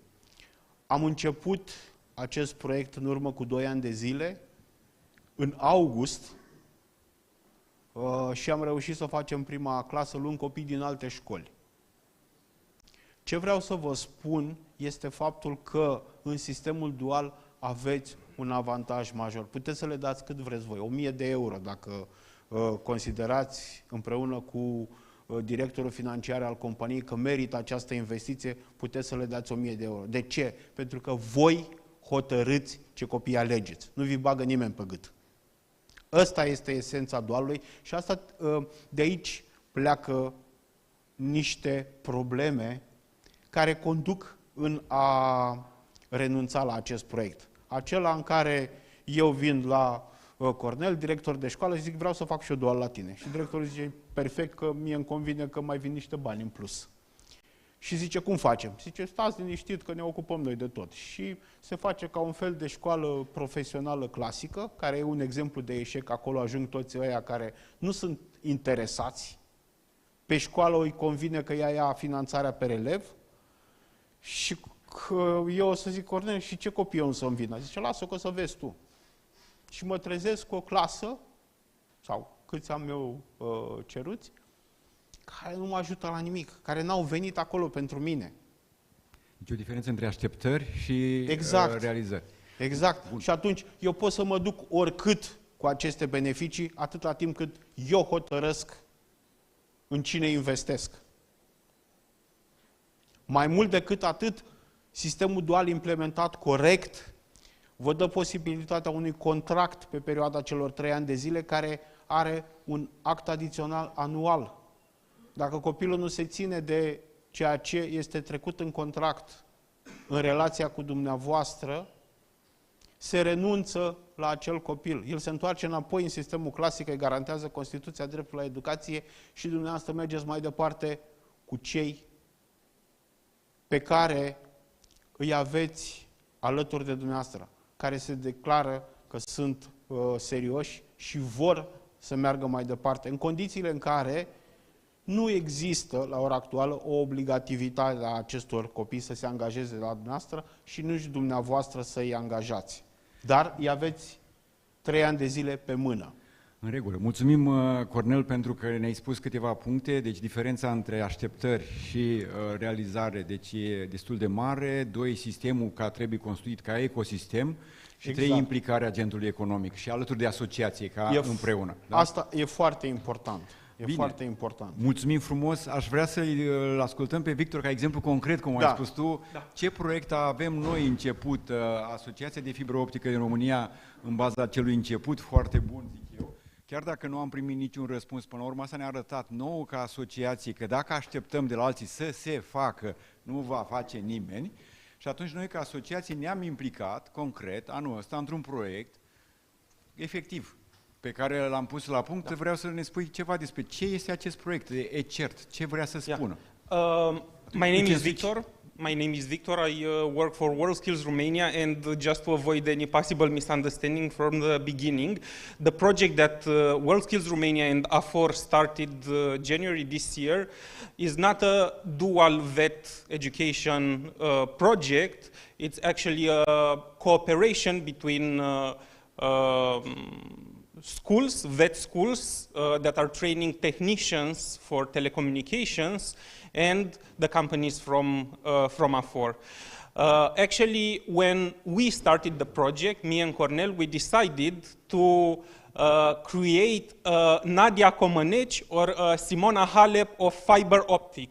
This is our aim in this project, of course. And for creating this Nadia Comăneci, this high performance in the labor market, in the field of fiber optic, we need to use in the training of the next generation of technicians in fiber optic the international standards in the field. At this moment, there are around 16 vet schools of telecommunications in Romania, where each year hundreds of students graduate and take the qualification of technicians in telecommunications. But unfortunately, none of them have the skills to work with fiber optic, because fiber optic has not been part of the curricula of these students. And what we did together was to create a network of 10 schools, which we call Centers of Vocational Excellence in Telecommunications, where we make sure that the students, the future technicians in telecommunication, have access to curriculum that is updated and up to the international standards in the field of fiber optic, teachers that are trained to this new standards because most of the teachers, this is the reality, most of the teachers took their university studies back in the 70s or in the 80s when fiber optic networks were not so developed and part of the curricula. So I would like to say that we have here that some professors from what we Mr. train, Popa. like 23 professors. So thank you that you are coming here, and it's important that at least we have you here and you hear, and you can transmit the knowledge afterwards. Yeah. And up until this moment, we have, as I mentioned, a network of 10 schools that we are actively working with. From these 10 schools, we selected 23 teachers and AFOR trained them. Their training was both theoretical and practical. It was a training about fiber optic networks, more specifically junction of the fiber networks. And we already developed 2 teaching subjects related to fiber optic networks that will be implemented in the classrooms and in the internships in the companies, starting with September this year. And we will organize a skills competition in fiber optic networks. In Romanian, it is Olimpiadă de meserii pentru tehnicienii de telecomunicații în fibră optică. De aici Nadia Comăneci. Vom avea prima olimpiadă pentru joncționare de fibră optică. Anul viitor, în martie-aprilie, la Cluj, cele 10 licee organizăm această olimpiadă. Va începe în septembrie pregătirea, în martie-aprilie vom avea prima olimpiadă pe joncționare de fibră optică. And here you can see the list of partner high schools. As you can see, they cover all the regions from Romania, so it doesn't matter where you are located or where you deliver projects with fiber optic. You can cooperate with one of these high schools, either by receiving students in internship or going into the classroom or in the laboratory of the school to deliver some practical lessons. Here you can see some pictures from the training delivered by AFOR to the 23 teachers. Just to say here that we have 10 trainers. I have to thanks to the members of AFOR. We have Prismian, we have Camusat, we have some other members who involved in contributing, who are ready to donate, for example. Splicer. We have 2 splicers which should be donated to the schools for the moment. We have also Prismian, thank for this invitation. So all the teachers, 23 teachers, are being invited in September to visit the factory. So that's also another act. Yeah. We expect that starting with September, over 300 students will be enrolled in these classes and studying fiber optic in the 10 high schools. And as I mentioned, they will have access to the teachers who have already been trained, to laboratories equipped with fiber optic equipment and materials, and to a whole new teaching subject that will literally prepare them to work after the first day of the graduation, to work in one of your companies doing fiber optic junctions. As part of our plans is to develop another teaching subject on measurements on fiber optics. And again, related to our long-term plans, we aim that Romania will be represented in the European and international skills competitions, Olimpiade de meserii europene și internaționale. And this way we can promote this field and these occupations in the field of fiber optics to the society. So one day, working in telecommunications and in fiber optics will be as attractive as becoming a tennis player. You know, a lot of kids nowadays they watch Simona Halep on TV and they want to become tennis players. When they will watch our competitors in international and European skills competitions on fiber optics, they will also be interested, also become interested in working in this field of telecommunications. Even if the project will be implemented in the classroom, starting with September, after the teachers training that we had in February and in April, the teachers went back to their schools and already did some practical activities with the students. And here you can recognize some practical activities on junctioning fiber optic. And the feedback was very, very good. And the call that Cornel made earlier was for actually all of you here to start thinking how to engage with these schools by either delivering practical activities, receiving students in internships, and maybe donating some of your equipment to the laboratories of the school. Well, I would like to make an invitation here, open invitation to fiber optic trainers. We need more fiber optic trainers in the future. And also, what also we need is just to have support to make fiber optic laboratories in all these 10 centers. So this is something like we need. 30 seconds more. WorldSkills Romania is part of the international network of WorldSkills. At global level, we organize skills competitions, competiții de meserii, making skills, meseriile, more attractive for the young generation and implementing international standards in the public educational system, because unfortunately in many fields, in many skills, the curricula is outdated. And not only the teachers have to make this effort of updating the curricula, but also companies and professional associations like A4, which is amazing, I would say. They should make this together. And we are here to work as a catalyzer between the companies and the schools, and we work under a formal partnership with the Ministry of Education, and the new teaching subject that we spoke about is officially recognized by the Ministry of Education. It's not a big deal. This is part of the legislation since 2004, and any company or professional association from Romania can build from the scratch a new teaching subject and implement it in the school. Aici o să trec un pic pe română, pentru că avem o invitație clară și deschisă pentru toată lumea. Din septembrie există finanțare pentru a trece la verificarea standardelor de pregătire profesională, SPP-uri. Avem nevoie de meseriile viitoare pe telecomunicații, depășim granița fibrei optice, pentru că fibra se modifică.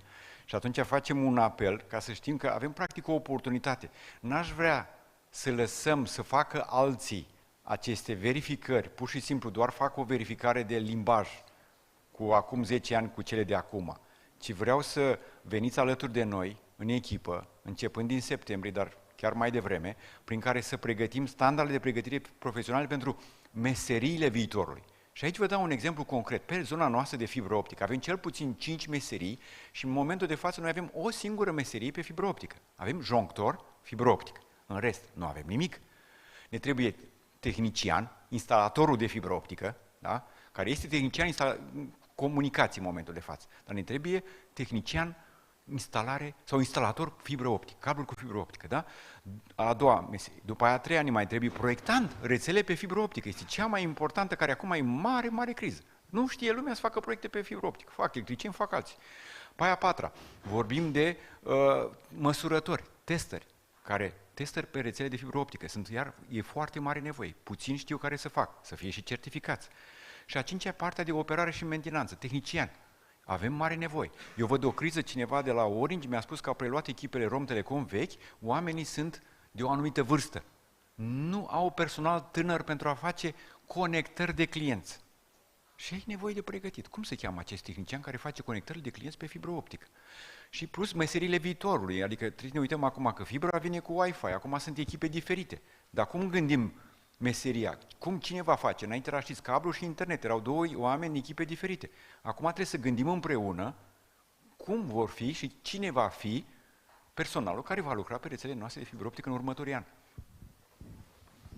Însă fac doar, însă trec aici ca să nu stau cu spatele, doar două precizări foarte importante vis-a-vis de ce ai spus tu. Prima precizare este faptul că, referitor la sistemul dual, puteți face solicitări către aceste școli pe care Victor le-a prezentat, care sunt principalele puncte de atracție, pentru că ele au deja aprobate specializările pe care dumneavoastră le căutați oricând până la începerea anului școlar, deși metodologia spune că în noiembrie se fac aceste solicitări, sistemul dual are această derogare că se pot face oricând.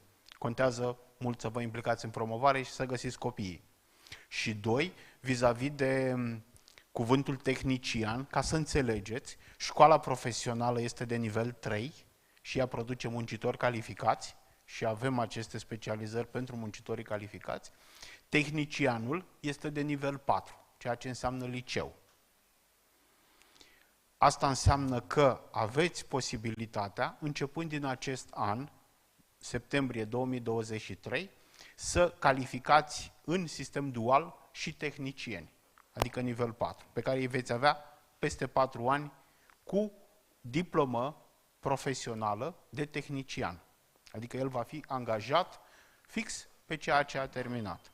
Același lucru pot face și cei de la școala profesională. Ei termină în clasa 11-a, ciclu profesional de 3 ani, au un certificat profesional de muncitor calificat, recunoscut oriunde, după care merg mai departe la seral, mai fac 1 an și jumătate și își pot lua și calificarea de tehnician. Mulțumesc, Cornel, pentru aceste precizări. Because we are with timing, so now we move from Romania situation, the project, what we did now. We moved how we see the trainings in other countries. We have here guests from Croatia. We have Mr. Josip Gilja is representing a city hall. It's not a company. It's not a telecom operator. It's not an installer. You can imagine a city hall who make an incubator for business in Vinkovci, in Croatia. So why you make here like a fiber training center? Mr. Josip, welcome to Bucharest and welcome to our conference. Thank you, Cornel. Hello, everyone. My name is Josip Gilja. I come from Croatia and from city of Vinkovci. I'm director of Technology Park Vinkovci. 2 years ago, we want since school education center, fiber optic center. Yes, we have 2 building and we working with young people who want a SIS company, and we have in 2 building 35 companies in Technology Park Vinkovci.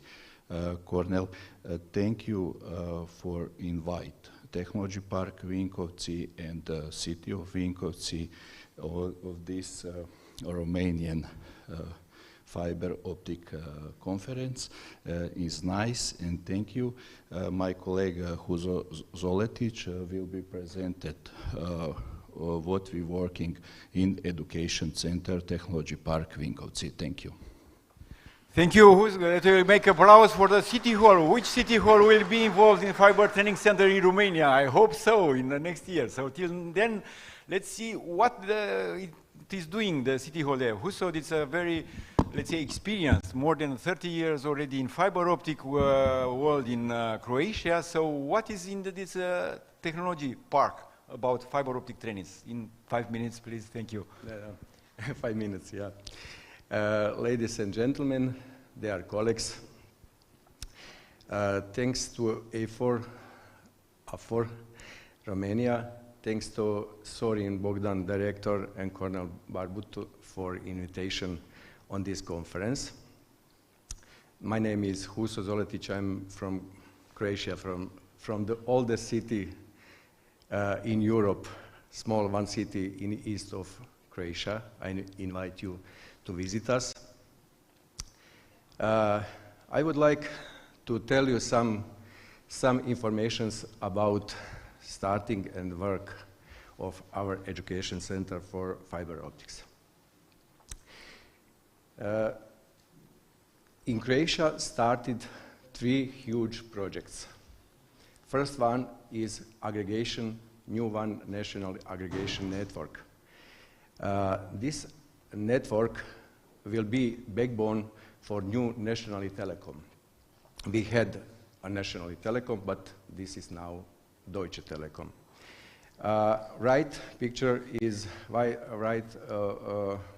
drawing is existing optical network of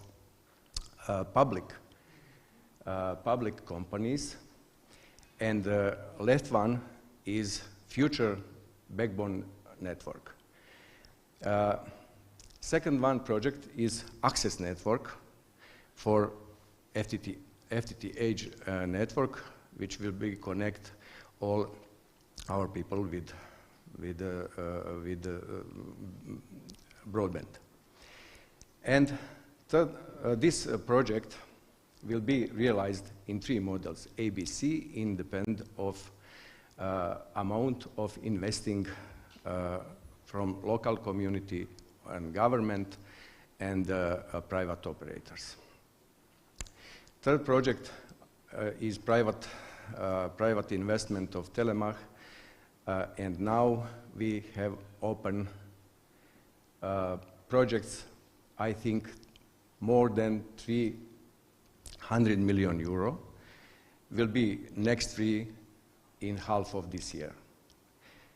I'm using this opportunity to invite installers from Romania to involve in those projects. Can start from next Monday. We have big one problem. Our problem is we don't have workers with skills for splicing, for installing, for measuring. In 2000 years we had enough, but now no. Our workers left country and started work in Germany and West Europe. In according decision of local of our city administration, we started with education center for fiber technology. This is not only training center, this is education center. And this is first time in Europe that some city, local community invested in equipment and education of young people to stay in this local community, not go in West Europe. How we made it? We made some design of education center, made some projects, some designing of indoor and outdoor lab.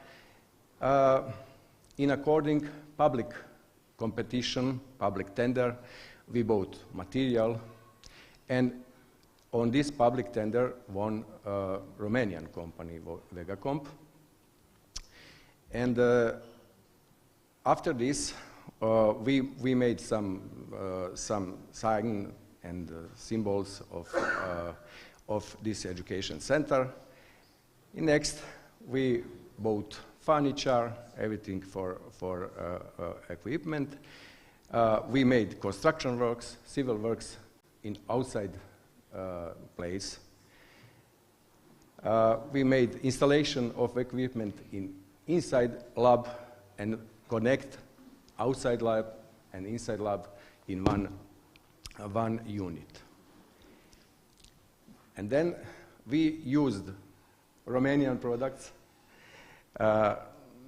some new products as plastic manholes, composite poles, many products from Romania because influence of Cornel Barbut. After this, we started to be ready for education and made up to now 7 sessions. Our participants, our students, are engineers, technicians, women and men, and people who don't have any experience with this.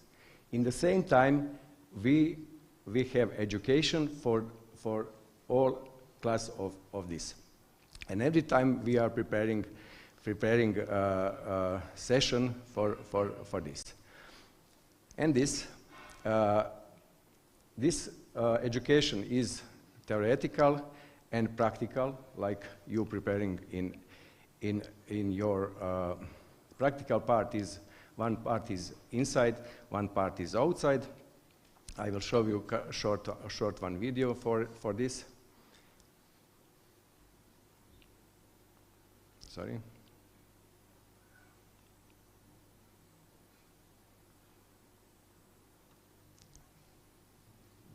Technical problem because it's not video inside.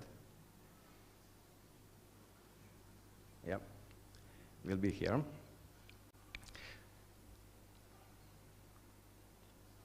No, technical problem. This is short one video showing this education. After taking exam, for our as participants, we are preparing certificates about this education, and our focus now is involving women in this telecom sector. We are successful in every exam. Girls are better than boys, and especially professors. And this is a short video from last year. Last year we made presentation of this education center in Vienna in FTTH conference. We are now in Vinkovci, in Technology Park of Vinkovci. That's here the place where there is a fiber training center. It's been installed in January 2022. On top, it's the fiber optic indoor training center. Today is Saturday, 30th of April 2022, as the exam for the people. There are 12 participants in the fiber optic splicing course. They are split in 4 teams, each team with 3 workers, and they are doing now the practice exam after the theory exam in the morning. We'll pass by each team to see how they are doing this exam today. Trainer is helping them with all what they need.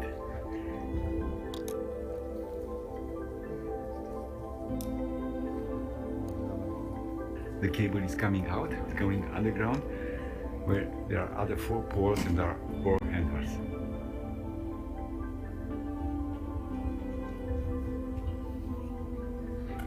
The people, they are eager to do their home work, but they have been received for each team to practice within 2 hours time. To make a joint box splice closure complete, both cable preparation with fiber optic splicing tool. Optički internet još nije... Yeah, I need to be shorter because time. Thank you very much again. And this is a very good sample for cooperation between Romanian and Croatian companies and the local community. And please, this is invitation for especially installers to cooperate with us to make those huge projects. Thank you very much. A big applause for this city hall involved in this project. So thank you for this. Now we are moving, we pass this ocean and we pass with the trainings to United States that we have Stephen here to see. But because I've noticed a big gap between the trainings in Europe compared with trainings in US. So let's see how the trainings are being done. What news do you have in trainings in United States? Also because that's something about the experience. So Stephen Harris, we are glad to have you here. Thank you. Yeah, I think they're looking for the slides there. They're loading them up right now. There we go. So that will come the Society of Cable Telecommunication Engineers. Yep, that's the biggest society of telecom engineers in the world. Yeah. So that's the slide, the presentation. You had them. Will I don't come. know what. So this will come. There we go, that one. Can we bring it up? It's on the way, it's coming. It's, there, it's but not coming. there. Yeah, it's coming on the way. So just technical Yeah, is there we coming. go. Okay. Well, I will keep on time here. Thank you for having me. And as Cornell shared, we came over from the U.S. So we are the Society of Cable and Telecommunication Engineers focused on broadband. We're a subsidiary of Cable Labs, Cable Laboratories. Here on this screen is my email in case you have questions, but I wanted to share best practices, what we're doing for fiber optics and fiber optic construction. A couple of our logos there are showing some of the fiber certifications that we're doing, as well as we are a standards organization, so we have 350 plus standards, all available at no cost. You can actually go to our website focused on fiber. So just a little bit about SET, a subsidiary of Cable Labs. We've been around for 50 plus years. We are a nonprofit organization. We have certified over 100,000 professionals in telecommunications over the years. And we are focused on many issues. One is the workforce issue and consistency. So with our certification, the certification is built on competencies, skills, knowledge, and abilities to drive return on investment. We actually can show an operator reduced OpEx. So what we're talking about is reduced operational expenses and also a return on investment for the training that actually pays for the training. So if you can reduce truck rolls and if you can reduce calls into the call center, you can actually pay for the training and actually put some money in your pocket. Cable Labs is our R&D, research and development arm. They are really focused much more than just cable. They have a fiber lab, they do fiber testing, they test CPE, which is customer premise equipment. We also are focused on wireless, Wi-Fi. We have a whole Wi-Fi lab. We actually even have a whole entire house dedicated to Wi-Fi testing. So we, between our different organizations, we cover the whole entire ecosystem. So it's very important that you're putting quality products out in the field. You can have the best technicians do the install, but if the products do not work correctly, you're going to have a problem with that. So I wanted to introduce you to our online learning platform. This is patent pending. It's called VirtuLearn. So our focus is scalability and agility, is how do we get as many people certified and qualified as quickly as possible. All the operators we talk to need it in months, not years. So we've developed this platform, and we partner with Bloomsburg University and an expert in adult learning theory, Dr. Carl Kapp. And with Dr. Carl Kapp and the SETE, we were able to create a unique system that doesn't exist for adult learning online. Now, that doesn't mean that we don't do in person. What we provide online, and then we partner with local entities to provide hands-on. We're also able to plug in elements of vendor training like Corning, Harmonic, Viavi, VX right into the training. So we built this whole entire learning management system and a whole data warehouse that we have. We've invested heavily, and it provides all the data analytics that you want to know about all the learners that go through. So what you'll see here, there's actually 4 parts. I'll go quickly through them. But in adult learning theory, if you tell somebody what they're going to learn, they're going to be that much more prepared when they go through the training. We do electronic books that are very easily scalable, meaning I can log into the book right now and we can make changes and push it out to 75,000 people in minutes. So we don't have to create content that takes a long time. We can create it very quickly.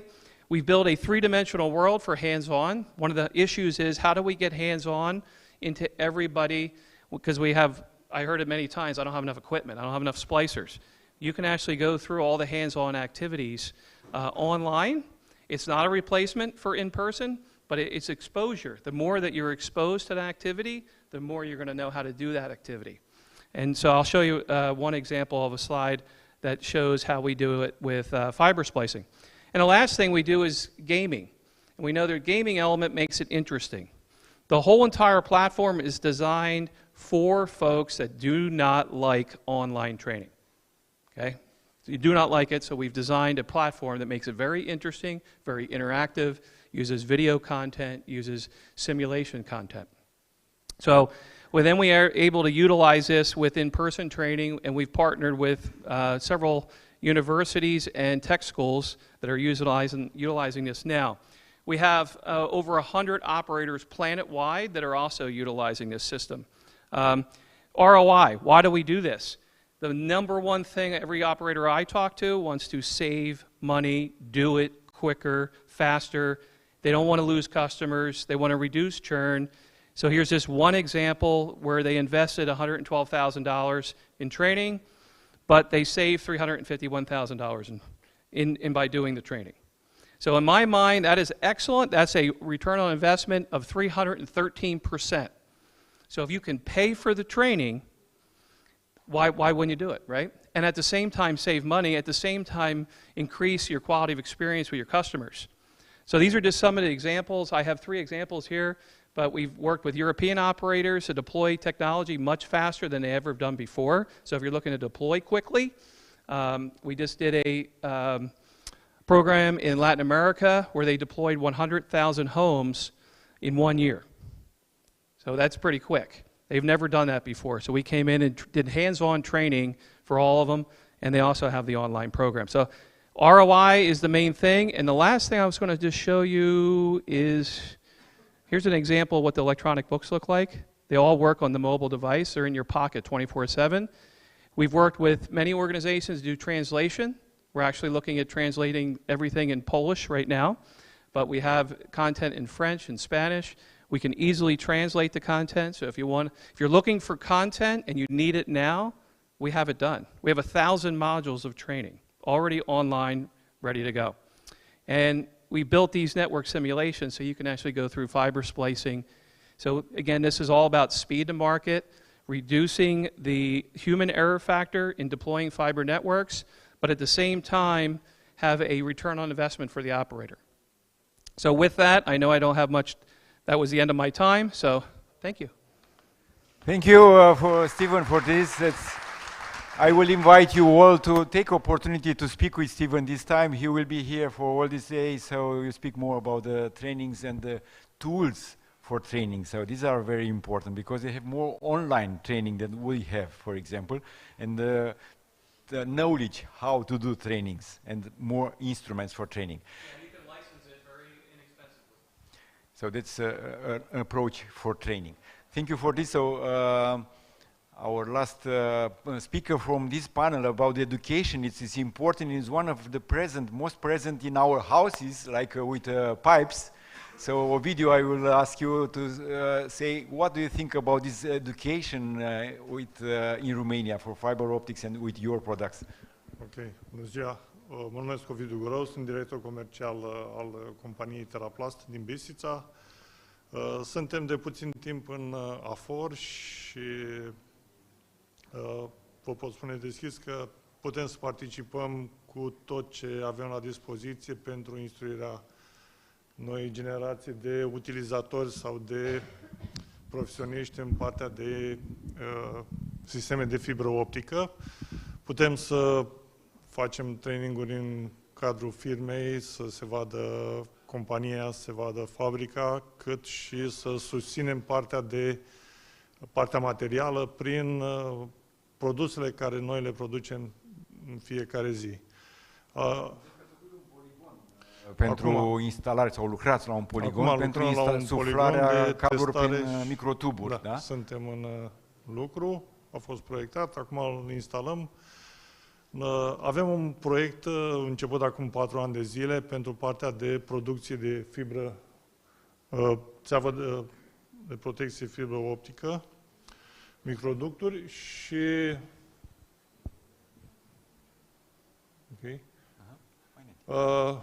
este un proiect care, să zicem, după 4 ani de zile își arată rezultatele. Se pare că analiza care am făcut-o atunci a fost un pic mai pesimistă, dar realitatea, ce ne arată în ziua de astăzi, este că transformarea pentru partea de infrastructură pe fibră optică va fi mai mare decât ne-am așteptat noi, nefiind în sistemul acela. Suntem pregătiți să participăm la astfel de lucrări de infrastructură. Avem un know-how foarte mare pe parte de producție țeavă din plastic, generic, spunând, plecând de la polietilenă, polipropilenă, PVC și restul materialelor care se pot pune într-o țeavă. Suntem o companie listată la bursă, la BVB, din 2008 și până astăzi putem să spunem că transformările în cadrul companiei sunt semnificative, ajungând un, să zic, jucător în zonă foarte importantă. Ca și linii de producție, noi acum avem o linie de parte de instalații, o linie pentru granule din PVC, reciclăm partea de PVC din piață, suntem un reciclator important în Europa, cel mai mare am putea spune, și parte din acest material reciclat îl punem înapoi în piață, în principal în produsele noastre, dar și pentru alți producători de materiale, de produse din PVC. De 2 ani de zile am început să producem foliile biodegradabile, un produs care este cerut în partea de protecția mediului și sustenabilitate. Avem în proiect, acum se lucrează la o fabrică de folie stretch și mai avem o linie de producție de confecții de tâmplărie din PVC, ferestre și uși. Fabrica este localizată în Bistrița, dar susținem livrările către clienți și partea de servicii prin 5 depozite în țară. Putem să livrăm aproape peste tot în maxim 48 de ore, deci stocurile noastre sunt suficient de mari în toată țara. Ca și sisteme, ce producem acum, în mare avem țeava de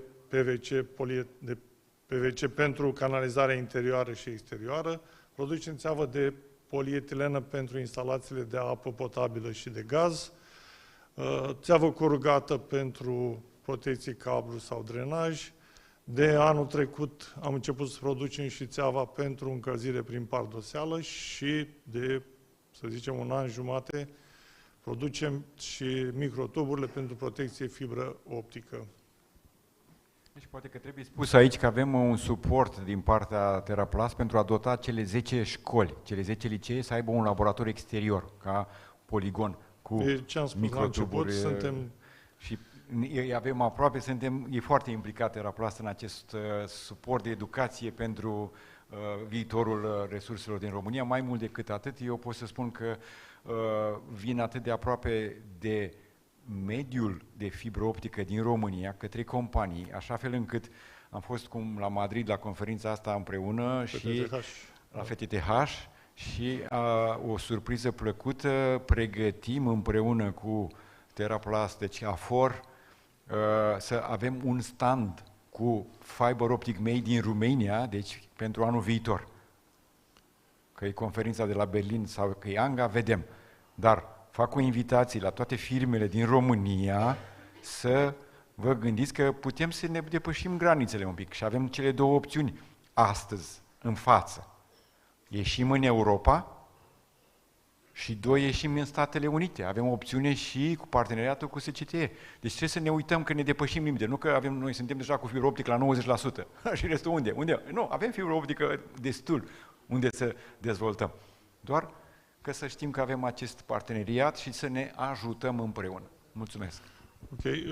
Producția de țevi care le avem acoperă o gamă foarte largă de diametre și ce putem să vă spunem e că tot ce producem testăm în laboratorul nostru. E un laborator acreditat RENAR, deci toate testele și toate produsele care le punem în piață sunt de cea mai bună calitate și confirmă standardele după care se fac aceste produse.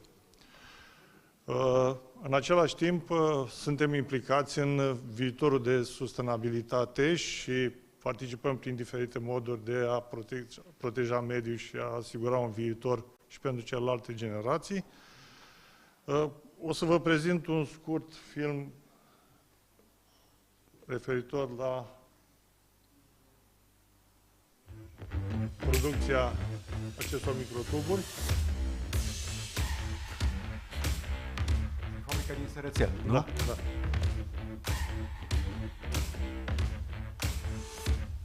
E un mediu curat, aproape ca în laborator.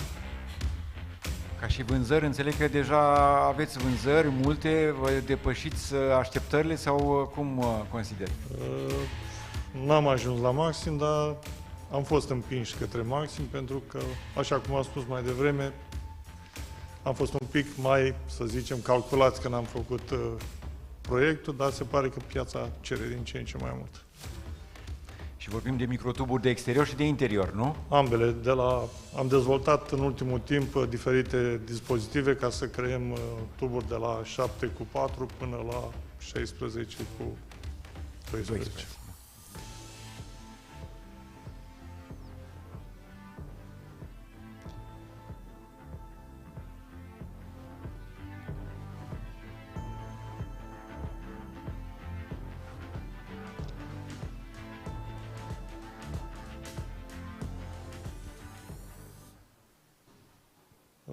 Câteva detalii vis-a-vis de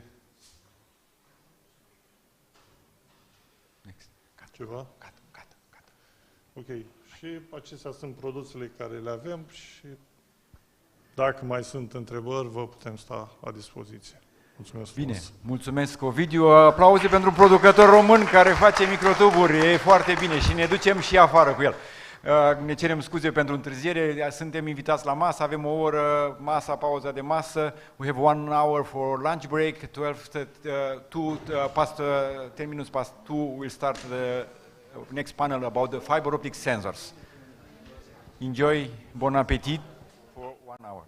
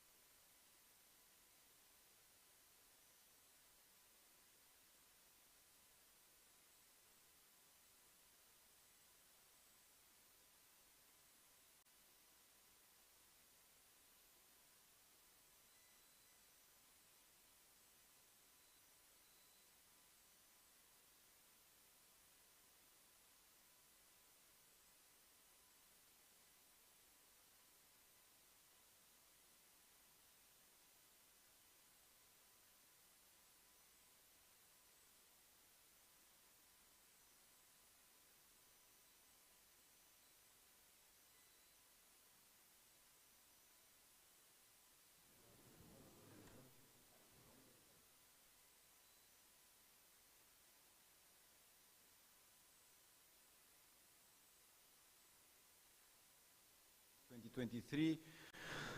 So we'll start with this panel. This is about going beyond telecommunication with fiber optic. So we are speaking about fiber optic sensitive or fiber optic sensors. So in this panel we have three speakers. I will invite Dinu Dragomir, which is the first one. Then we'll have the second one, and we have from Yokogawa, the sensitive part, which is outside, which is on the roads, and not only. And we'll see the third application also with the fiber optic sensing from ATL. And also we have the booth where we can see more about how practical things can be used with fiber optic. I heard a project with fiber optic sensitive, for example, in Vienna for parking. So it's easy to see maybe in the booth how can be used also fiber optic for such different applications. Yeah. Okay, so looking for Dinu to come here. He was saying that he's coming, so still some minutes to come. He was on the way. Maybe that's something we are waiting for him. Then till he will come, I would like Gabi Ungur to introduce you, and then you will start presentation. Dino is arrived. Okay, so you are safe. So Dino, the floor is yours for the first presentation for, yeah. Cum vrei tu? Bună ziua tuturor! Mulțumesc că ați rămas și după prânz. Ar fi trebuit să fie înainte de prânz prezentarea asta, dar s-au mixat. Înainte să încep slide-urile, e un subiect educațional pentru cei care folosesc fibra optică.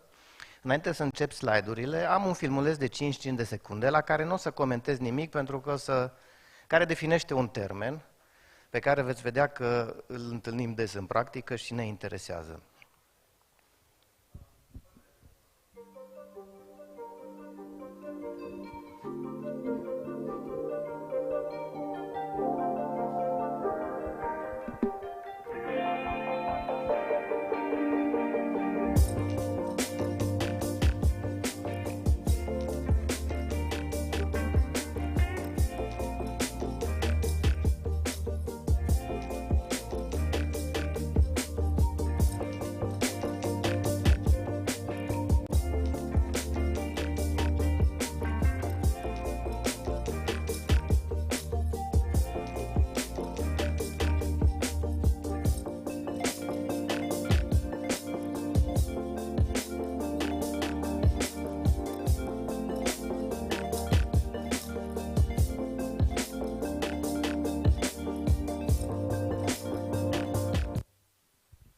Ok, mulțumesc.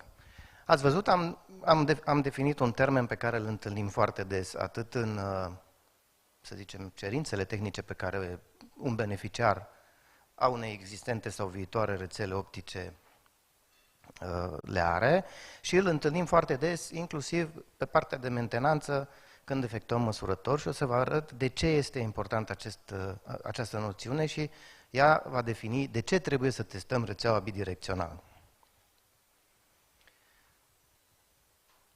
Prima dată vom explica ce înseamnă MFD, da? Diametrul câmpului modal. Vom vedea cum se înțelege OTDR-ul cu MFD-ul. Vom vedea cele două motive pentru care trebuie să testăm bidirecțional, după care vom face un sumar al informațiilor. După cum ați văzut și pe filmuleț, laserul, când călătorește prin fibră, este limitat spațial într-o regiune a fibrei optice care este numită diametrul câmpului modal. Ea nu este doar exclusiv miezul, ci laserul pătrunde puțin și în mantaua fibrei optice. Vedeți aici, am pointer. Da. Vedeți aici, de exemplu, niște definiri de limite de MFD în funcție de standardele de fibră care se folosesc. Da? G652, G657 și G654. Vedeți că diferențele toleranțele sunt destul de mari.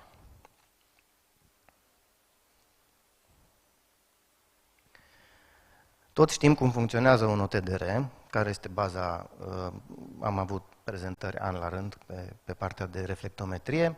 Știți că lansăm impulsuri laser în fibră, colectăm și analizăm reflexii și retrodifuzii din fibră. Da? Și pe baza acestor informații colectate definim evenimente, localizăm evenimente, măsurăm evenimente. Da? Cantitatea de lumină retrodifuzată sau retroîmprăștiată este invers proporțională cu acest diametru al câmpului modal.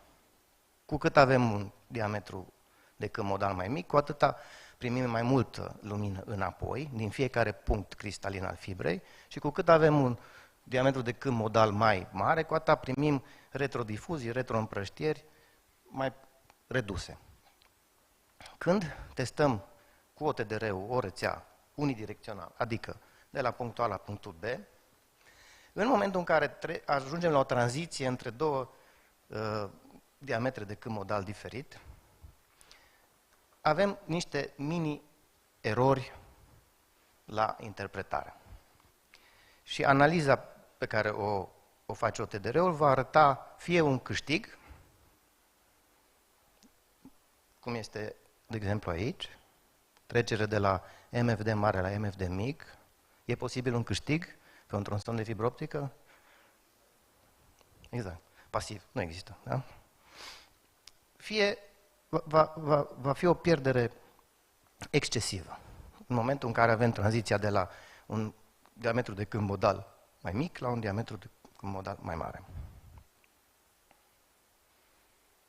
Aceste evenimente care arată un câștig sau o reducere a pierderii pe tronsonul respectiv, punctual, noi le numim gainers. Toată lumea le numește gainers. Am stabilit noi vreo traducere pentru gainers? Nu, încă așa-i? Poate că ar fi momentul. Da? Trebuie să ne gândim. Da? Ca să nu le mai spunem gainers. Pentru a evita aceste erori de interpretare, cea mai bună practică este să testăm rețeaua bidirecțional, adică de la punctul A la punctul B și încă o dată de la punctul B la punctul A. Ce ne ajută această testare bidirecțională? Unul la mână poate releva evenimente ascunse la un test unidirecțional. Care sunt aceste evenimente ascunse? Știți că OTDR-urile și metoda reflectometrică prezintă niște limitări. Printre aceste limitări fizice sunt, de exemplu, zonele moarte. Da? Avem zona moartă de eveniment și avem zona moartă de atenuare. Țineți minte că am mai discutat probabil în cadrul aforului, zona moartă de eveniment este distanța minimă dintre două evenimente pe care OTDR-ul le poate detecta individual și distanța moartă de atenuare este distanța minimă dintre două evenimente pe care OTDR-ul le poate detecta și măsura individual. Și atunci, există cazul când două evenimente se află între cele două distanțe. Și atunci mi le detectează individual, dar nu mi le măsoară individual.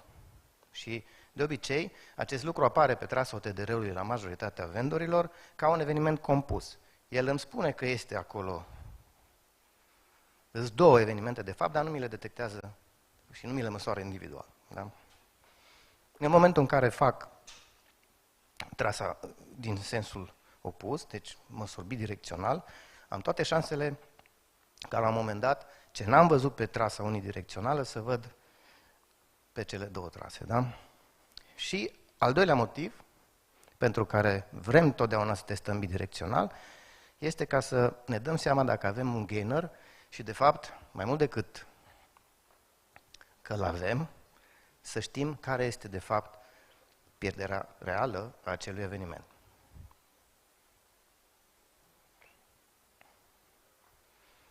Aici am desenat niște exemple, da?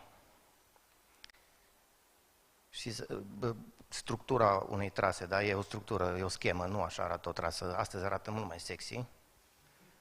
Și pentru că colegii din București de la Viavi au lucrat la interfața grafică cu utilizatorul și e plină de iconițe și de ajutoare și help-uri și semne de întrebare și așa mai departe. Dar e o schemă logică a unei trase, da? Și avem măsurătoarea de la conectorul 1 la conectorul 2 unde avem sudura A, care este un gainer, și în momentul în care facem măsurătoarea de la conectorul 2 către conectorul 1, în sudura A avem o pierdere. Da?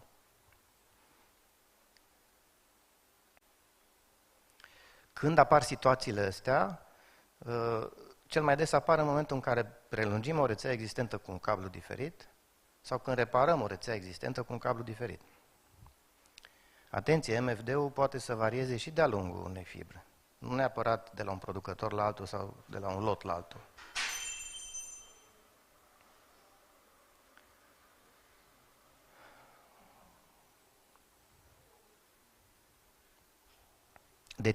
De ce apar aceste diferențe la măsurători?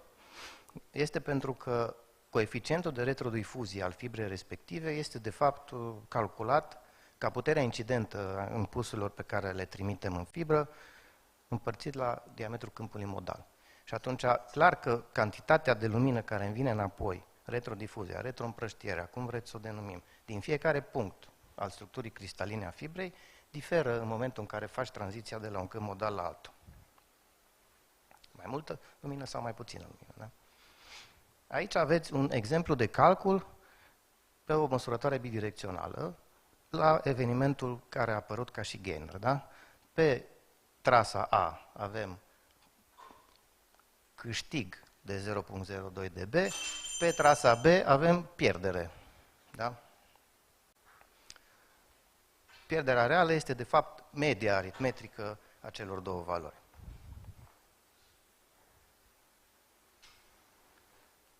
Am pus și o trasă sexy, adică o trasă reală a unui reflectometru modern, da? Care, v-am zis, e plin de iconițe, de culori, de grafică mai avansată și așa mai departe. Tot pentru a evidenția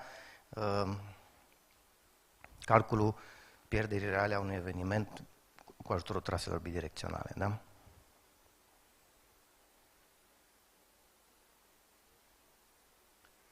Am primit o întrebare astăzi în timpul expoziției, sper că am răspuns la ea. De ce poți să ai o atenuare diferită când măsori de la A la B și când măsori de la B la A? Da? Deci e clar. Bun. Ca idee, toate standardele internaționale care definesc acceptanțele care trebuie făcute în comunicații, în rețele de comunicații, definesc că măsurătorile trebuie făcute bidirecțional. Nu există o practică unitară, în special în România, pentru acest lucru, dar este cea mai bună practică de a face măsurători bidirecționale. Și de ce? Este foarte clar. Exemplu cel mai simplu și cel mai clasic. Fac o măsurătură unidirecțională la un tronson unde am o pierdere excesivă într-un anumit eveniment, care de fapt nu e pierdere excesivă, ci este o interpretare din cauza tranziției de MFD. Și trimit echipa degeaba acolo să refacă de 20 de ori sudurile care oricum vor ieși la fel, pentru că MFD-ul e la fel. Da? Și nu rezolv problema. Nu rezolv problema, dacă e rețeaua mea, îmi enervez echipele, dacă e rețeaua mea și lucrez cu contractorul, enervez contractorul și îl trimit degeaba, da? Și nici nu-l plătesc, că nu-și face treaba. Da? Deci ca să avem analiza corectă și să avem pierderile reale ale evenimentelor pe rețea, în special când apar pierderi exagerate sau evenimente de tip gainer, soluția este testarea bidirecțională. Acum trebuie să vin aici, să te întreb ceva, ca să facem un pic mai interactiv, că să nu adormim aici după pauza de masă. Partea asta de testare, aici eu văd din teren operatorii că nu mai plătesc acele măsurători ale fibrei și se pune în bill of quantities, la lista de cantități, la partea de măsurători, măsurătoare unidirecțional. Și atunci ajung să te întreb, din practica ta de până acum, aceste măsurători unidirecționale, câte failure-uri au fost, care e rata de eroare și, de fapt, care sunt problemele dacă nu se fac aceste măsurători bidirecționale, de care tu vorbești, teoria ei spune că doar așa trebuie făcut, dar totuși, în practică, nu se întâmplă. Păi asta am spus și eu, că în practică, în special din România, nu se întâmplă. Nu poți să calculezi o rată de failure. De ce? Pentru că e una când construiești o rețea nouă cu cablu fibră de la același producător, din aceeași lot. Da? Ai MFD mai mult sau mai puțin constant. Trece și fără bidirecțional, da? Problemele clar că sunt la rețele mai vechi. Da, Acolo, deci, nu la rețele noi. Clar. Eu știi când îmi dau seama că e, cum zici tu, failure, de ce e o problemă? Când mă sună un client și spune, băi, am fost acolo de 20 de ori, am refăcut sudurile alea de 20 de ori și nu mi ies măsurătorile, îți trimit trasele să te uiți peste ele. Și îmi trimite trasele și eu spun, fă și din partea alaltă. Atât. Deci, bun, asta este un indiciu foarte bun pentru rețele existente. Când vrei să faci întreținere la probleme, atunci e musai să fie măsurători direcționali. În schimb, la rețelele noi, și eu văd uneori cazuri în care nu se mai include partea de măsurători, deci operatorul nu mai include, mută în sarcina constructorului partea de măsurători și atunci e sarcina constructorului, ca o pre-acceptance, să-și facă aceste măsurători. Toată lumea vrea cost savings, clar, da. Dar... Și aici, ok. Toată lumea vrea cost savings, dar totuși toți vrem și treabă bună făcută, nu? Perfect. Ok, cam asta a fost ideea mea. Să știți că există această noțiune și să știți la ce poate duce această noțiune și când dați în teren sau când aveți un client care vă vine cu o trasă pe care are un gainer sau are o sudură, că în general chestia asta în suduri se întâmplă, mai rar în conectori, tranziție de MFD, scuze. Când vă dă o trasă de genul ăsta, să știți să-l îndrumați, dacă voi nu, poate că voi sunteți numai niște beneficiari sau să știți să-l îndrumați, du-te și fă și din partea cealaltă. Hai să n-aruncăm cutia aia de joncțiune la gunoi, că poate sudurile sunt bune, doar că e tranziție de MFD acolo. Perfect, mulțumim, Dinu. Acum urmează, ziceai că mai urmează a doua? Sau? Da, acum urmează cea care trebuie să fie după prânz. Ok, da? Gata. Deci acum eu îmi cer scuze că n-am apucat, a fost și timpul un pic, dar e bine că asta cu asta facem trecerea de la partea de educație la partea de panelul nostru de senzoristică pe fibră optică. Și acum te așteptăm cu următoarea prezentare. Okay.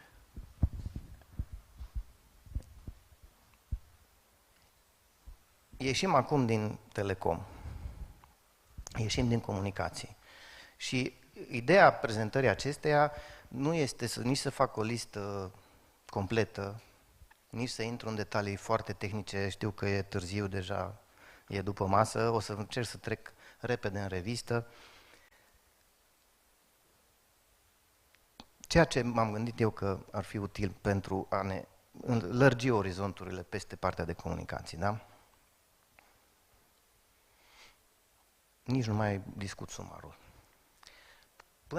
Până acum eram obișnuiți să discutăm despre fibră optică, conectori, cabluri, sisteme de transmisiuni, măsurători, inspecție de conector, acceptanțe și așa mai departe, lucrări de comunicații, da?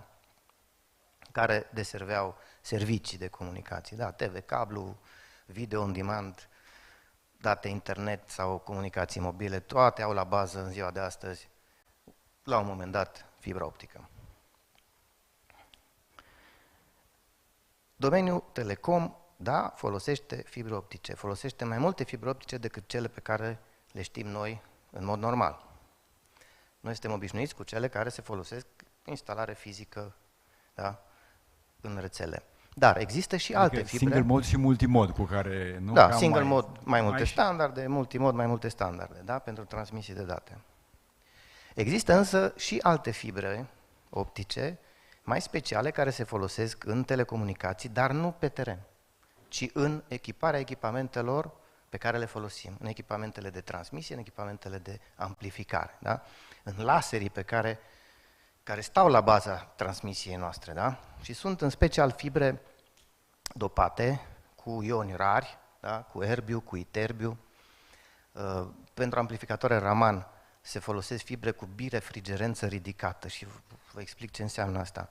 miezul fibrei optice are o formă eliptică, nu rotundă, că suntem obișnuiți ca fibra optică să fie, țineți minte, am povestit mai de mult, cred că, și de circularitatea fibrei optice, da? Că miezul și mantaua să fie cercuri perfecte și concentrice.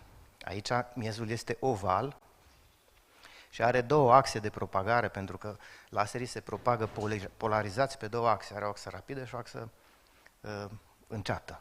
Da? Există în anumite amplificatoare fibre optice multimanta, adică nu am o singură manta care îmi protejează miezul, am mai multe mantale pentru că folosesc puteri foarte mari. Foarte mari. Da? Există fibre cu miez foarte mare, da?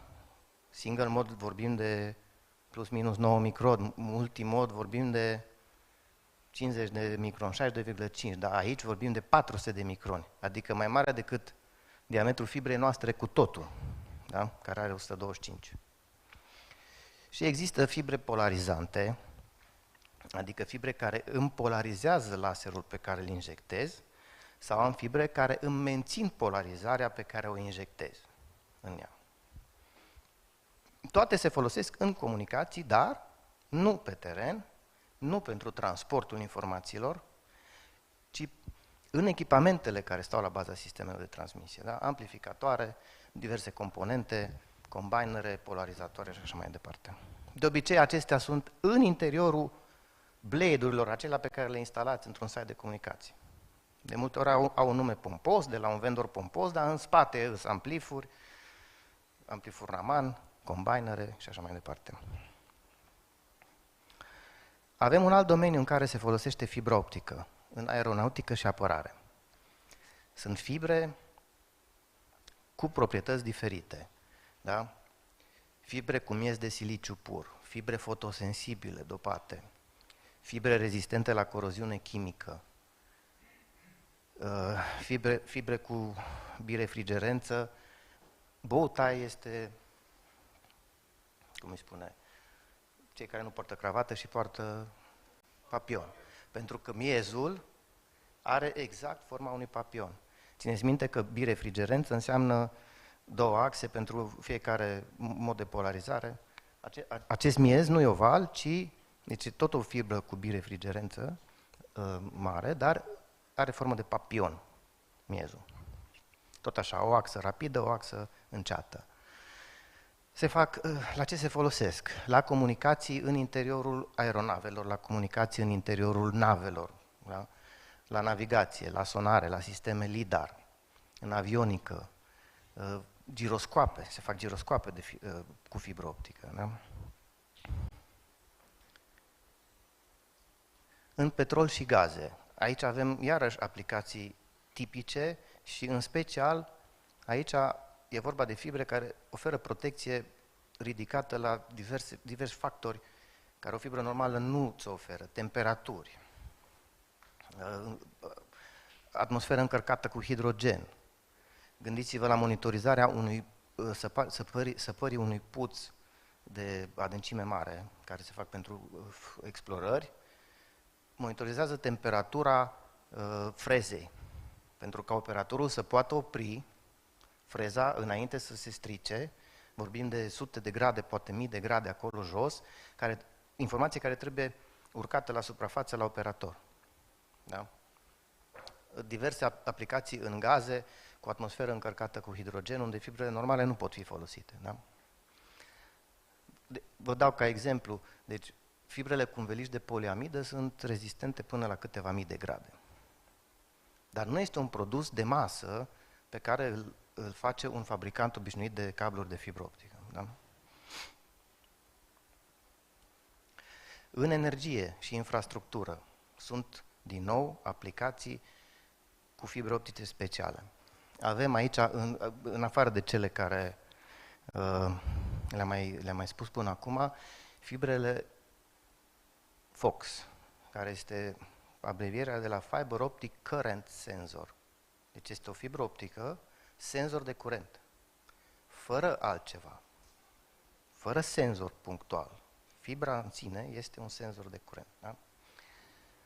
fibrele rezistente la radiații. Iarăși este o aplicație specială, nu pot spune fibre obișnuite. Am avut acum mulți ani aici un proiect cu, nu știu dacă mai lucrează, INFLPR,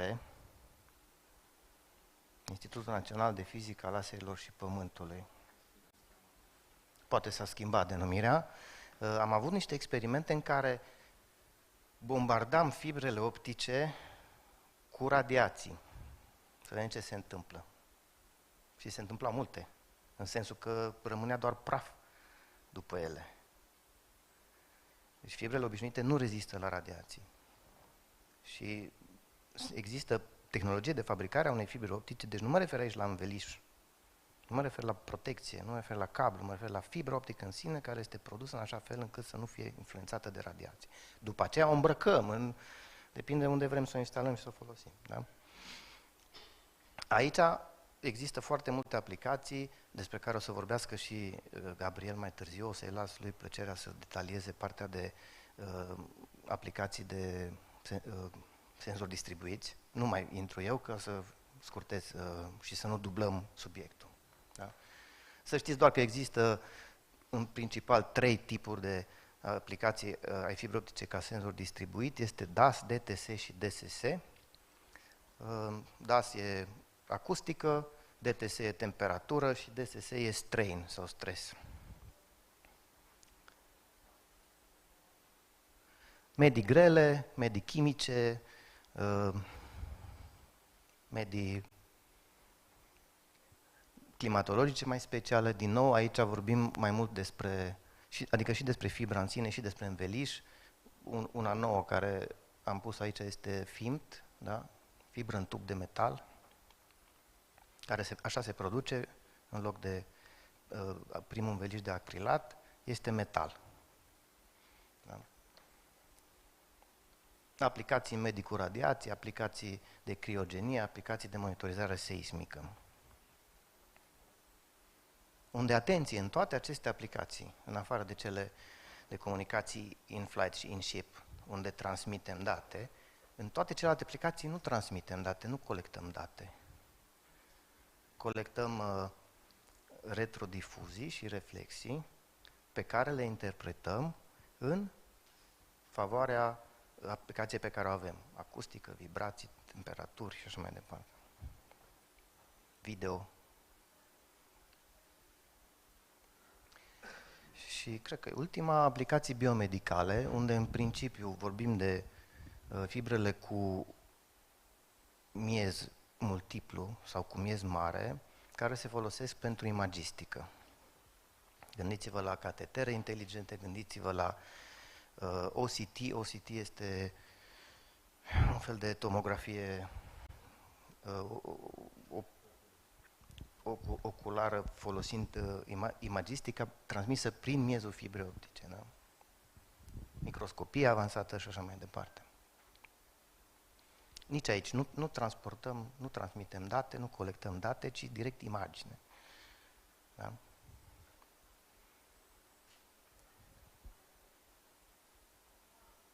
Aici e readucerea minte a teoriei prin care folosim fibra optică și în acest domeniu. Da?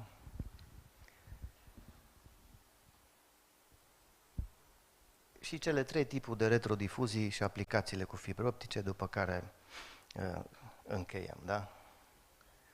Numite după 3 fizicieni, Rayleigh, Raman și Brillouin, a 4-a e alta. Rayleigh se folosește în telecomunicații, în principiu și la acustică și vibrații, Ramanul la temperatură și la OTDR și Brillouinul la temperatură și stres. Da? Cam astea sunt. Și Gabriel o să detalieze aplicațiile cât de cât. Și trecem direct la... Mulțumesc! Mulțumim, Dino! Totdeauna prezentări interesante și e bine că intrăm în zona, suntem într-o întâlnire de specialiști pe fibră optică, adică avem nevoie de informații puternice și solide. Și acum ne mutăm în partea de aplicații cu Gabriel Ungur de la Yokogawa să vedem concret, că poate teoria e una, practica să vedem cum se aplică și hai să vedem niște aplicații concrete. Fii, uite microfonul acolo sau de aici, cum... Da? Da. Trebuie să recunosc. Mă numesc Gabriel Ungur, reprezint compania Yokogawa România. Ne bucurăm că am fost invitați la această conferință. Este prima dată când participăm la un astfel de eveniment și scopul pentru care am acceptat și suntem bucuroși și mă aflu în fața dumneavoastră, să vă prezint alte tipuri de utilizări ale fibrei optice. Cum a spus și antevorbitorul meu, a prezentat în ultimele slide-uri alte tipuri de utilizare, deci nu pentru transmisie de date, ci pentru a culege alte date din teren. Eu o să încerc să vă prezint aplicația mai concret pentru măsurarea temperaturii. DTS, Distributed Temperature Sensing, la asta se referă, și aș vrea ca să vă dau câteva detalii ce se întâmplă în fibra optică ca să obținem aceste măsurători, câteva echipamente produse de Yokogawa în acest sens și aplicații. Opa, mă scuzați.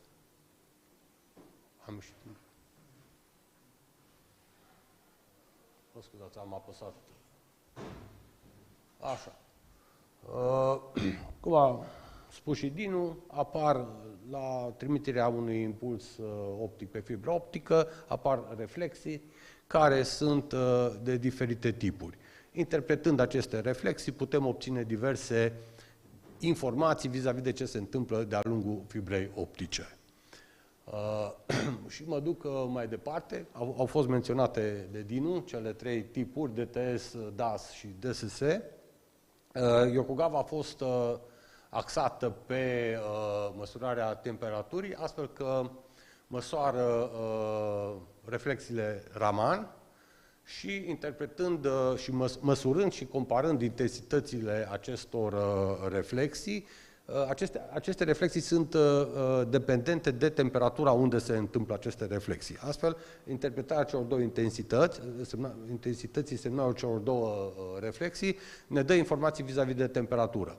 În același timp, este și backscattering, reflexia care se întoarce, măsurând timpul și făcând aceste comparații, interpolând toate aceste date, putem obține și distanța la care se întâmplă și unde se fac acele măsurători. Sper să funcționeze, deci aici se vede cum impulsul de lumină este injectat pe fibră optică, se reflectă și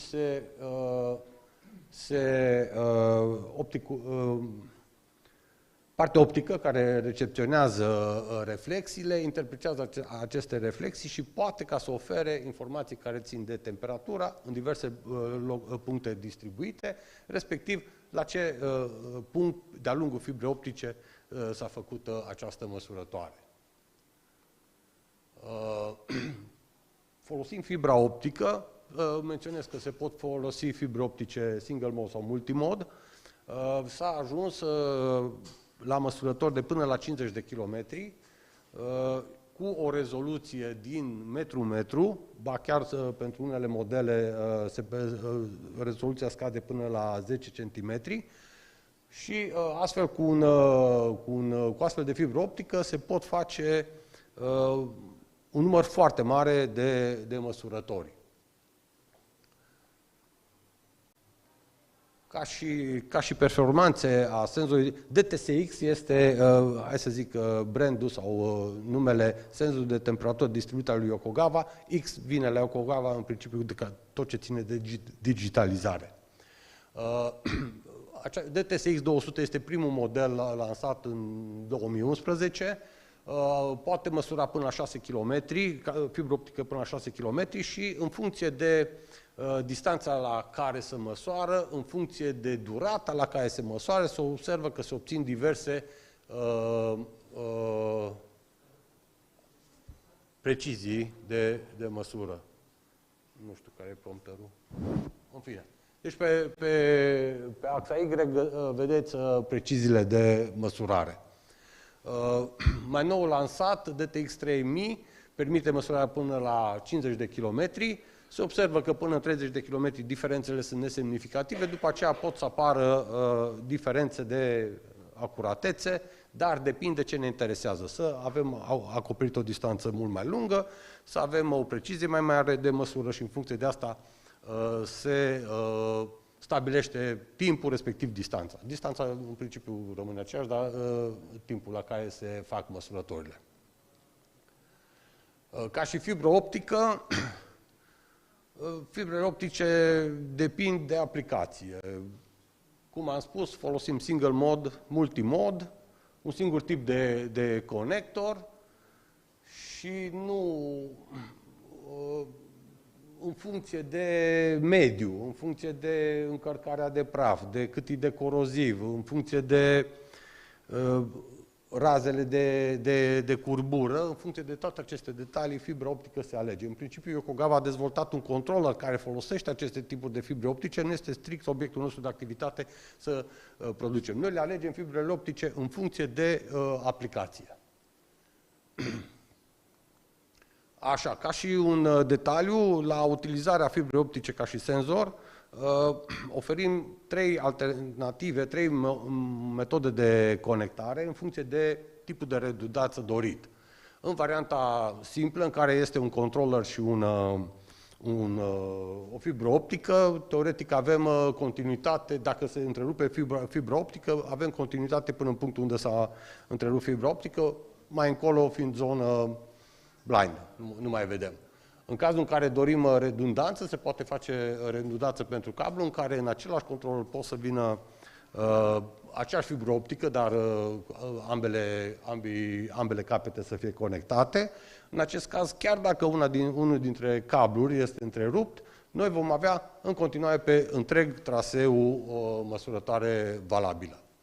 Iar ca să avem full redundancy, adică să eliminăm și faptul că poate să apară un defect în controller, se pot monta două controllere cu cabluri în paralel. În cazul acesta, indiferent ce se întâmplă, controllerul pică, fibra optică se întrerupe, noi în continuare avem continuitate în a obține măsurătorul de-a lungul fibrei optice. O comparație între modelul clasic, în care senzori de temperatură tip spot, punctuali, termocuple, termorezistențe, diverse alte tipuri de măsurători. Deci, odată, avantajul acestui tip este că pe o distanță foarte lungă, pe arii foarte mari, se pot obține foarte multe detalii vis-a-vis de temperatură. Dacă temperatura este relevantă pentru acel proces și suprafața sau ar presupune foarte mulți senzori montați, atunci este o soluție mai avantajoasă a se folosi fibra optică ca și senzor. Ca și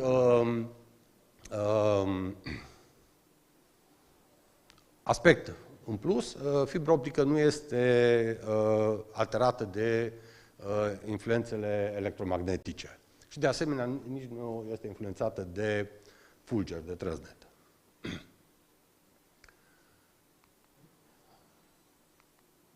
Așa, vis-a-vis de gama de produse, dați-mi voie două cuvinte să spun despre Yokogawa. Yokogawa este un furnizor de soluții de automatizare, începând cu echipamente de câmp, analizoare, controlele de proces, controlele de safety, mergând până în partea de control, de sisteme de control distribuit și SCADA, dar îmbinând experiența pe care o are în domeniul test and measurements. Și aici, vis-a-vis de fibra optică, trebuie să menționez că avem diverse modele de analizare de putere, OTDR-uri și alte tipuri de echipamente. Toate acestea puse împreună au dus a intra în acest joc, astfel încât se furnizează echipamente tot de top, de înaltă tehnologie. Chiar am apăsat pe așa. Sunt trei tipuri de produse. Cel din stânga jos este cel care funcționează până la 6 km cu o rezoluție mai bună. În 2016 s-a lansat TSX-3000 care merge până la 50 de km, totuși cu o rezoluție destul de îmbunătățită. Ce vreau ca să scot în evidență? Modelul de TSX1, care este dedicat și a obținut mai multe certificări, le vom vedea în slide-urile următoare, nu vreau ca să insist, aceasta este gama de echipamente. Pentru DTSX1 a obținut sau s-a dorit a se dezvolta un produs care să fie certificat conform normelor EN 5422, care sunt norme de protecție la incendiu, fire prevention. Acest device este plug and play, ușor de instalat, de configurat nu este foarte greu și este o soluție foarte bună și foarte se pretează la protecția anti-incendiu. Pe lângă acestea, are mai multe opțiuni. Ce vreau să scot în evidență? Avem un tronson de 10 km. Tot acest tronson poate să fie până la 4 canale. Pe fiecare canal, fie că sunt 10, 5, 8 km, se pot defini zone de alarmă, astfel încât în momentul când apare un incident, o creștere a temperaturii într-o anumită zonă, noi vom putea fi anunțați și vom putea interveni. Vom ști din timp și unde să intervenim. Aplicații ale senzorului distribuit de temperatură. O primă aplicație este monitorizarea rolelor la convoioare. O mică explicație, convoioarele sunt susținute de role, pot să transporte cărbune. Cărbunele, majoritatea cazurilor, se poate autoaprinde în caz că apare se și poate autoaprinde, dar în caz în care apare o scânteie și de obicei când se blochează o rolă, poate să ajungă să apară scântei. Daunele sunt foarte mari când se întâmplă un astfel de dezastru și ca măsură de prevenție este un astfel de sistem care se montează în paralel cu calea de transfer, în paralel cu rolele. O altă aplicație este monitorizarea tunelurilor. Știm foarte bine că tuneluri rutiere, tuneluri de cale ferată, nu contează ce tipuri de tuneluri, montând în interiorul acestor tuneluri această fibră optică, putem obține o distribuție spațială a temperaturii. Nu asta în mod expres ne interesează, dar ne interesează în momentul în care apare o creștere a temperaturii, să știm exact. Putem opri ventilația, putem trimite echipele de intervenție, dar nu avem, deci putem interveni în cunoștință de cauză. O altă aplicație este pentru depozite. Pentru depozite se poate implementa foarte ușor această soluție, nu trebuie neapărat implementată chiar la construcție sau în prima fază, se poate instala fibra optică și ulterior. Și o aplicație foarte la zi, depozitele de baterii de litiu-ion. Din câte știți, o baterie de litiu-ion, dacă ajunge să se aprindă, nu o poți stinge. Este foarte greu, este un risc foarte mare. În cazul în care ai astfel de depozite, trebuie neapărat să găsești soluții care să previi apariția incendiului. Una dintre soluții este aceasta, montarea de fibră optică în depozite. Pe lângă aplicațiile industriale, aș mai menționa aici data centerele, dar la data center nu ne referim la monitorizarea recurilor, a serverelor, a camerei unde sunt puse recurile. Ne referim la calea de curent care alimentează toate aceste servere. Sunt data center-uri de putere foarte mare care trag curent din rețea de sute de amperi. Dacă avem o problemă pe traseu, traseul de obicei este ascuns, nu este la vedere, dacă este o problemă, poate să ia foc tot și atunci sunt probleme foarte mari. Ca de obicei, prevenția la foc este un lucru care nu-l pune lumea în aplicare, dar să nu ajungem în situații ca de... Ok.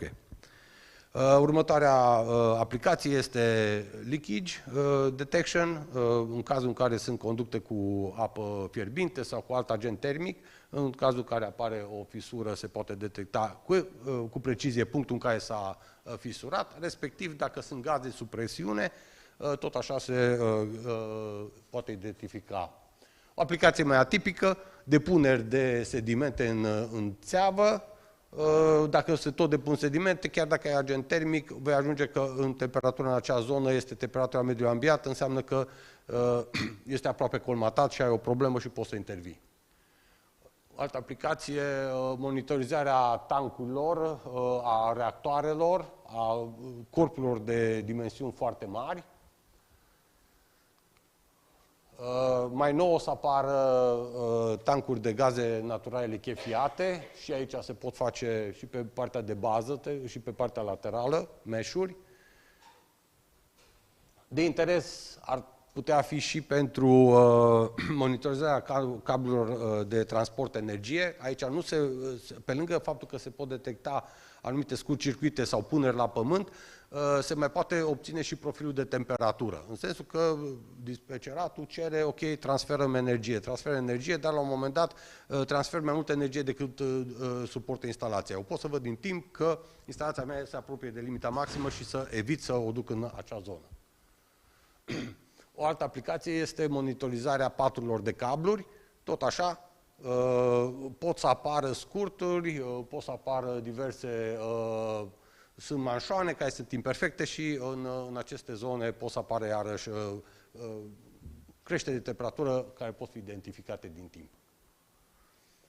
O altă aplicație în fabricile de baterii auto, unde este nevoie de cale de curent. Calea de curent presupune curenți foarte mari, pot să fie distanțe foarte mari, unde orice imperfecțiune a acestei căi de curent poate să aducă la o deteriorare, la o flamă, lucru care este nedorit din cauza efectelor destul de grave, care sunt în oprirea producției și reparație. Mai atipic, monitorizarea digurilor, a canalurilor, în mediu, tot așa pentru prevenirea infiltrațiilor sau a scurgerilor. În zona oil and gas putem discuta, cum a spus și Dinu, pentru partea de monitorizare de sonde. Ai o sondă până la 6.000 de metri, poți ca să monitorizezi ulterior, să vezi ce se întâmplă în interiorul sondei și în funcție de temperatură de acolo să iei decizii, mai exploatezi, nu mai exploatezi, pe traseul de transport, în tank farm-uri, în zone de depozitare, dar și în partea de preparare. Ca și sumar,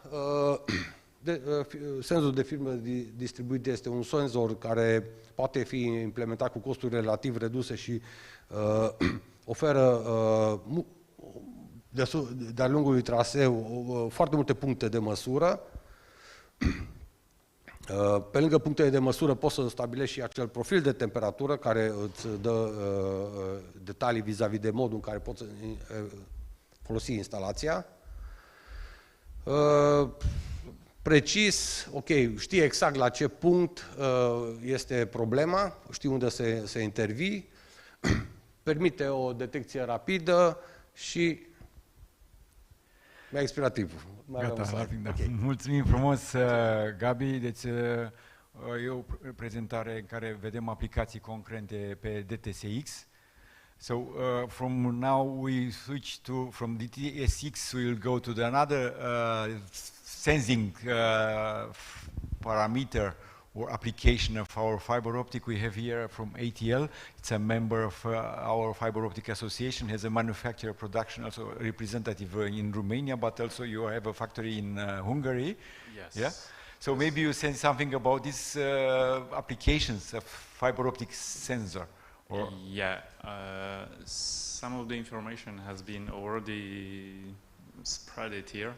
But maybe some repetition you will recognize. But okay, I will try to overcome every repetition. So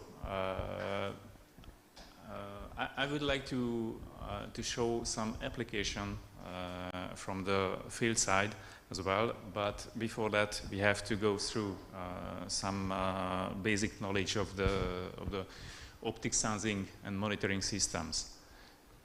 So what and how can we measure with this technology?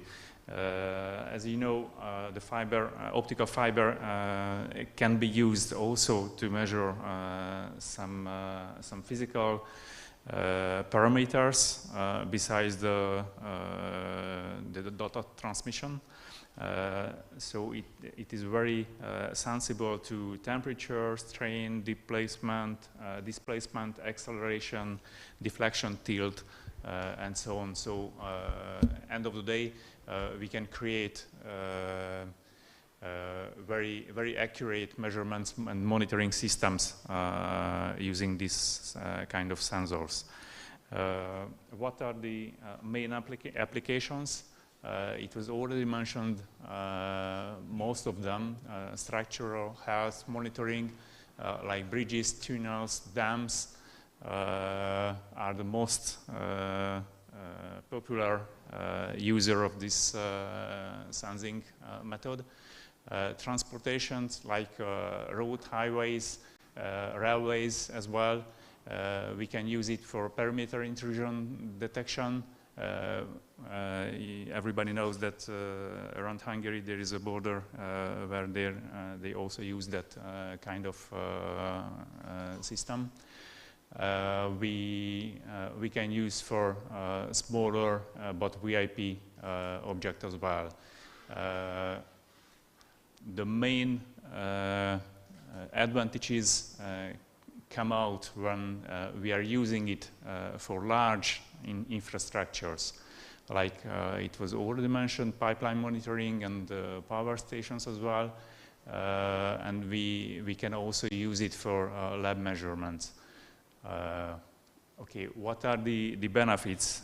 Lifetime, because we know already from the telecommunication that the cable lifetime is over 20 years. It's not really degrading during the time. So we can assume that also the sensors made from the optical cable fiber can survive such a long time, and it will be proven by the time, I'm pretty sure. So we can say that the fiber optic sensors are passive ones because there is no need of electrical power at the measurement point, which is a very good opportunity compared to the traditional sensing methods. We can use it on long distances, as it was already mentioned, at 50 kilometers or over that as well.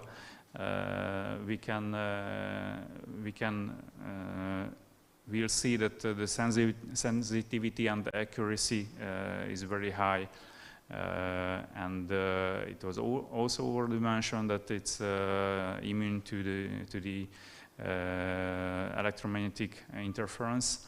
So it's also spark free. That's why we can use it in explosive environments as well. Apart that, it can be easily upgraded. It is a future-proof solution, and also it can happen that you can integrate it into an already existing fiber optic networks.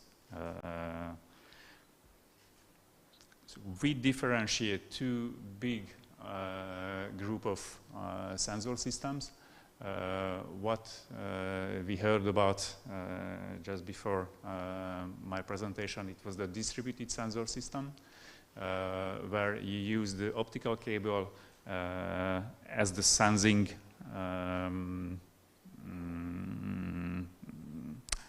how to say, the whole cable serve as a sensor, let's say. And the other method is the we call it quasi-distributed sensor system, because we use point sensors, but along the 50 kilometers, for example, of the cable. some details about the quasi-distributed sensor systems. You can recognize that it's similar to the conventional electrical monitoring systems, but there is some advantages compared to the traditional electrical systems. It means that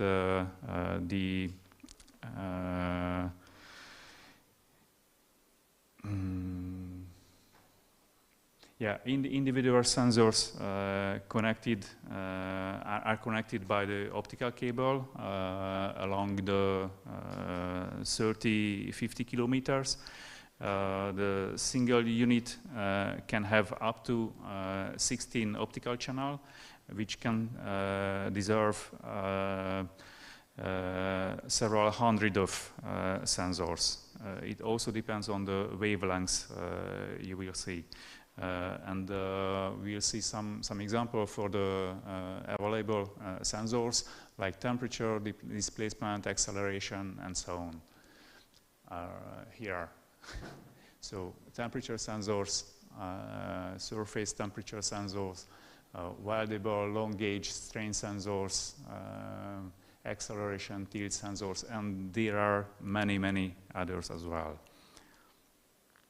What is the principle behind that, the quasi-distributed sensors? There is a so-called fiber Bragg grating, which is behaving like a reflector and reflects back some particular wavelengths of the light and transmit all the others. It creates in that way a specific reflector, and it can be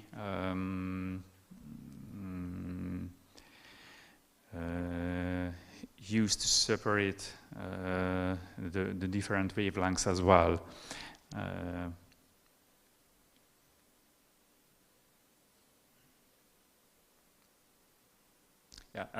I forgot to mention that the FBG itself, it's a very short, let's say 5 to 8 millimeters long filter, which is written in the core of the standard single mode optical fiber, and using some UV lights,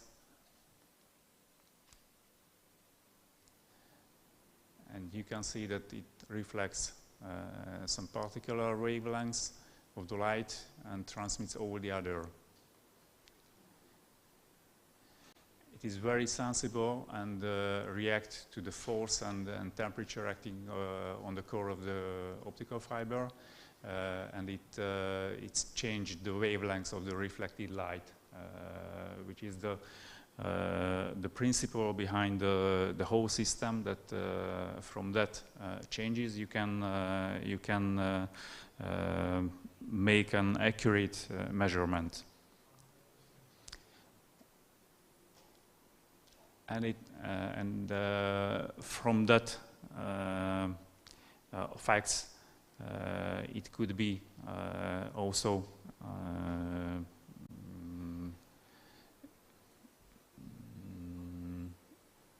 told that we can use several sensors on the same optical fiber as long as the operating range don't overlap each other, and as long as the optical cable has sufficient power reserve. The distributed sensor system, I won't spend too much time with it, because we are already talking about that. But the most important thing is you can use the cable as for the whole length as a sensor. And you can use it for temperature, deformation, vibration, acoustic sensing.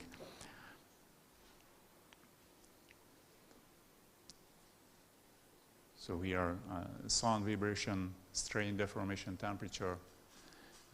Some example how to use them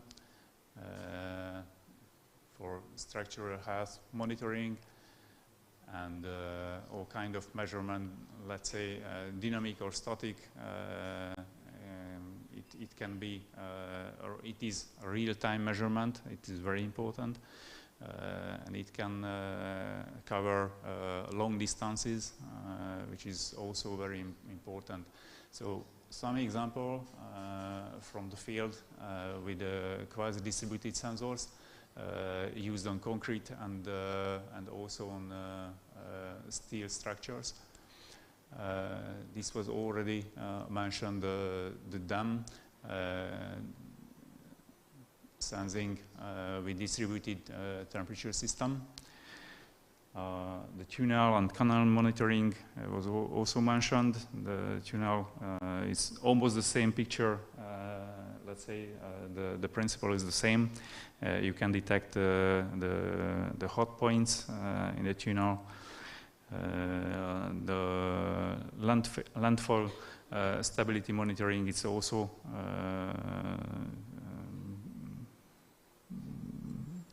some kind of repetition.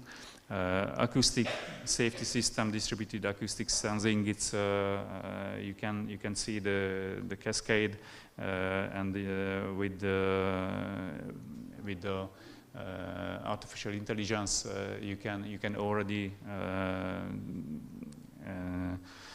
detect what sensing what event was detected on the field. Large extent infrastructures, it was also mentioned, pipeline and so on. Here is the district heating pipeline, the leakage detection. Another example for soil and pipeline sensing. The high temperature was maybe not emphasized enough, but with special coating of the optical cable, we can go up to 1000 Celsius degree as well. The silo temperature profile. And as it was already mentioned that the fiber optic sensors are spark-free, we can use it in explosive environments as well. Border, VIP, and other safety systems can also not detect the intrusion, but also the temptation as well, and you can go ahead of the event in the same time. Some example for the installation, you can use it on the fans installed in the wall or in the ground as well. Pipeline, manhole and cabinet protection.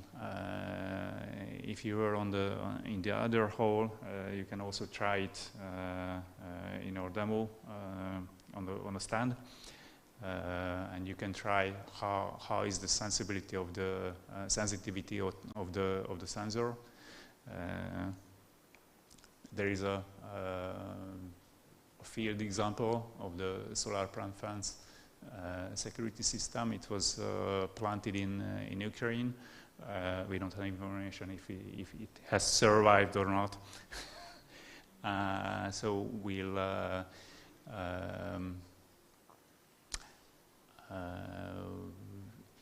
and before saying thank you, I would like to show you a short video from a recent installation in Hungary. It was our task was to to monitor with the fiber optic system the railway bridge near to Budapest. And it was the first application like that at the railway company. And also the bridge was a new construction, so that's why it was important for them to have a real time and continuous monitoring on it. So this is a load test of the bridge.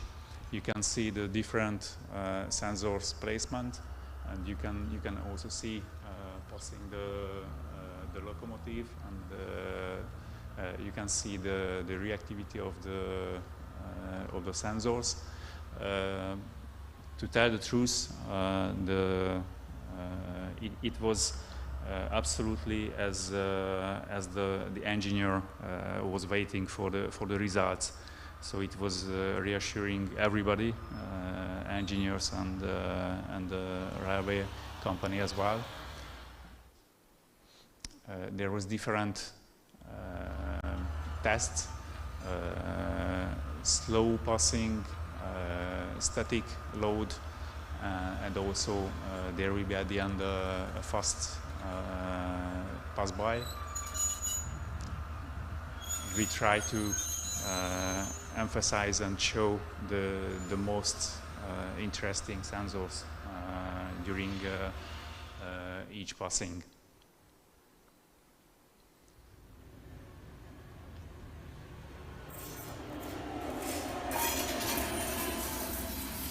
So the reason why one of the curve was up and the other down, it was because the different placement of the sensors make it, one became looser, the other was more tough.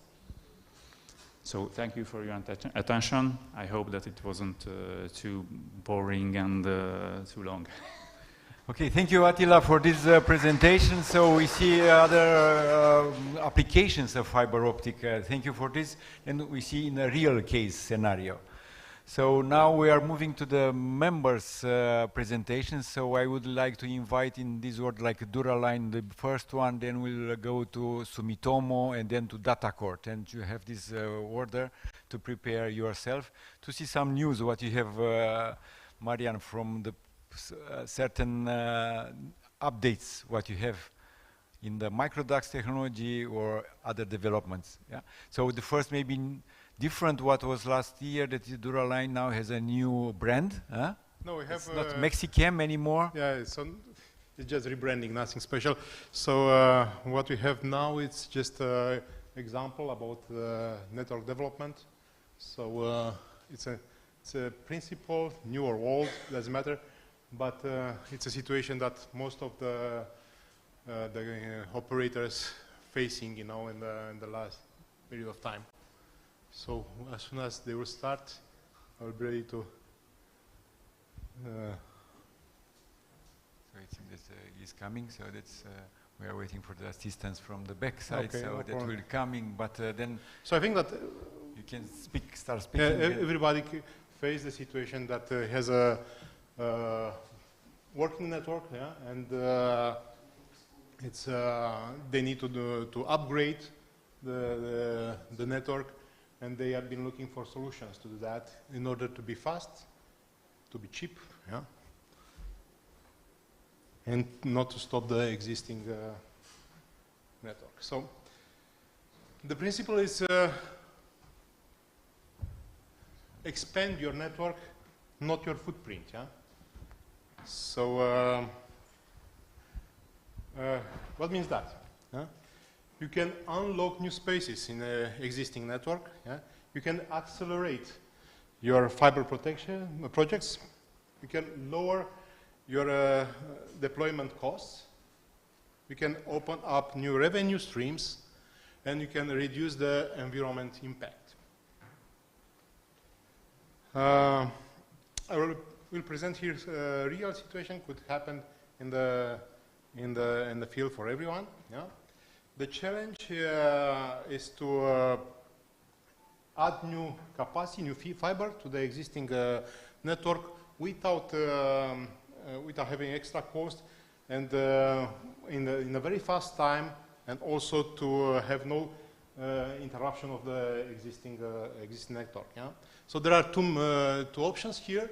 One is the traditional way, when you have a free space in the duct, and you can install there an extra cable. You can have a double capacity with the same size of the cable. We have an example here for a 40 millimeter duct with 33 inside, having 144 fibers. Yeah? And this is one of the solutions. Option number 2, which is more flexible. Yeah?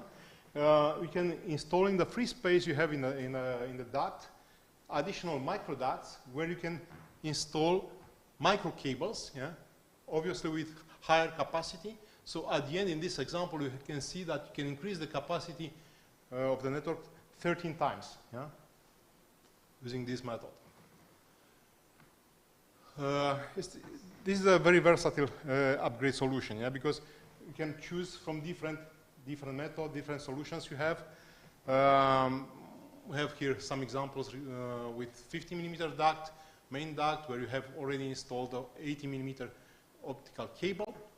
You can see there are different structure of microducts depending on the free size you have, free space you have there, also depending on the diameter of the microducts.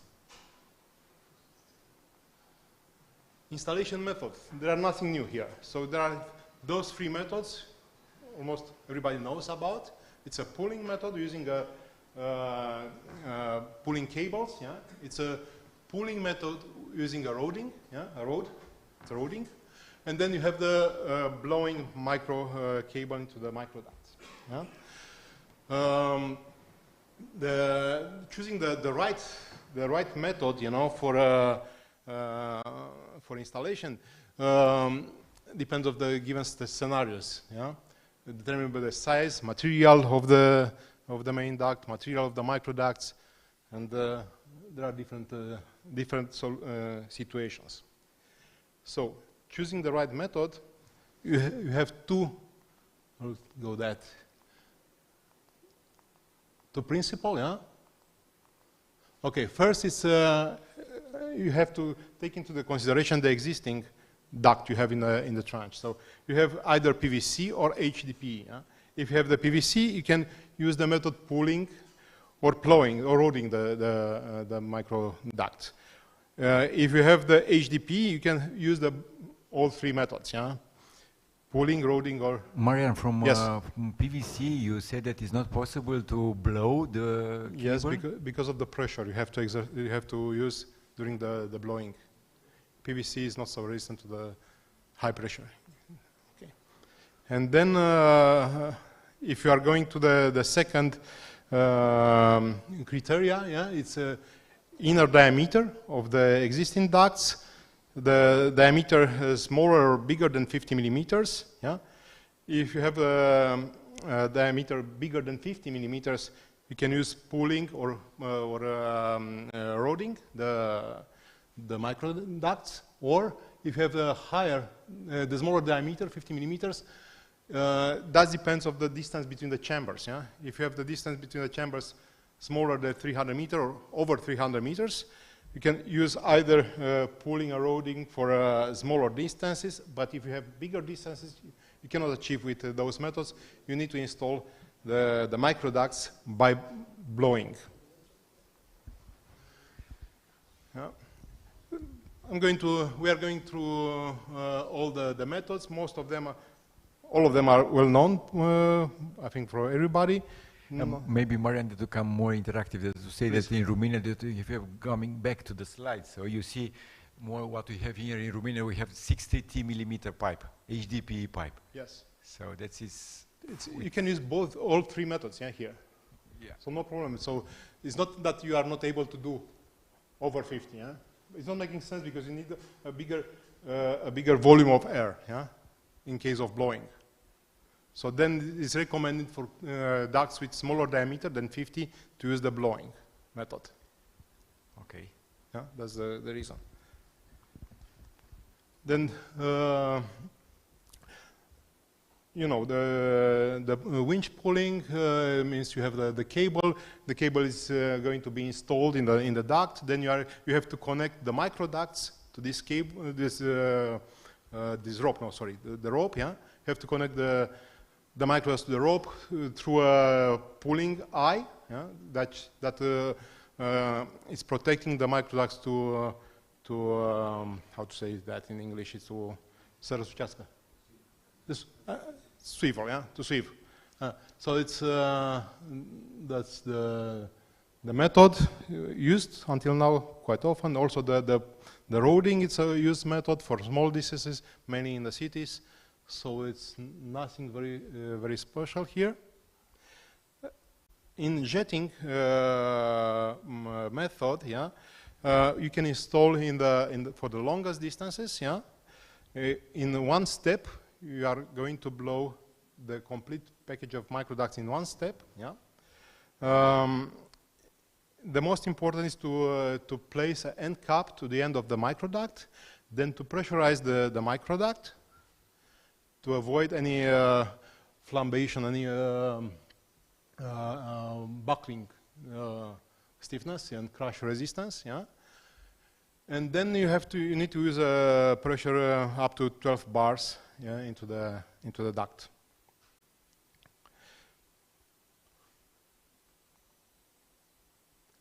Key factors for a successful microduct installation, yeah. It's one of the key factors is filling ratio, yeah.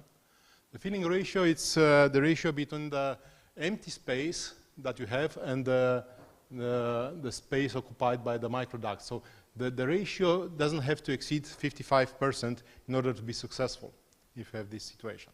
Yeah. For micro cable jetting, yeah, it's another calculation. So you need to have optimal filling ratio. It varies between 50 and 75%.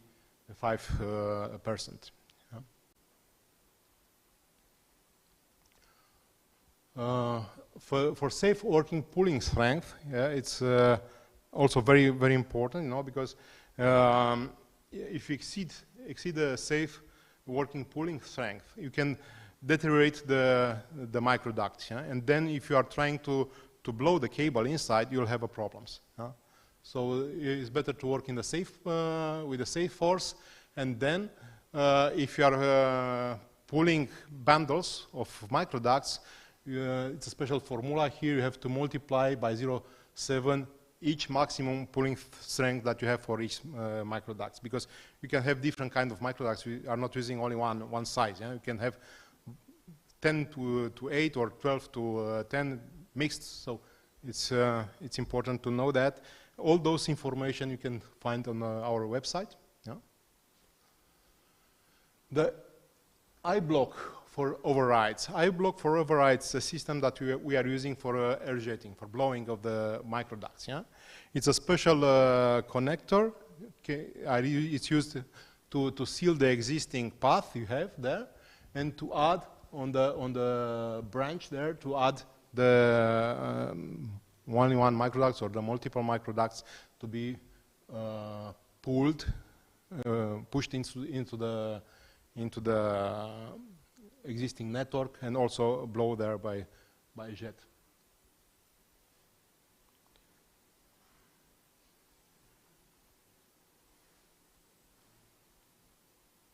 Okay. Microduct preparation is something that we are insisting on, you know, because it's important for the success you have with the installation. So in this case, the pressurizing system of the microducts is very important, to avoid any sticking of the microducts through the installation process. Yeah? You have to pressurize the microduct with 6-7 bars at the beginning. Then important is to have the clean cuts on the microducts. You need to use the correct tools for that, and also to use the right accessories to avoid any troubles during the installation. Also an important preparation, but that's the same situation with the new network installation. You have to be very sure that the path is clean. you have to use a brush to sand it before, and then to use, in this case, a lubricant to achieve the distance that you are looking for. So summary, yeah, we know that we can unlock the new space on an existing network. We can accelerate the fiber projects. We can lower your deployment costs, open new revenue streams, and reduce the environmental impact. Thank you. Thank you, Marian, for these updates coming from good in the future. That's I'm inviting, we have from Celesta, our member, it's Sumitomo. Here, Marco is coming from Milan, but Sumitomo is... Yes, we have here Sumitomo coming to us, so that's part of Celesta, which is member of A4. We have Marco coming from Milan, and Sumitomo, that's in the last, I think last 1 month or something like this, I saw the news in top 100 most innovators company in the world. So we are glad that you are here today. Thank you. Curious also to see what is the reason of this award, what is behind this, what is the purpose, and what are the innovations which Sumitomo is doing. Because, for example, from the splicing point of view, for the fiber specialist, I'm looking to see where fiber optic splicing is going through, can be improved, or up to now, when I started 30 years ago, was like 1 minute splicing time. Correct. Yeah, so now it's around 5 seconds. So 6 seconds right now. Could be shorter time. What is the future in splicing? The future, based on what Sumitomo is, let's say, trying to achieving, is that they are looking for best possible quality on splicing fibers.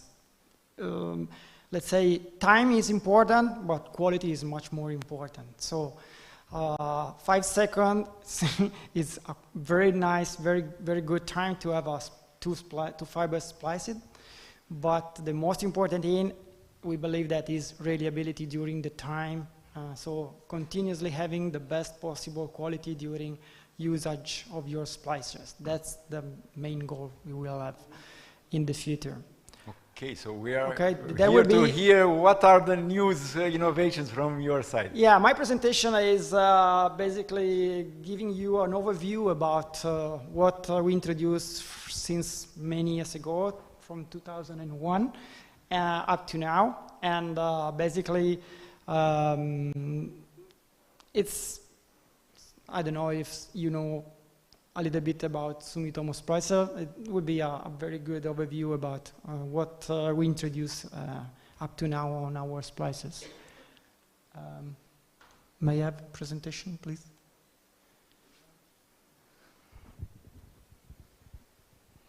This is coming, so the support technical is coming there. So then it's, to continue, I saw that Sumitomo is the main partner for this Olympic games, we said, in the jobs for this contest with splicing, with the information cable technology. Yeah. So I saw this international contest is sponsored by Sumitomo. Yes, I'm not directly involved on this, but I know that there's Sumitomo is one of the major, let's say, company involved on this. You know, Sumitomo is a really huge company. We are more than 280,000 people working all around the world. Sumitomo is mainly 5 big divisions. We are automotive, we have chemical, we have special material. Of course, we have electrical and cables and fibers and fusion splices too. I'm just involved on fusion splices for Europe, and I'm in charge for Romanian territory. So, you know. Okay, that's a small part of Sumitomo, yeah, what exactly. we have here. I'm a small member, let's say, even if the company is so huge. So till this will come, that's maybe the last question that I'm sure that you will come, that presentation from there. So the question for you, if for example, we had an invitation to make like a contest for splicing, fiber optic splicing in Europe, in either to make in Romania or in Croatia or in Germany. So what do you think about this contest? I mean, it is something that could be interesting, honestly. Let's take in consideration to do this. I will propose, why not? In order also to have much more wide Sure. Oh, okay. Okay. Thank you. So let me introduce myself. I'm Marco Grillandini. I'm Assistant Department Manager for Sumitomo Electric Europe in LNPD division, Lightweight Network Product division. My presentation is focused on hardware and software innovation on Sumitomo Splicer. So starting from hardware innovation, we start introducing a telecentric lens in 2001. We were the very first company in the industry to introduce telecentric lens on fusion splicing machine with the model T63.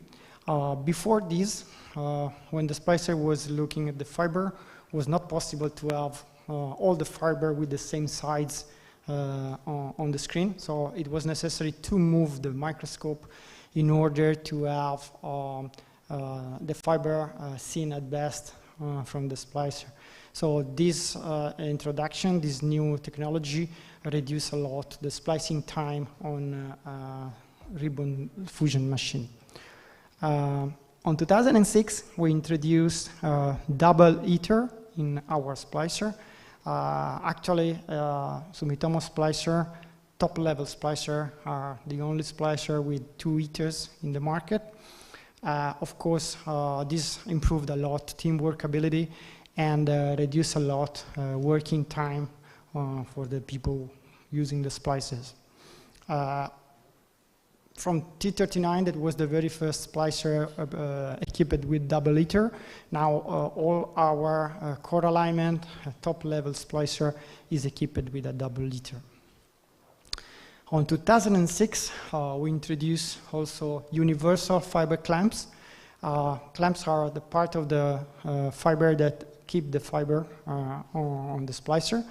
And all our splicers now are provided with universal fiber clamp. Universal fiber clamp we call like this because basically we don't have any kind of issue introducing any kind of fiber inside the splicer, and we don't have any issue splicing any kind of fiber. So especially with loose tube fiber, our universal fiber clamp are designed with 2 different rubber pads in order to keep the best in the possible way the loose fiber, so the internal part and the coating part also. Moreover, this clamp has been received a sort of evolution. So our last T72C Plus splicer also has the capability to change the position of the clamping point on the fiber. So user can really decide how to clamp the fiber in the best way. Moreover, universal fiber clamps can be reversed. That means that if you are using the splicer with front monitor or top monitor, you can decide to change the position of the fiber clamps in order to have the opening system always in the best possible comfortable position for the user. Around 2011, we introduced for the very first time SD card reader in fusion splicing machine. This has been done because in order to increase data, image, and video storage on fusion splicing machine. Since you introduced this SD card, so how far? It's more than 10 years ago. So how do you see the usage? Because I see some people using this facility, some people not using. So how do you see this usage of this Wi-Fi or the control, remote control of the splicers? Yeah, so basically this is a next step because SD card has been proved and we add Wi-Fi LAN capabilities on this SD card. Basically we add a functionality that is called Sumi Cloud. Later we'll speak about it. And this is a very let's say innovating functionality for the splicer because basically you can have control over your splicer by your smartphone. You can download data.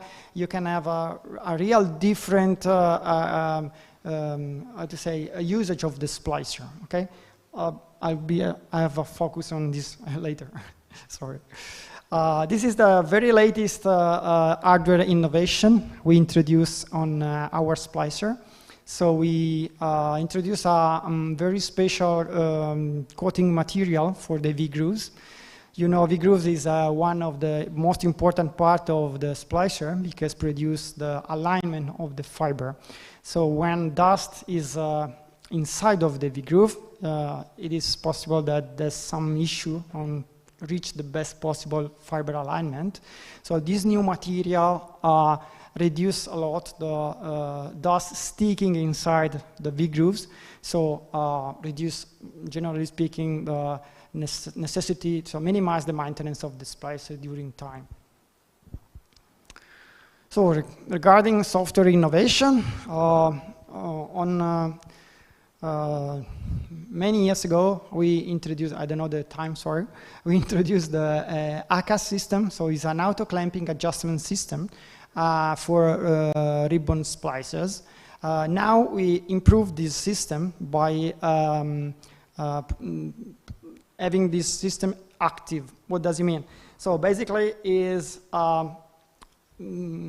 the splicer has the possibility to move the fiber clamping in order to reduce offset on every single fiber. You know, ribbon splicer right now are not able to perform alignment. Ribbon splicer are not able to align ribbon fibers because V-groove are fixed. So dust is a very important. So if there is some dust on the fiber on the groove, the fiber are misaligned.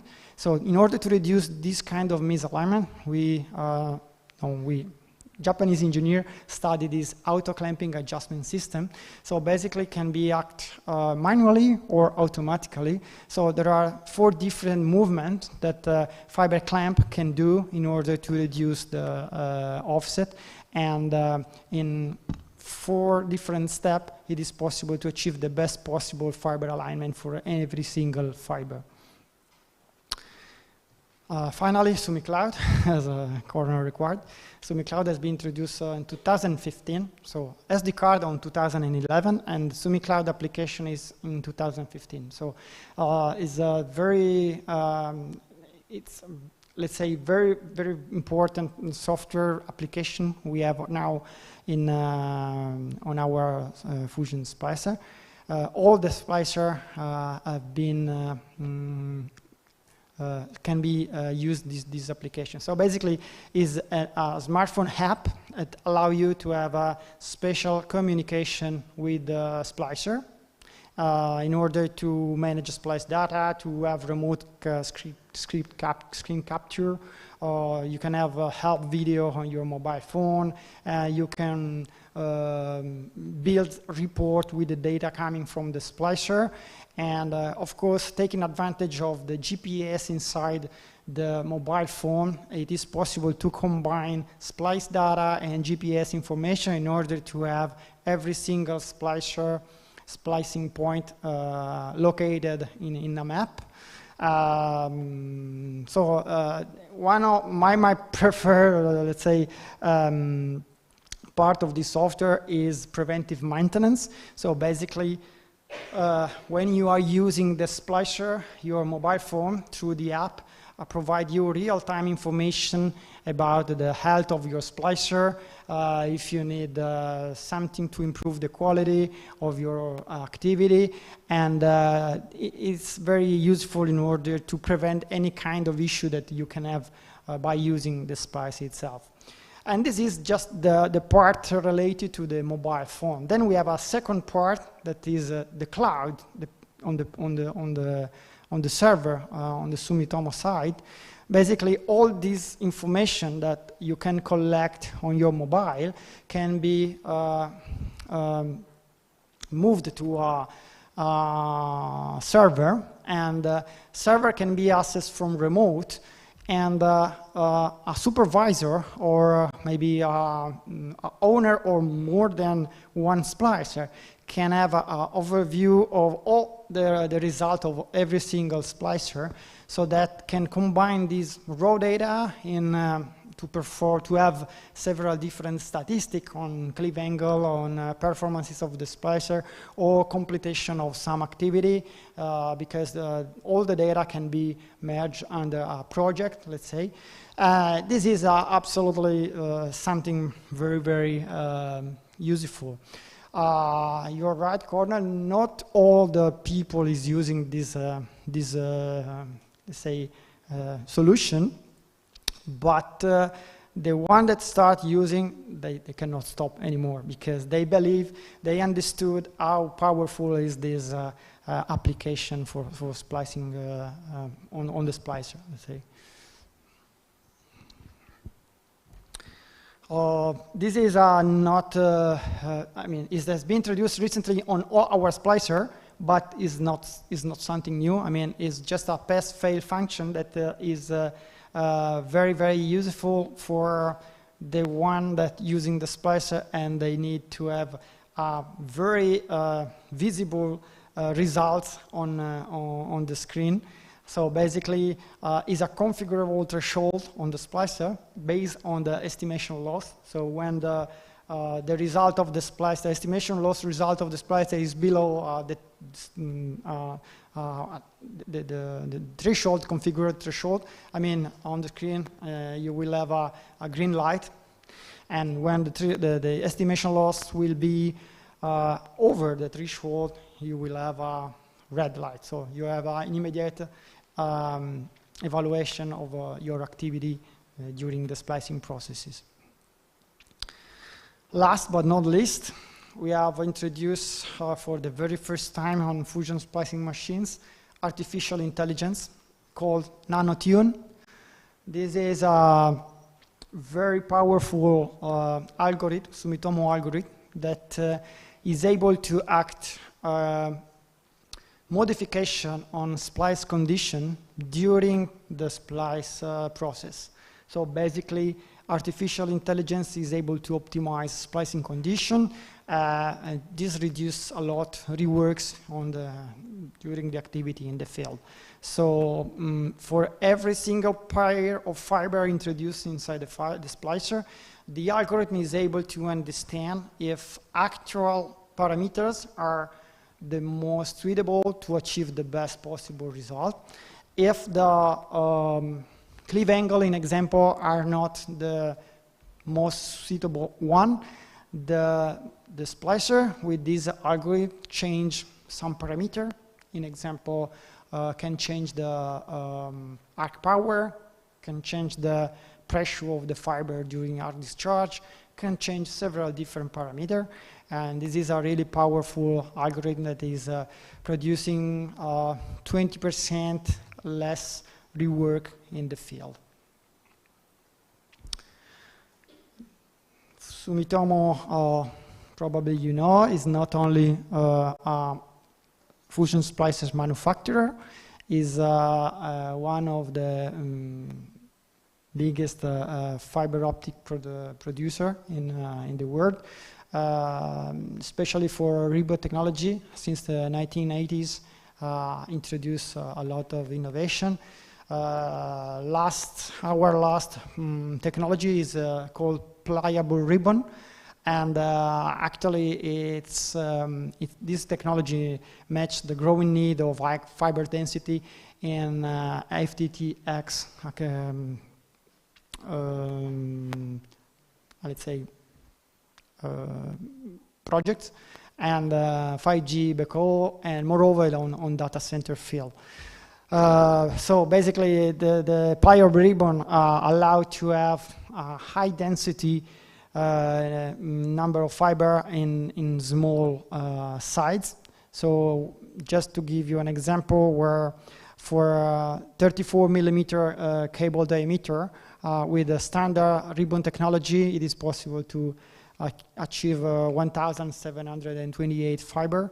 But with this pliable technology, it is possible to have double number of fiber in the same size. So it is what Sumitomo believed that the future will be ribbon because of the number of the fiber inside a cable, because of splicing 12 fiber time will be much more quicker than splicing one fiber at a time.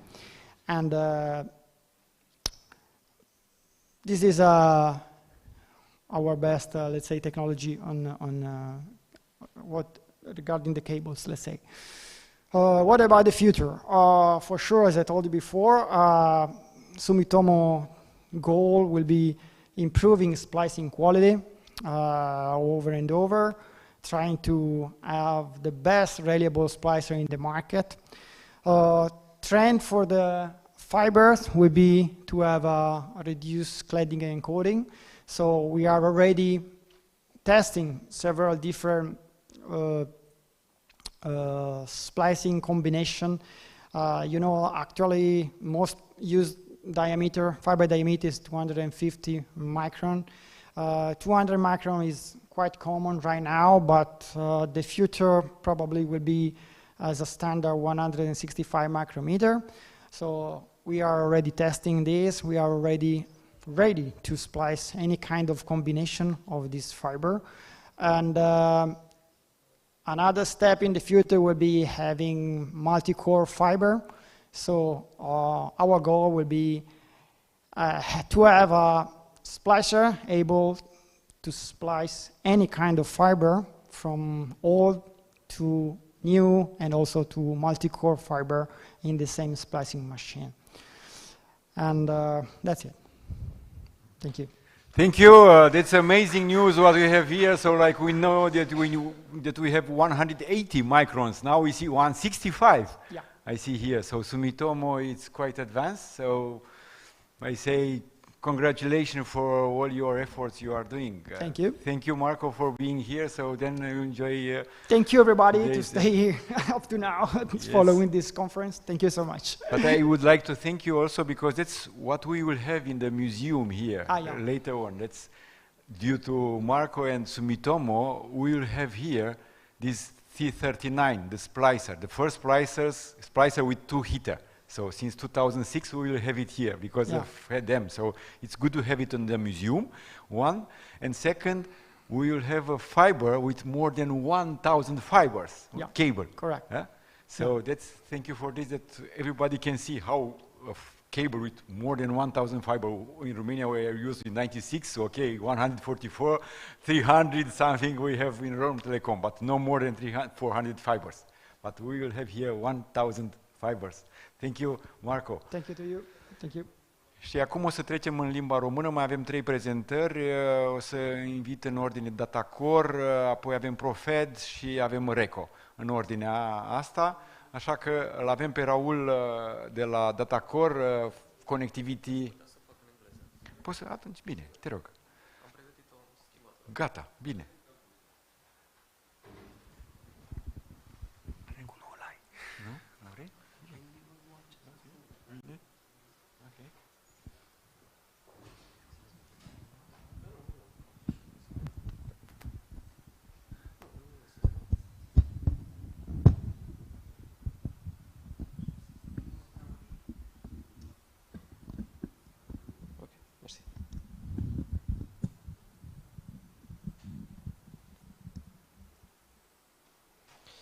So yeah, hello everyone, and welcome to the presentation with the longest title in this program, which is small form factor connectors, from small to smaller actually.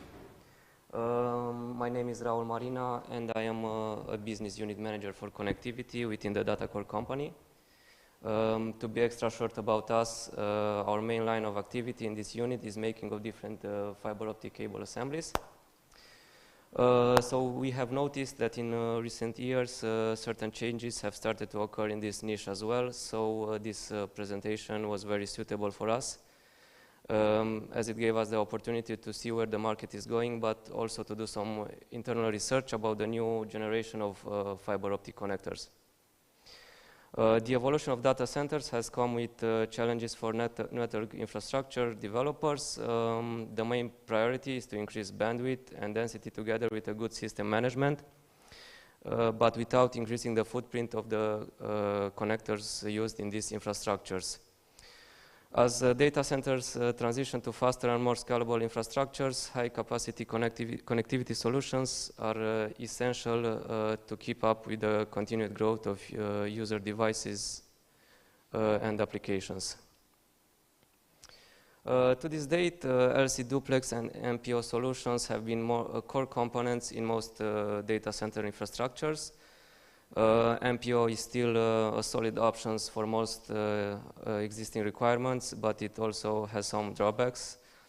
Increasing the number of fibers in an MPO connector can create other problems, namely maintaining the hygiene of the end face, but also getting consistent values for insertion loss for all fibers. On the other hand, the limitation of LC duplex connectors comes mostly from its physical dimensions.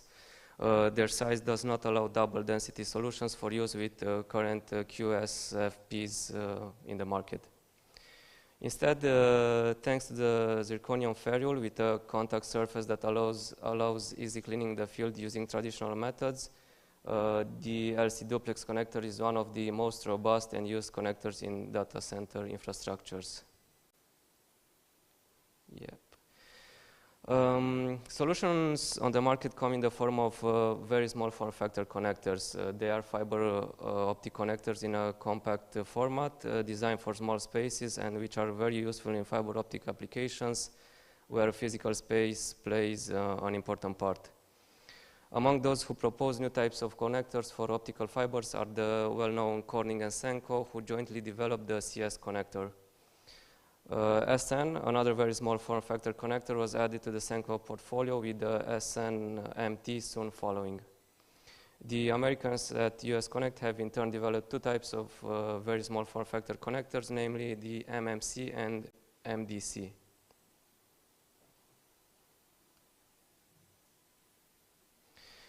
Both the CS connector and the SN were inspired from the LC duplex connector, having a zirconia ferrule with an outer diameter of 1.25 millimeters. CS is intended to replace the old LC duplex, solving the problem that disadvantages the LC. CS is 40% narrower than an LC duplex, which allows doubling the density in fiber optic distribution frames. CS accepts 2 or 3 millimeter outside diameter fiber optic cables and has been designed to be available in IM4, 5, and as well as single mode OS2 and APC. The SN in turn is 2 times smaller in size than the respective CS and 4 times smaller than an LC duplex. Due to its construction and the use of 1.25 millimeter zirconia ferrule, it is considered to be a good alternative to the MPO. It's not a pretentious connector, meaning it's easy to clean and offers stable optical performance. The SN connector accepts fiber optic cable with an outer diameter of 1.6 or 2 millimeters and is available in both multi-mode and single-mode versions. SNMT is the highest density connector in the industry. It comes with many specifications of the SN duplex, having the same footprint as well. It was originally advertised by Senko as having an 8 or 16 fiber ferrule, but Sumitomo Electric offers a 32 fiber ferrule now. The design increases the fiber density over on MPO 16 by over 5 times and over 2.6 times over an MPO 32. So it is technically possible to install 6,912 fibers in a single rack unit.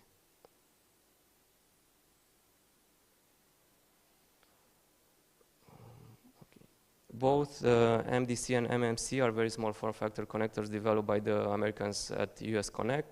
Both options are alternatives to the solution proposed by Senko and previously mentioned. MMC is a competitor of SNMT, and like it is a multi-fiber connector designed for single mode and multi-mode fibers, being compatible with fiber optic cables up to 2.5 millimeters in diameter.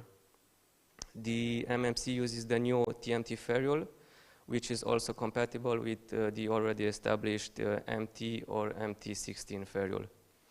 US Connect are, of course, the inventors of the MTP connector. So developing a new connector around an already used and established technology gives added confidence in the capabilities of this connector. MMC is available in 1x16 or 2x12 fibers.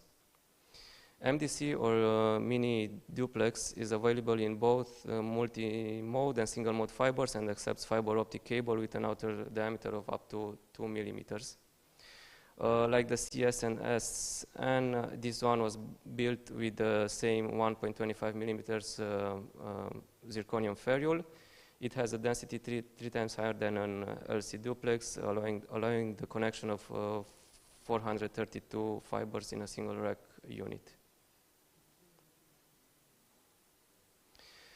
Finally, I want to add that the market, as well as we at Data Core Connectivity, are ready to adopt the new trends we talked about here.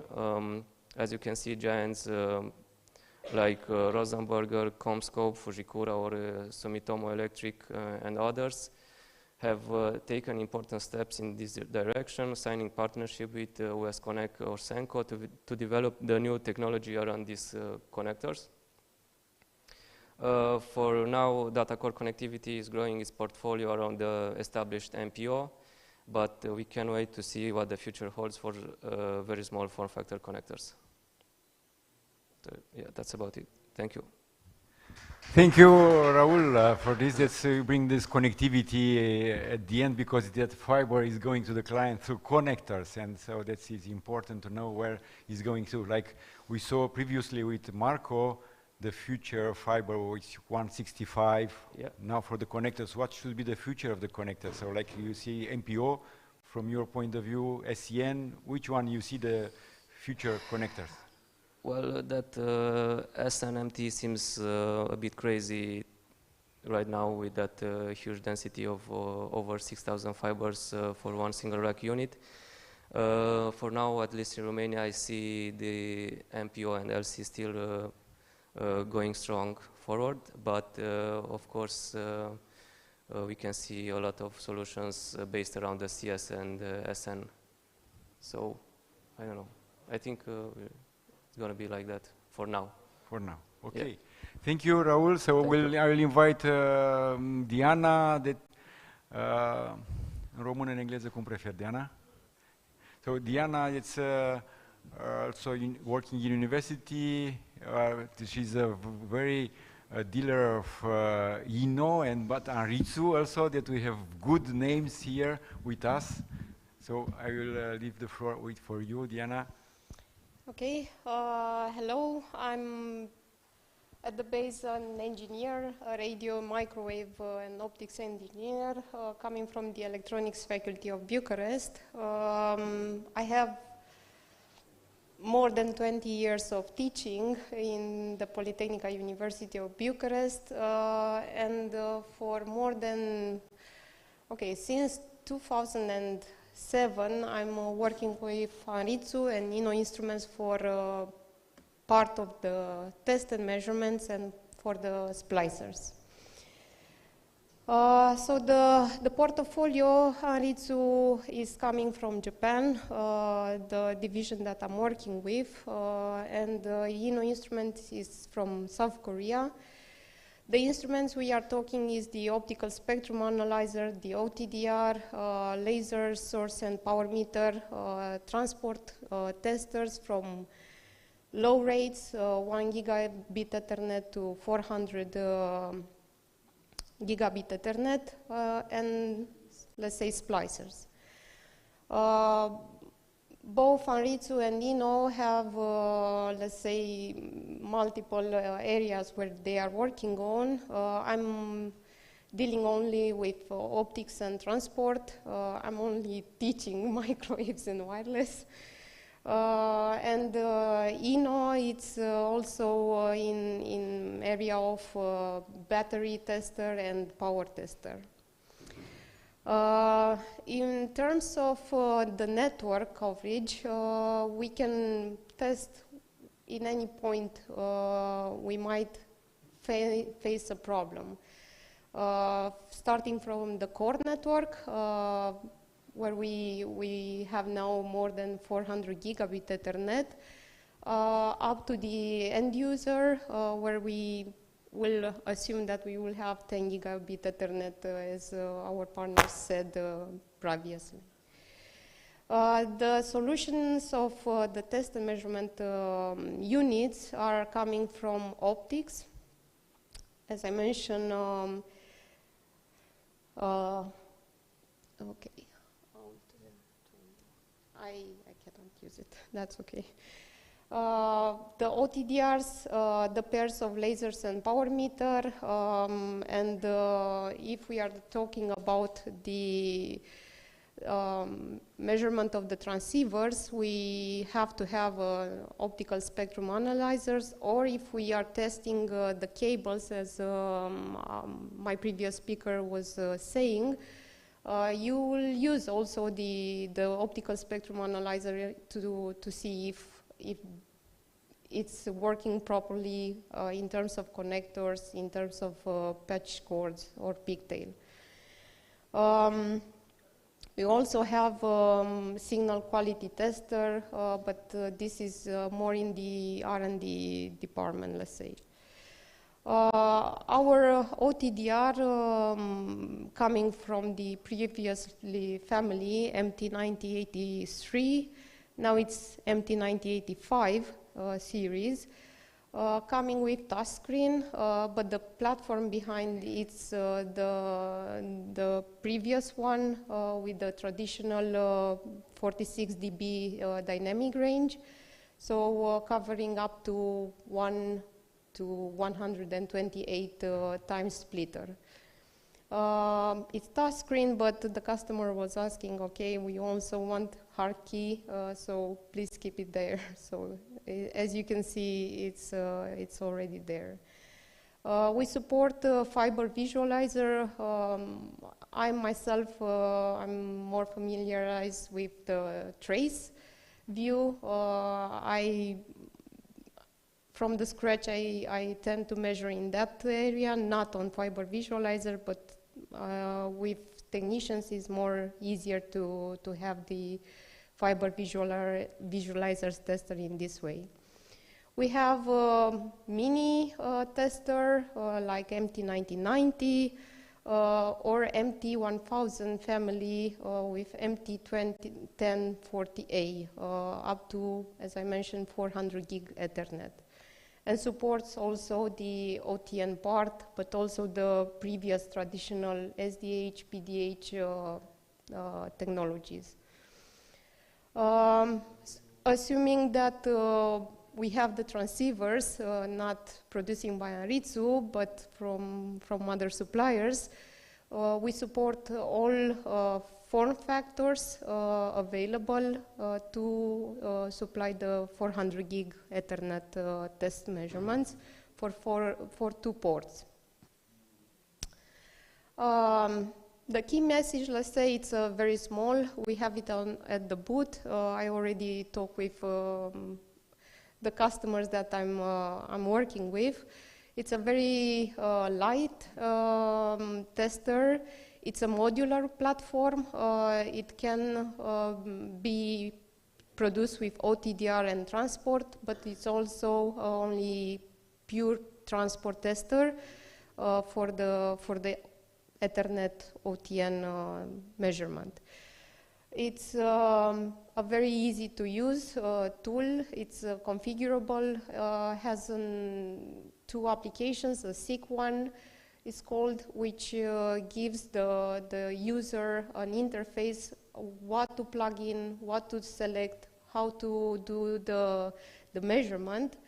But also a SORA application that allows you to remotely access the unit, a technician in the field and an engineer at the lab, let's say, in the office. You see there the applications. It can also support RFC 2544, the traditional one, the classic, but also the 1564, the series and parallel testing for the transport, but also can measure the synchronization between the base station, let's say. You can measure against the GPS localization. You acquire the satellites and then come to the data center, let's say, inside, and has a rubidium oscillator behind to keep the phase and the frequency in sync. So the PTP measurement. Okay, depends on what you want to test. It's fiber channel, it's OTN, it's SDH, PDH, it's CPRI for the mobile operators, most likely. It can be configurable, as you can see, either transport plus OTDR or on transport plus GPS rubidium oscillator. And as in the images you have here, it has 2 ports supporting 400 gigabit Ethernet test, or 4 ports for 100 gig Ethernet each. If anybody will want to test, please let me know. It's available. We have it here in Romania for 2 weeks, and maybe in June, mid-June, another 2 weeks.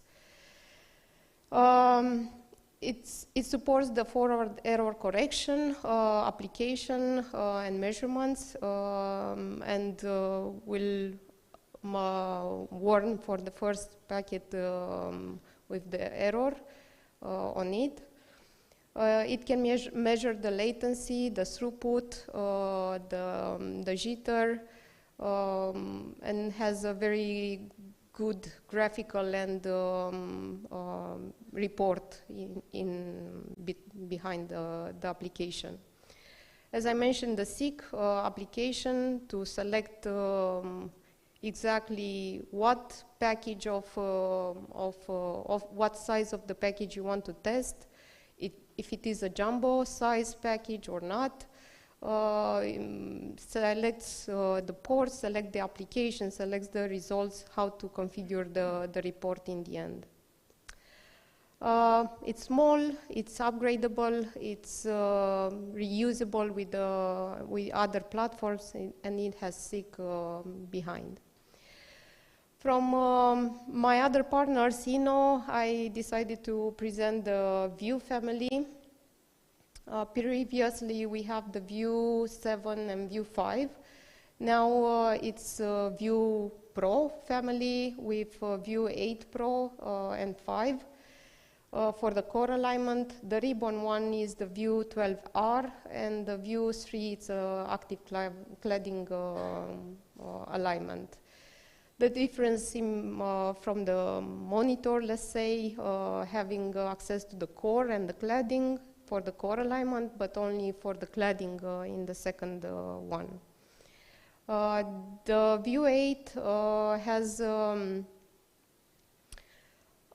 lowest, let's say, splicing time, the 6 seconds in the family. It has a very large capacity of the battery, allowing 355 cycles splice plus heating time, and can support the mentioned fibers and attenuation accordingly. Smaller in battery and let's say smaller in size also is the View 5 Pro splicer. It's also the core alignment with 6 motors as the previous, but only the difference is in the battery capacity. Of course, this is reflected also in a lower cost. The ribbon splicer has some years behind, but in Romania, more of the sales, let's say, and support is coming for the core alignment. We were not dealing very often with the ribbon splicer. Sorry. We have also an application for cloud management of the splicer and of the working material. We have our own servers, or it can be locally located, let's say. So View Pro Manager plus the Fusion Splicer will allow a very transparent usage of the splicer, because some will want, some are reflectant to that, depending on which you are talking with, the manager or with the worker behind. Supports the IoT and GPS module, so it has a card where you can put a SIM and you can locate wherever it's the splicer at the moment. With the real-time information, as you can see on the video. You have the possibility to download the images. You have the possibility to download the file depending on the format, and to have a performance analyzing behind. The kit is coming with the splicers, with the cleaver itself, and with a table for working outside as needed. I think that's all. Thank you. Thank you, Diana, for your presence, your activity here in the Romanian market. That's good to have it here. Thank you for your support with our school project, with these schools. What we have is a very good project. And I would like to mention, Reco is not coming, but only one information what we have from them, because it's very important as a member to see that member is growing up. And then I see they have a request for handholds, composite handholds in Romania, and they don't have enough capacity to deliver in tomorrow. So that is something good news, that they have a lot of requests, which is a good news, and they will build a new capacity for next year. So that is good. You are growing, and we will grow together as an association and all the members. So that's our purpose of our Fiber Optic Association, to grow the fiber optic market in Romania, in Bulgaria, we saw in Hungary, we saw in other countries, United States also we are going to. So then we make a step at the end of this conference of today, that we will move on the other side of the museum. That's why we choose this location. That's, for me, it's an historical moment, because I'm traveling, going around with fiber optic conferences, and when I spoke since last year about this idea of fiber optic museum, when I'm speaking with people, I see eyes like this. So that's something interesting. For you to know, for you, you are here, or you are looking at us, what is behind, when this idea has been started. And I will give you just a short introduction now, and after this, I will invite you all to go there and to present what is in the fact today, the Fiber Optic Museum, because this will be a progress. So the idea came from one of my former colleagues who was employed by me in RCS-RDS some 5 years ago. He was working from RCS, he moved to Prague, to Interroute. He was working there for 10 years, and since 4 years, Dan Stoicescu is working in London for Meta, for Facebook. He's working with submarine cables. So he told me 5 years ago, Cornel, what if we should make a fiber optic museum? because we made some trainings, we made some works together for ANCOM some years ago for the study, what we did. So he had this idea. I said, at the beginning, I like it, but you know, from idea to put in practice, that's a good time. It's somebody, who shall do this? Who should pay for this?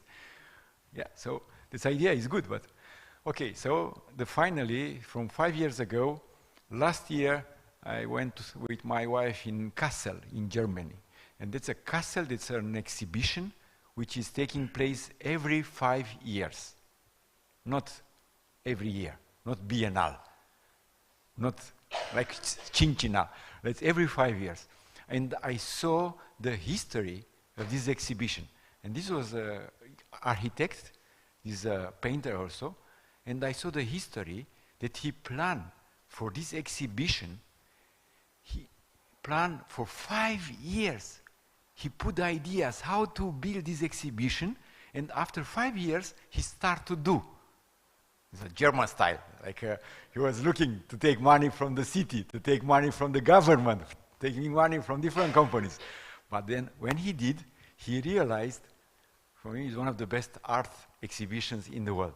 So then I said, okay, 5 years, so no need to make tomorrow. Okay, then I took a decision, let's do it. So from that time, I tried to start bringing exponents, pieces for the museum. So he gave me from London, from his friends, submarine cables, pieces. He had a colleague who was working in Alcatel previously for submarine cable. He has in his garage, he has pieces of cable, what he designed, and he never used. The factory made it, but the submarine cables with only 4 fibers. Can you imagine? Now we are speaking about 1,700 fibers, and then for submarine, only 4 fibers. You will see here a sample of this cable with 4 fibers for submarine. This is unbelievable. One you hear, one you watch on the TV, and it's something else when you see very close with your eyes. That's some samples. We have 8 samples here from submarine cables. One is with 4 fibers. The other one is URC1, which has been installed from UK to France. Another one, which was 2 years later, from UK to Spain. And we have some different cables there. You will see different structure. What is then coming? After the submarine cable, then we have also a piece of Romanian cables. I've got from one friend from Siemens in 1995. When Siemens had been laid cable in Romania for Romtelecom, he kept a piece of cable in his garage. It's in Romania. It's not in Bucharest, but he'd go there, he went, and then he gave me. So we put it here. Then we will have also a splicer from Sumitomo. We will have also 2 splicers more to come from Fujikura for Saturday. We will display here 2 splicers, FSMA 30S and FSMA 40, also old splicers. And we have an OTDR. It's a history of OTDR. Somebody from the industry gave to me for calibrating. That was not working, the OTDR, some years ago. I tried to repair, no working. Okay, so no problem. We'll bring it now to the museum. So the museum now has some, let's say, passion here inside. On the other side, the museum has 3 parts. One is science and technology, how the fiber optic is moved, like some milestones. 1970, Corning produced the first fiber optic. Then we have some milestone that we have the first laser in 1960. But the first laser built in Romania in 1962. And then I have promises to have in the museum the first laser produced in Romania. Not now because we don't have space here, but we will have it. So, 70. Now, then we moved to fiber optic in Romania has been starting in 1980s. People, they're saying 1984 starting the first fiber optic in Romania. Then we have 1991 starting for Romtelecom, massive deployment. So we have a cable from 1995 here. And then we have also some other cable from Corning, from aerial and the last mile. And now that we'll have the connectors, we have splicers, we have equipment, and at the end of the, we have some donation from Interlan with the equipment. How the evolution of the internet over fiber. Internet in Romania is 30 years celebrating. In the world it's like 40 years celebrating. But we have here, thanks to Interlan, we have 3 racks here. One is for the router, ODF, and then Cisco routers. And we have 2 others, which you see the modem. You remember the modem with 2 fibers connection. So old, like floppy disk, like tape. This history, it's possible to be seen here.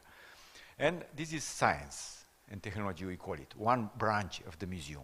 Second branch of the museum, we bring art.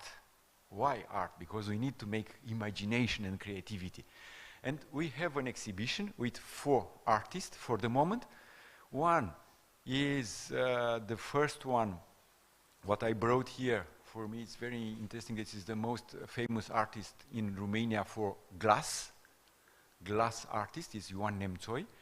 He also is dreaming to build, like not the Corning has the glass museum in United States, the most famous.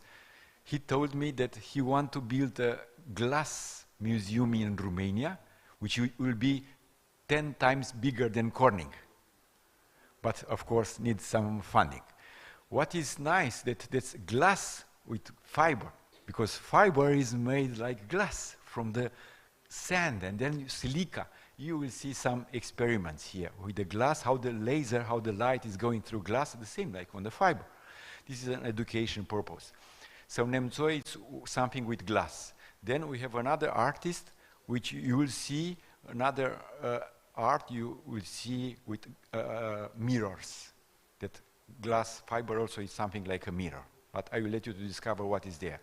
And then the third one is another artist who used fiber optic cable. Scratch fiber optic cable we took from the city hall, which they had been recovered from Bucharest. She made an artwork. The name of the art is a machine for returning your thoughts from bad things to positive things.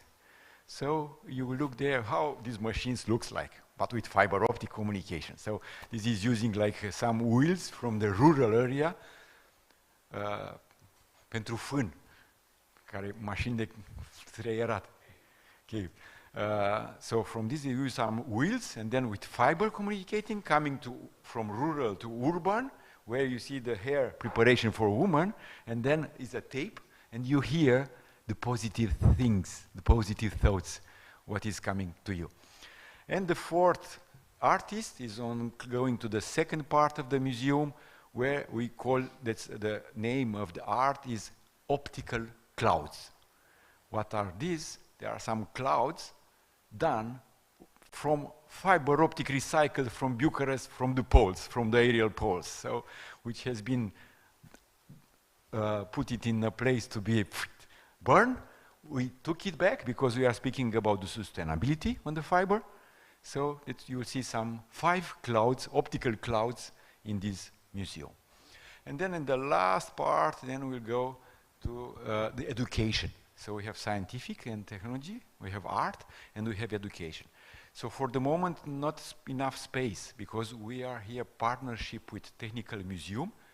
This is built by Association of Fiber Optic of Romania in the partnership with Technical Museum.